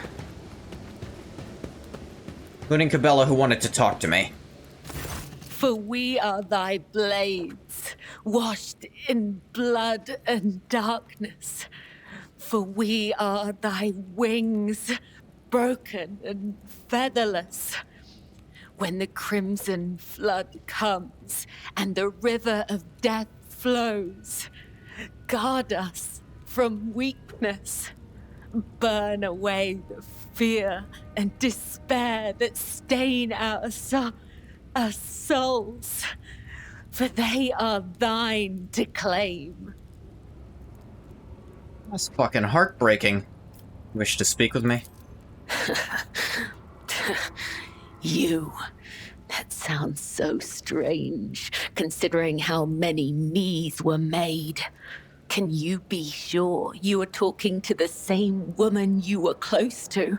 For all you know, you left her body lying there in the Xenos' cage, where we died and rose to profane life so many times over. And now, just when I need the blood-spun web the most, my family, my pillar, is so far away. I didn't notice it at first. This cold that cloaked my shoulders and has been weighing them down ever since we came to this dark city. The cold of solitude. Everything around me feels wrong, repulsive to my nature. That's probably because it is wrong and repulsive. But you don't feel this petrifying fear, do you? Your world and the world of the Xenos aren't all that different, are they? Both are full of duplicity and masks that cover fake aspirations and a hunger for pleasure. Not gonna hold that against you. Not now, not here. Are you, Domin? We're trapped in a waking nightmare that scorns all that is holy. How do I know that the Xenos rot hasn't poisoned you, too? Our bond, Domin. Our bond was a mistake. I can't pass this trial because my thoughts are distracted by pointless worries. My grief is all the bitterer for knowing the truth. Though worry for you stabs at my mind without remit, yours is occupied with thoughts of another, the one you've tied yourself to, in the same way we are bound. What? The very orchestrator of our capture, Vil Irliet. What the fuck are you talking about? One of the reasons why we couldn't foresee the betrayal. And you would trust her with your shadow? Let her breathe the same air we do? Whatever has stretched the thread between us, we must stop it. It blurs our reason robs our thoughts of their cold What clarity. the fuck is the game makes talking us about? lose the I've path been passingly polite to labyrinth. Irliet. The Vizier told us.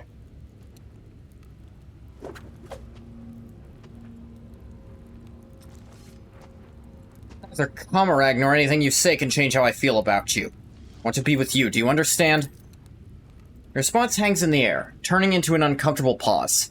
Bella closes her eyes, takes a deep breath, and finally breaks the silence first. I must return to the labyrinth, perform the dance, spin new threads, remind myself of the blood-spun web, restore my spirit. I will make this journey by myself. I'm sorry, but I need some time alone, Domin. I have made literally no attempts to be anything other than passively polite to Irliet. What are they talking about there? You came back from the dark, Elentark? Unharmed. You wanted to discuss something with me? Not here. The words of my truth are intended only for your ears, Elentark. Okay. Goth, Irliet's usual pride and arrogance give way to awkwardness and confusion. It's my first time ever having to explain myself like this, but you, more than anyone, deserve to know the truth. I understand how unworthy I am in your eyes. This may sound like a ridiculous excuse, but I did not want to betray you in Goth. I only wished to learn the truth about Comorragh's demise and find my kin.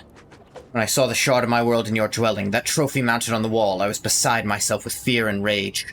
When my dark cousin whispered in my ear that he knew the answers to my questions, I made a mistake. I trusted my kin. Fearing you might refuse me if you knew where I had been getting my orders from, I simply asked you to direct your ship to the particular system. Did I trust Marazai? No, of course not. I thought he spoke of my kin's location to crush my soul. He wanted me to go there and find only death instead of them. But hope for the better, prevailed over my faith in you, Elantak. Irliet sighs awkwardly, avoiding your gaze. Filled with hope, the thought never even crossed my mind that this single thread, forever slipping from my grasp, lead us to the very heart of the Dark City. I'm sorry, Ngoth, and I wanted you to know that.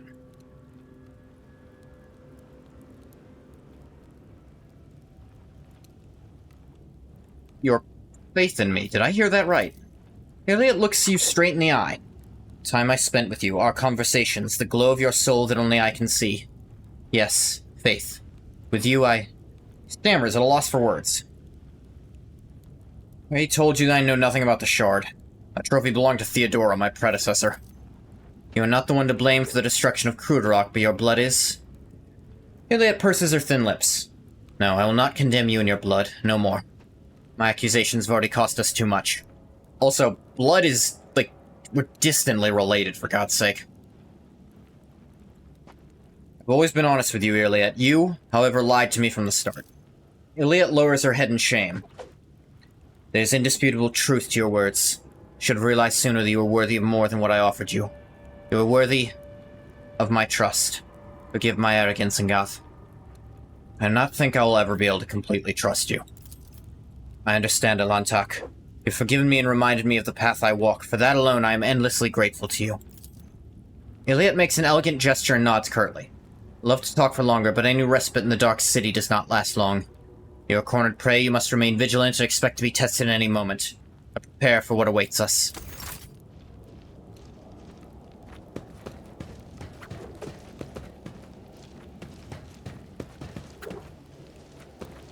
Pascal? How you feeling, buddy? May these instructions protect the machine spirits that serve me from the blasphemies of corrupted technology. We've been betrayed, Pascal. Reverse analysis is showing the act of sabotage to have been predictable. The directives to interacting with xenoraces warn about non-humans' proclivity for breaching contracts. The data concerning Now, the unreliability we of have... the unit Iliad has been archived. Now, I'm willing to cut Irliet some slack, because from context, it seems she was acting on unreliable information, rather than actively, you know, trying to betray us. It was arguably a betrayal, but at the same time, you know, desperation. Willing to, on some level, accept it. You feeling? Functional parameters restored to suboptimal levels. In token of mourning for the loss of true flesh, the pain receptor blocking systems have been disabled. Algetic stimulation engaged in integral catharsis mode. Any valuable thoughts on how we can get out of here? Strategic recommendation. Analysis has shown that the non-human community is racked by strife. Exploiting the Xenos mutual differences can result in temporary alliances that will provide the technological means of returning the unit from Valancius to real space. How does it feel being in Comorragh? Rare opportunity. This place is calling out to the Omnissiah for an act of purifying and gracious xenocide. The spatial disharmony observed here points to its anathematic nature. That being said, complete extermination is not advised.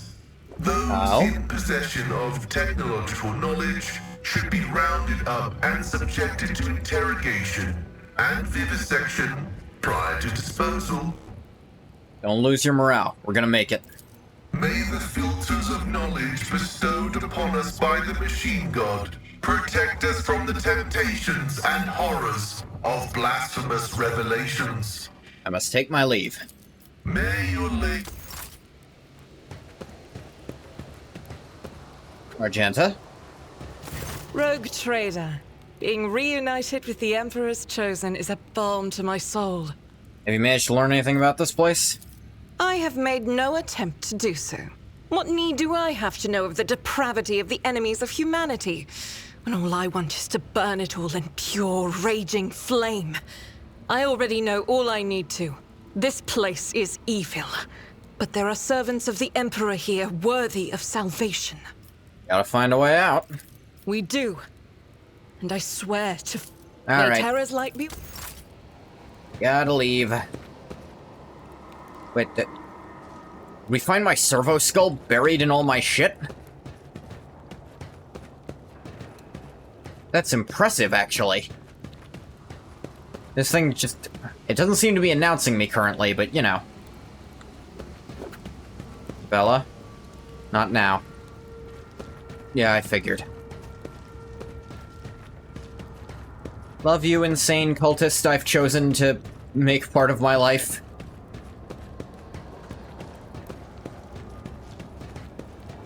I don't have the right to complain about it. This will be my temporary base of operations. I stole it.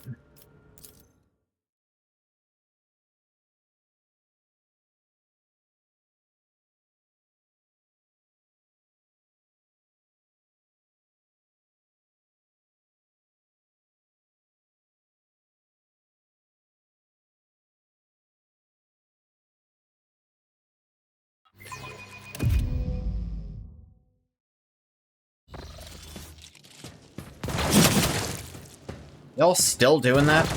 Alright, whatever.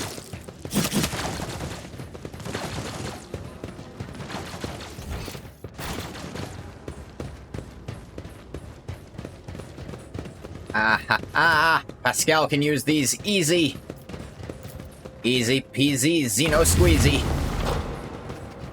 Which I mean squeeze them out of their fucking blood.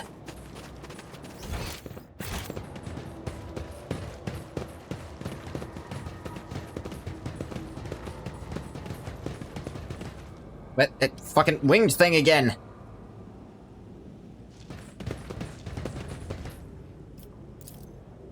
Pascal, ease with which the flyer took to the air suggests that their body must be extremely light. Even small projectiles must pose a grave danger to them mid-air.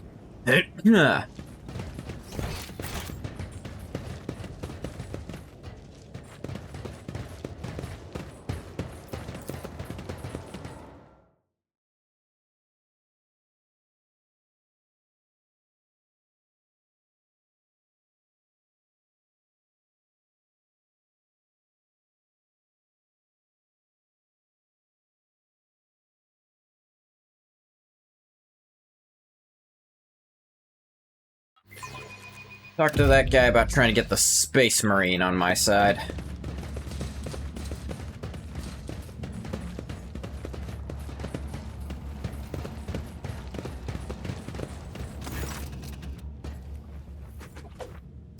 I required your aid, homunculus.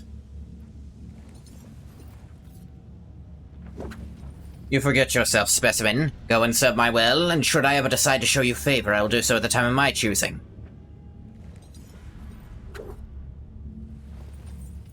My success benefits you. It's reasonable for you to help me.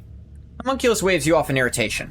If you are unable to make yourself useful, I'd rather wait for you to die and find myself a better tool. You'd be worthy of my attention, not a drain on it. I see.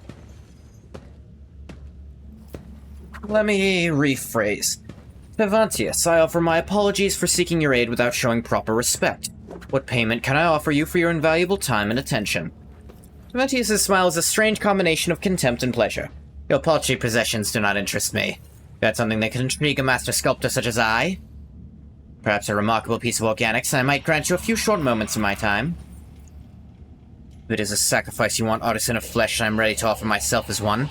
Iliad's voice vibrates, but she keeps her eyes locked on Tervantius. You take my flesh? I will take more than flesh. I can extract something far more valuable from a single shred of your organics. Homunculus smiles unnervingly. This does interest me. I'll not remove much of her. Her functionality will not suffer. Yet, why? This will be a step upon the path of atoning for the errors of my past, Alontak. My sacrifice will bring you closer to salvation. I'll commit myself into the hands of this tormentor. Very well. If you're okay with this, Iliad. Tervantius produces a device fitted with an unusually long needle. Try not to squirm, little insect. The needle needs to go through your spirit stone, heart, and spine so that I can collect all 3 samples at once. And it is so very fragile. Iliad presses her lips together and nods. Do your work, flesh stealer. I do not fear you, nor do I fear pain. He goes on to mouth these words over and over like a mantra when the homunculus drives the needle into her chest. A click comes from inside her body. Iliad pales, her face twisted in torment. She remains as still as a statue. Very slowly, Tervantius pulls the needle out of her, examines it critically, then finally nods. The sampling was successful. He gives Iliad a dismissive glance. No further need of you. I would like to take the Space Marine you keep in a cage. Tervantius remains silent for a long moment. The limbs behind him click ominously. The monkey male with an altered genetic structure. Ah, such phenomenal parameters. I previously studied 2 other specimens of the same breed, but have yet to untangle their genetic secrets. Yours performs well enough in the arena. Losing this final specimen would be an undesirable outcome. Denied.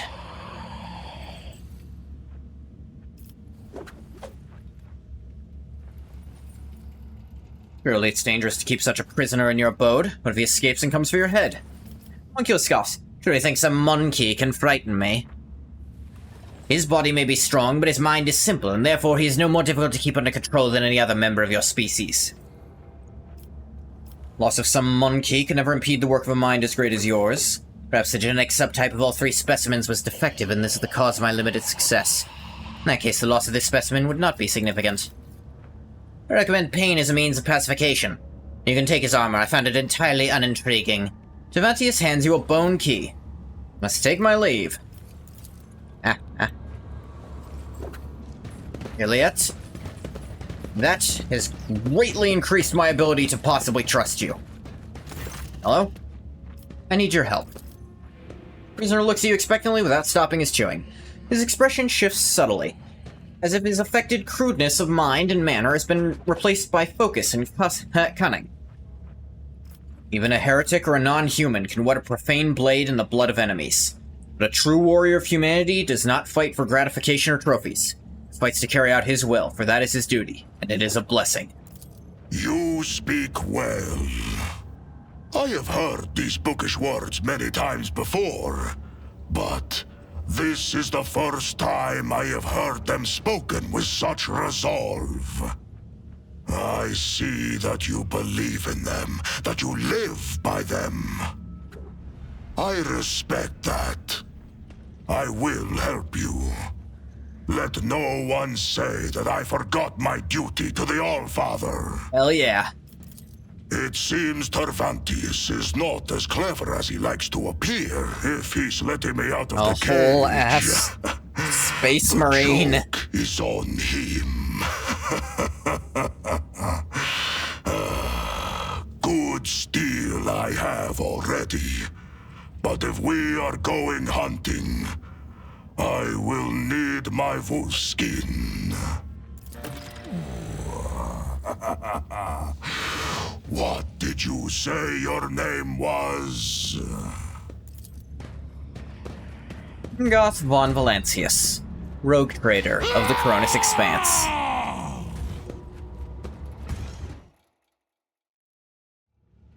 Ulfar is a space wolf, a mighty space marine.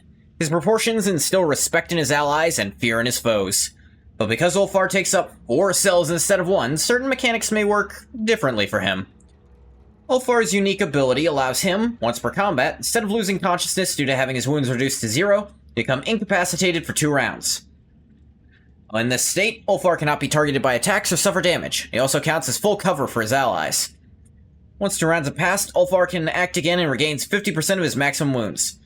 Furthermore, Ulfar is an Archmilitant. Archmilitant Keystone. First his ability, attack types are single shot, melee attack, The Archmilitant accumulates 4 more stacks, attacks start dealing additional damage, whichever is greater. Cool.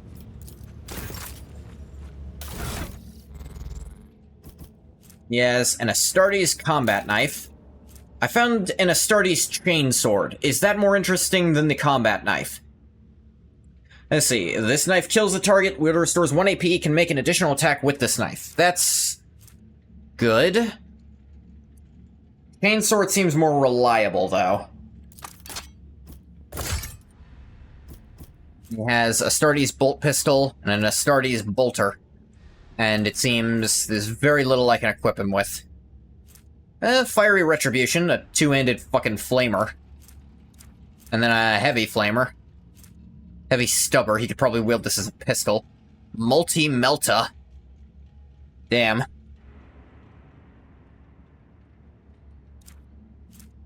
Golden autocannon. Where the hell did I find this? He's of course got his wolf skin, which has 6 deflection on it. Oh my god.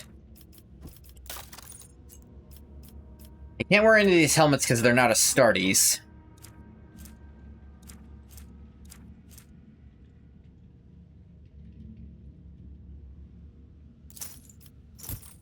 That'll help him.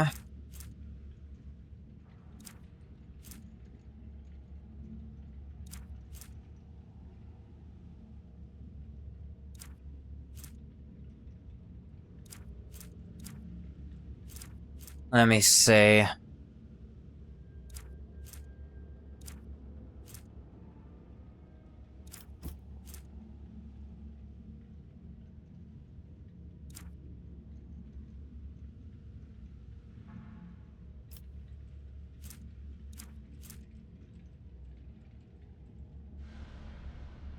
He doesn't have multiple pistols to fire, so that won't help.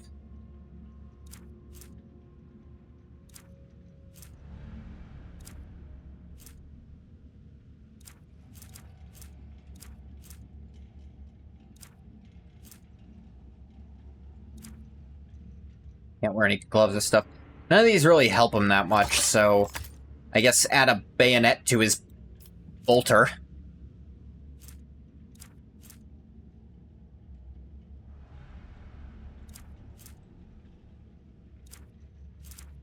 Blah, blah, blah.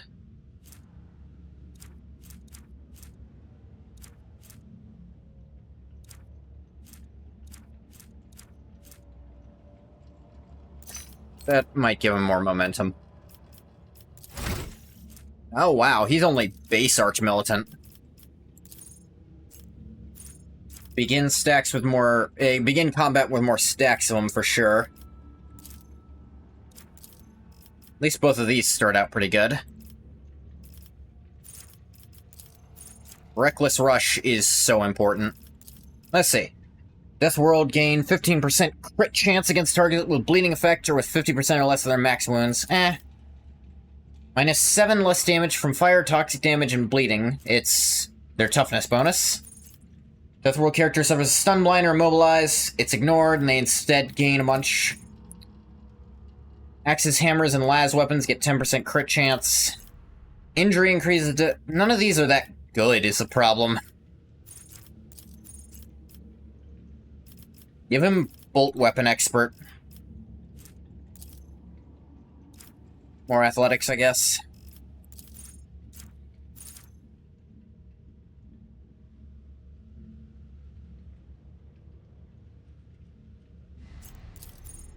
Let me see.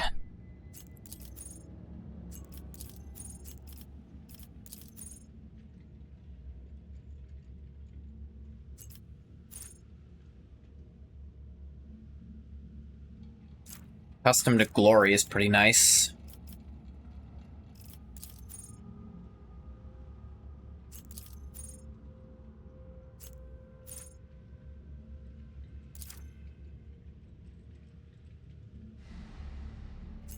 That's pretty good. Let me check, actually. And he gets... He does have dual weapon combat. Let's get... kind of melee weapon specialist for him. Just so he can get even better.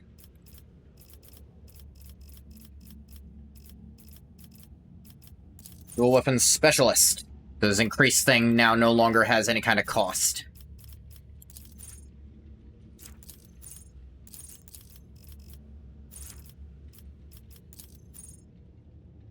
I don't really need this.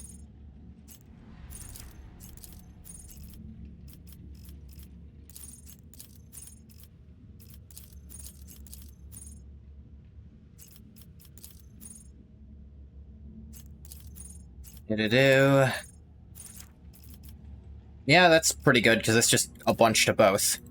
More athletics. More weapon skill.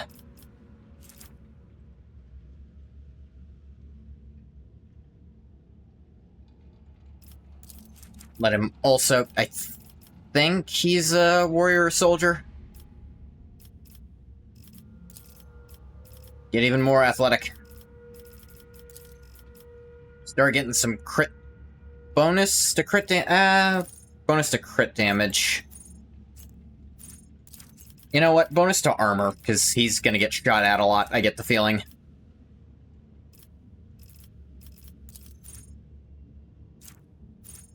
And you know what? Crit chance against stuff at less than half is possible. Chain weapons get +4 max damage, meh.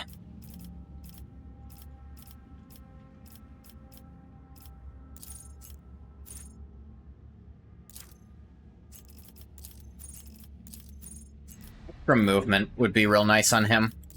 Wildfire.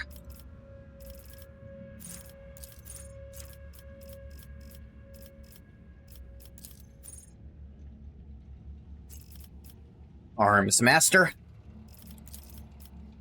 More weapon skill. More athletics.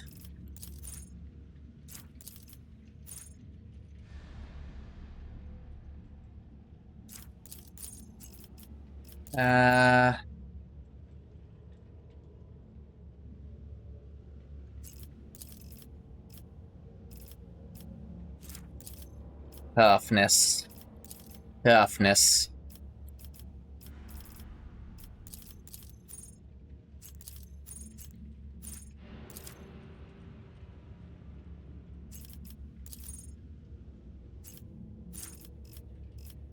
I'll take the crit chance against stuff under half.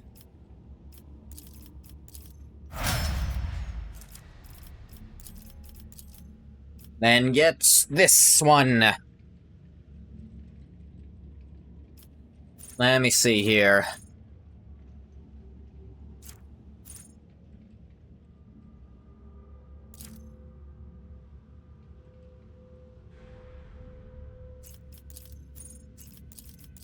Da-da-da.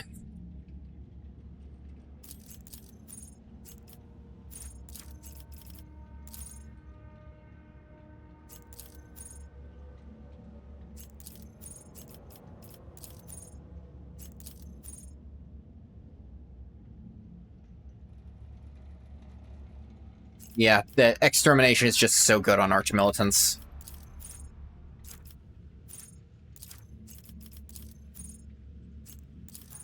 Let me see. Maybe fired up. Maybe he's gonna let out the crits.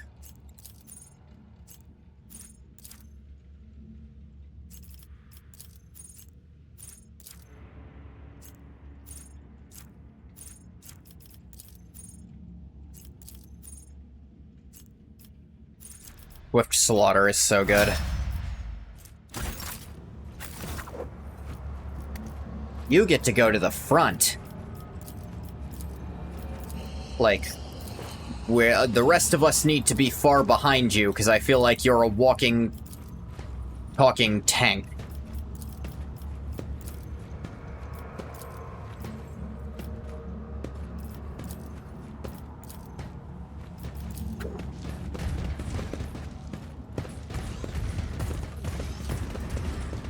Old ass fucking Space Marine, and he's in the arguably the most powerful, like, second tier class from what I've found out.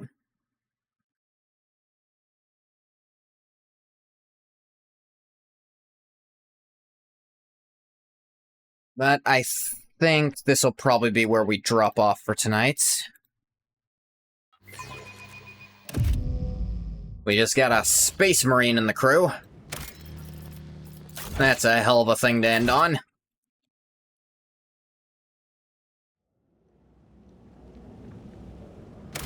But, like I said, that'll be it. I'm gonna stop the recording for YouTube here. As always, thank you so much for coming if you came.